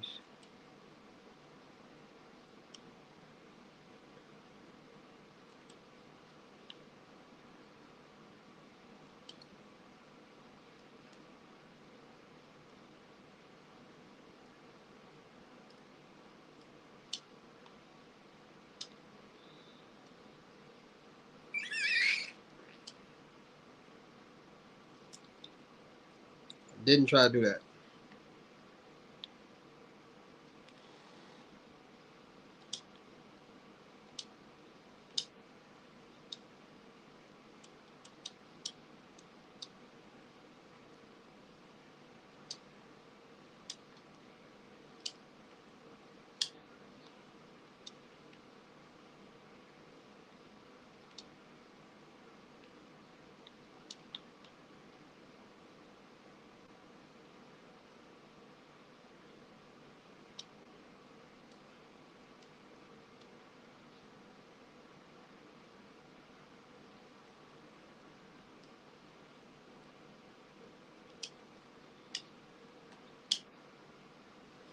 Let's go.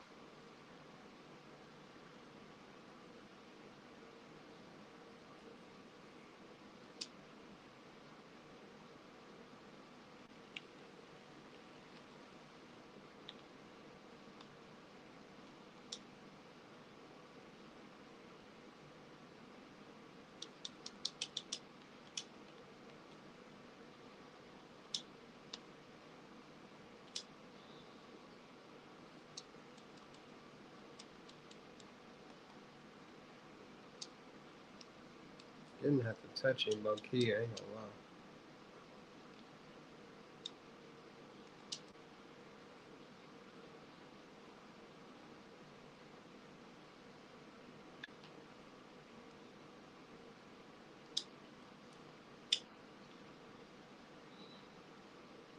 Lay.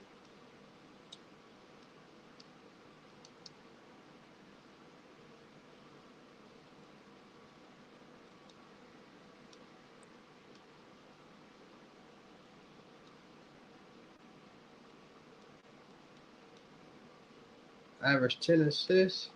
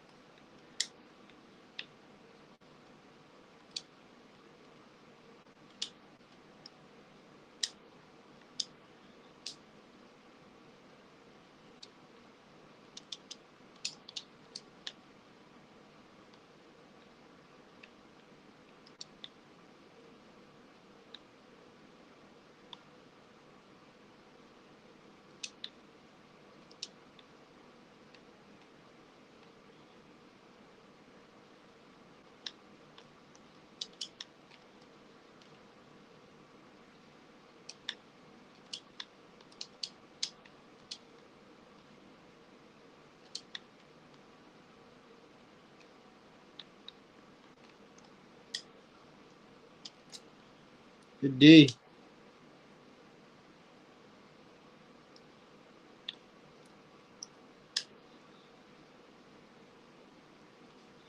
They can't hold you, P.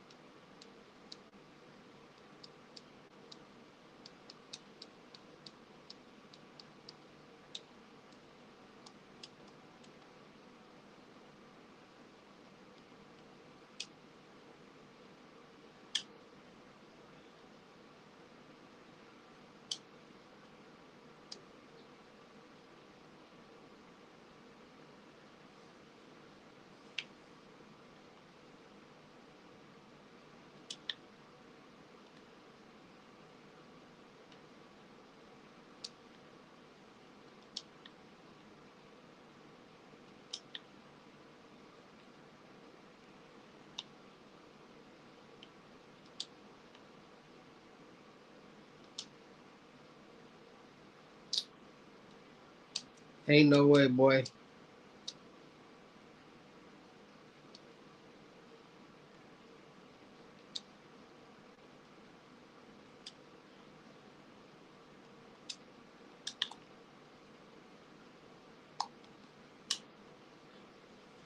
Can't hold him.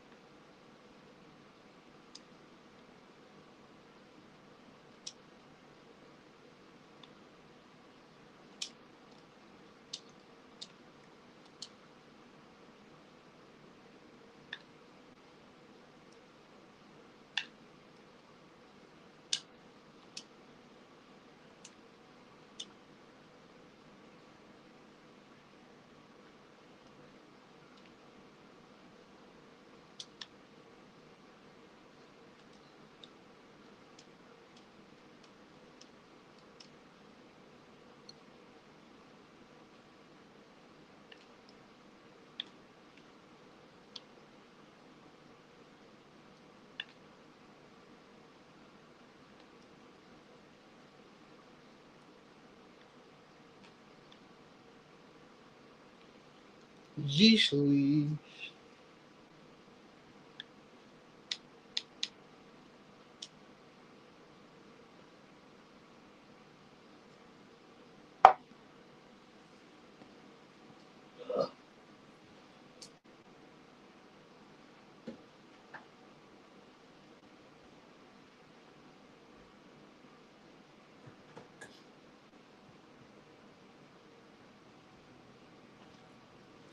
Ugh.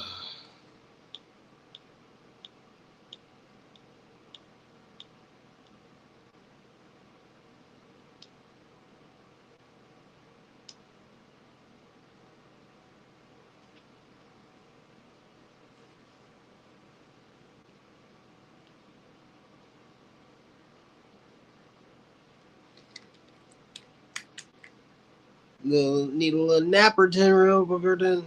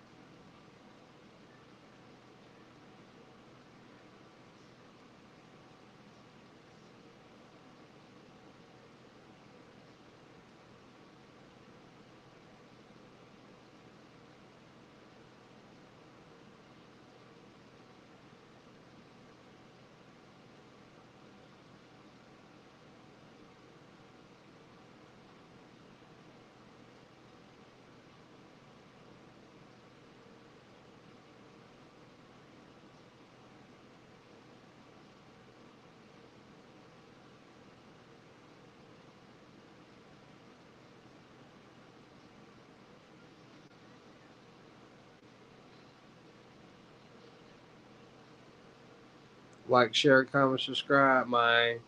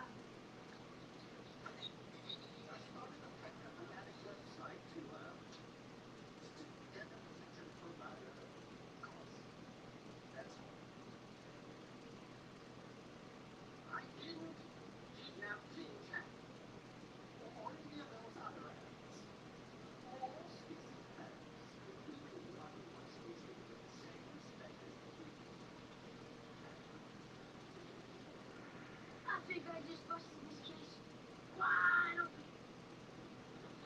Amigos. Vamos. I have a phone. Hey, so what's going on? Well, here's the plot up until now. A perpetrator is stealing famous animals, and there's none more famous than Calypso. He claimed the hero uniform and the epic trilogy is the exact concealer. His orders are doing a benefit magic performance today, and I got a feeling our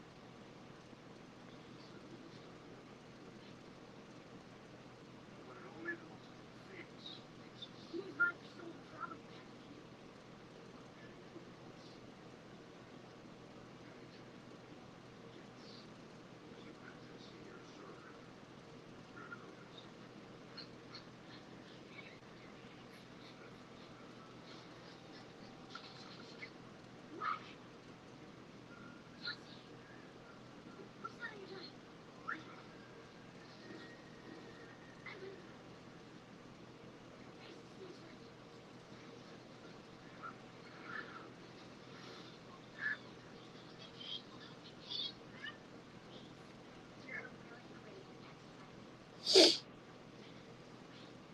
what can I say? Like father, like son.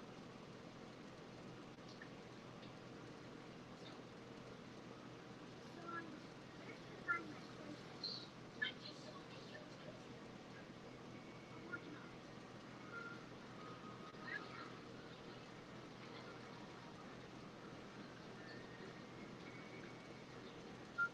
Nothing to see here, just one of your fellow classmates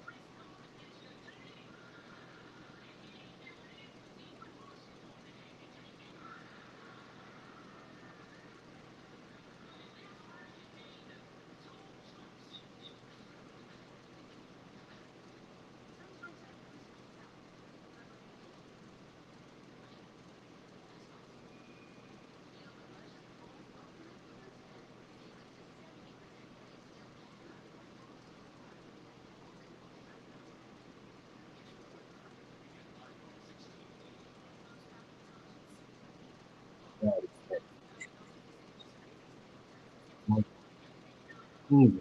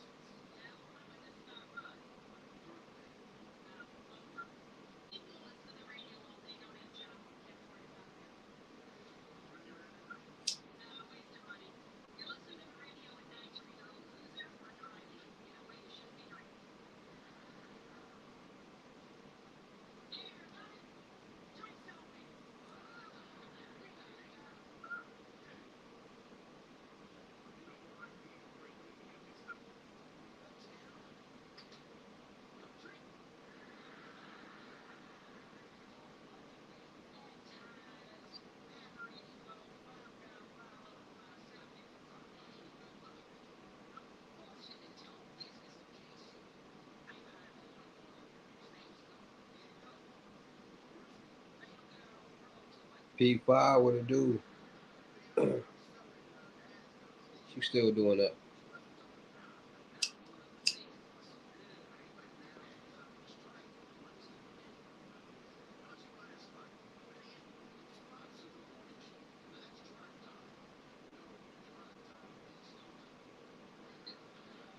Oh yeah, hour to go. Hour left on live.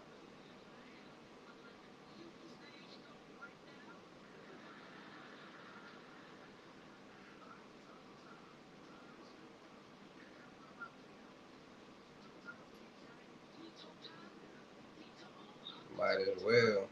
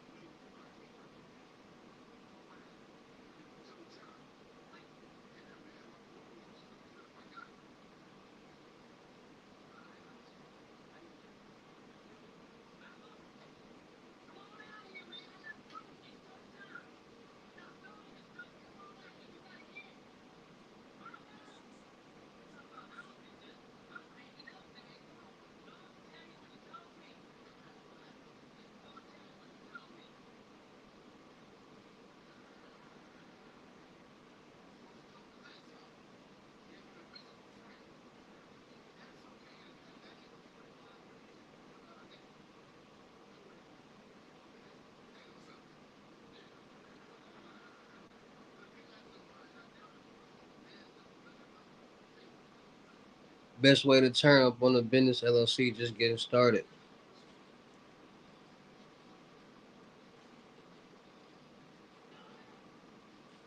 You got to start getting credit cards and smaller credit cards and secured credit cards and loans. You got to build that profile.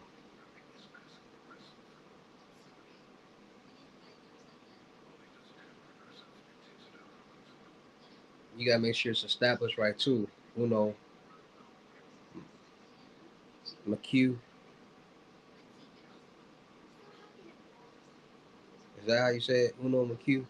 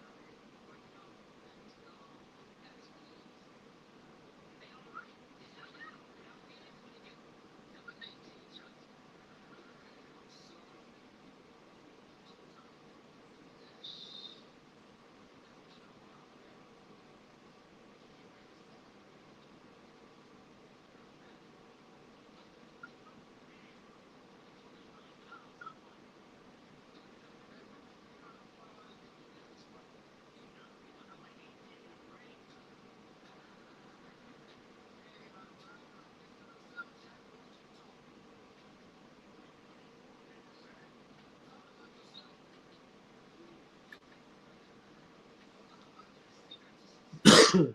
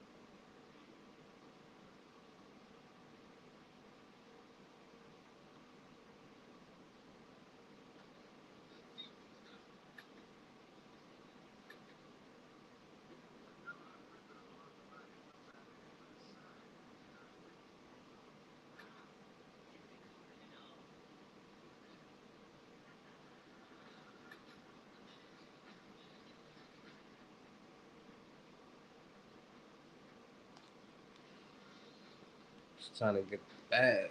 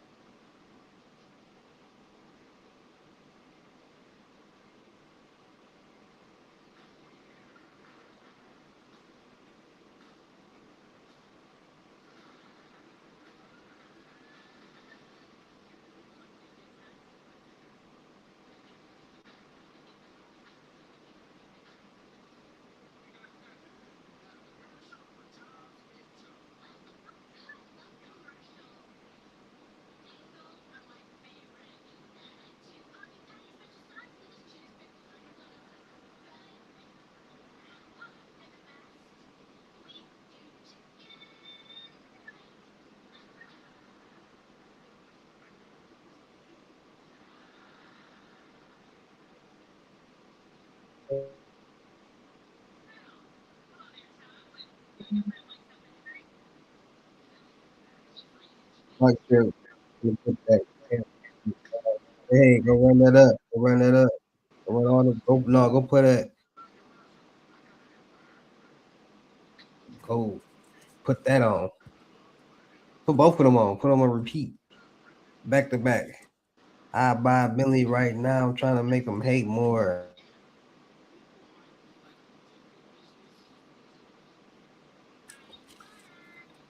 She ain't a.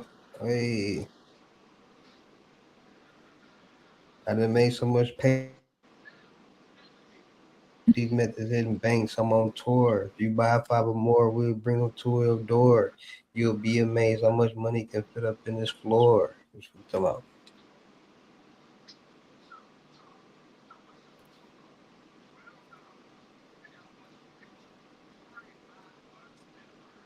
Now Can't go around come with no broke. Ain't no plan.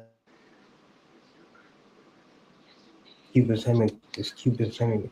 These Cubans hanging from my neck cost about a quarter tick.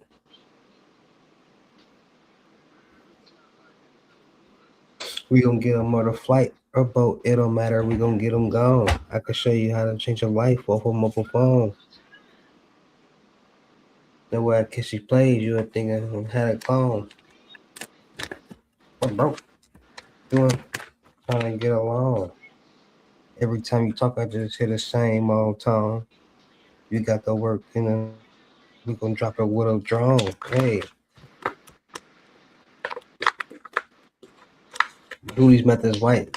Do these methods right. It's gonna help your money long.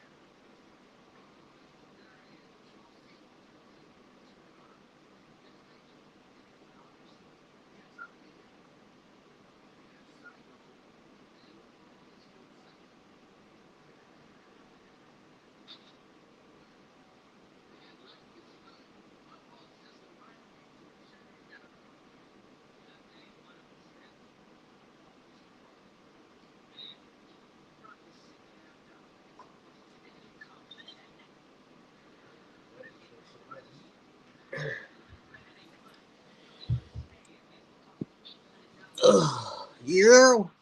I see y'all up. Y'all like to see that money.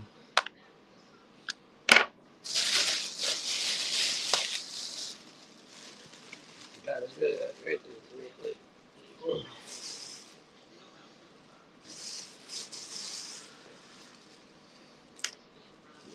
Zaxby's at 4-5 in the morning. They gave me plenty chicken for $13. All right. Hey, this what a hungry man eat at 5 in the morning.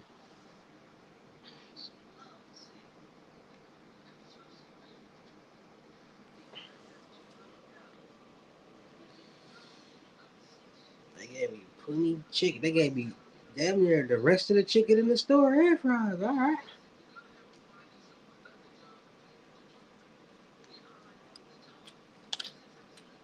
That's why you supposed to order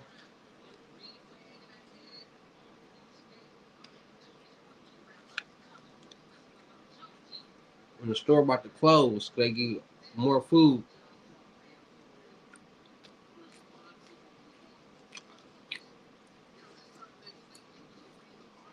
A little hack I learned.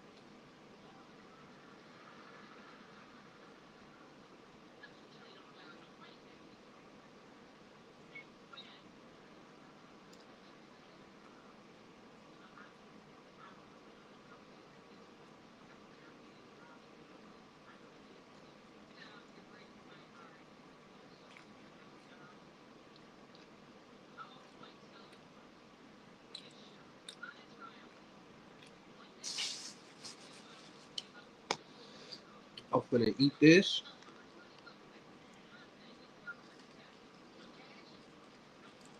Go downstairs. Mm-hmm.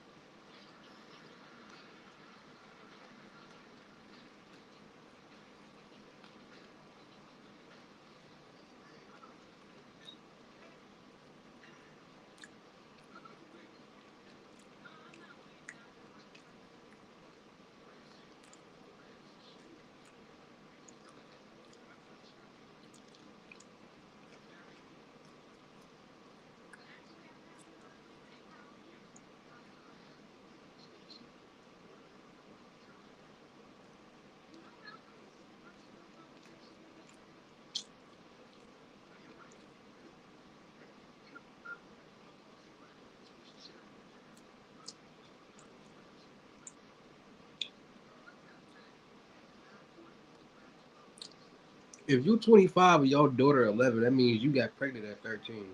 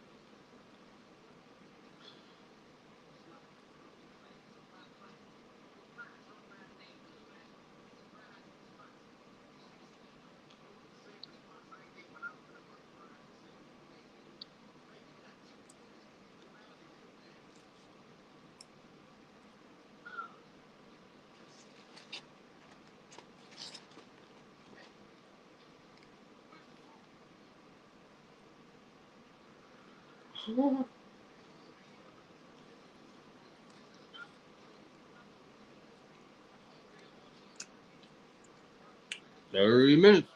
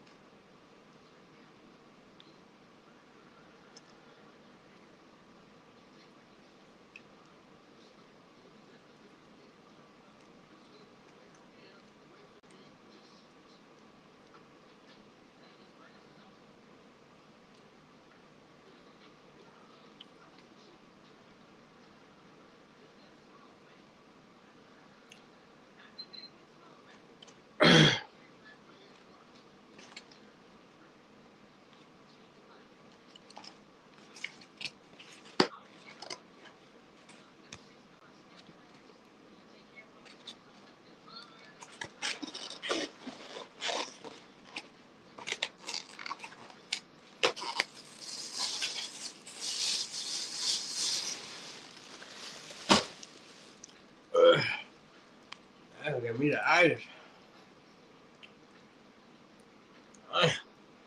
Hey, me put it there.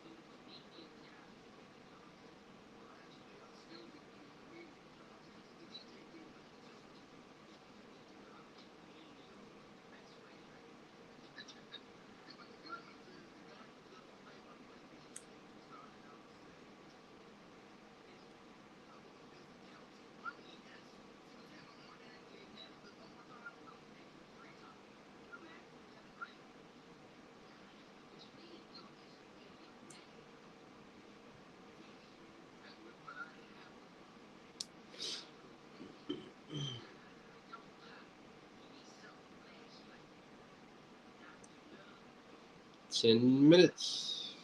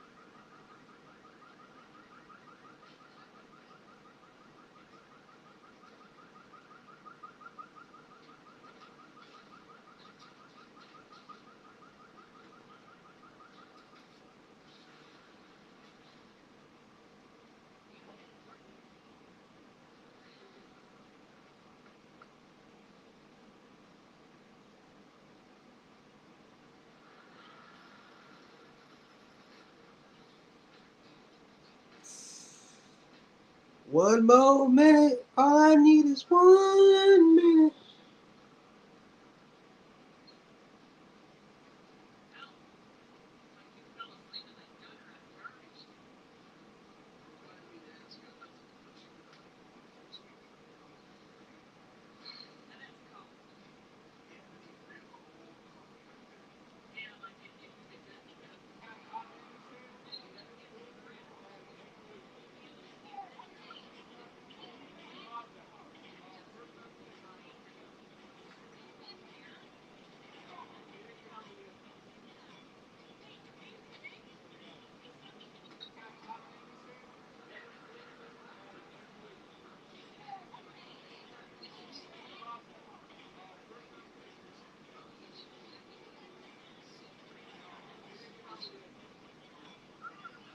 See y'all in a couple hours.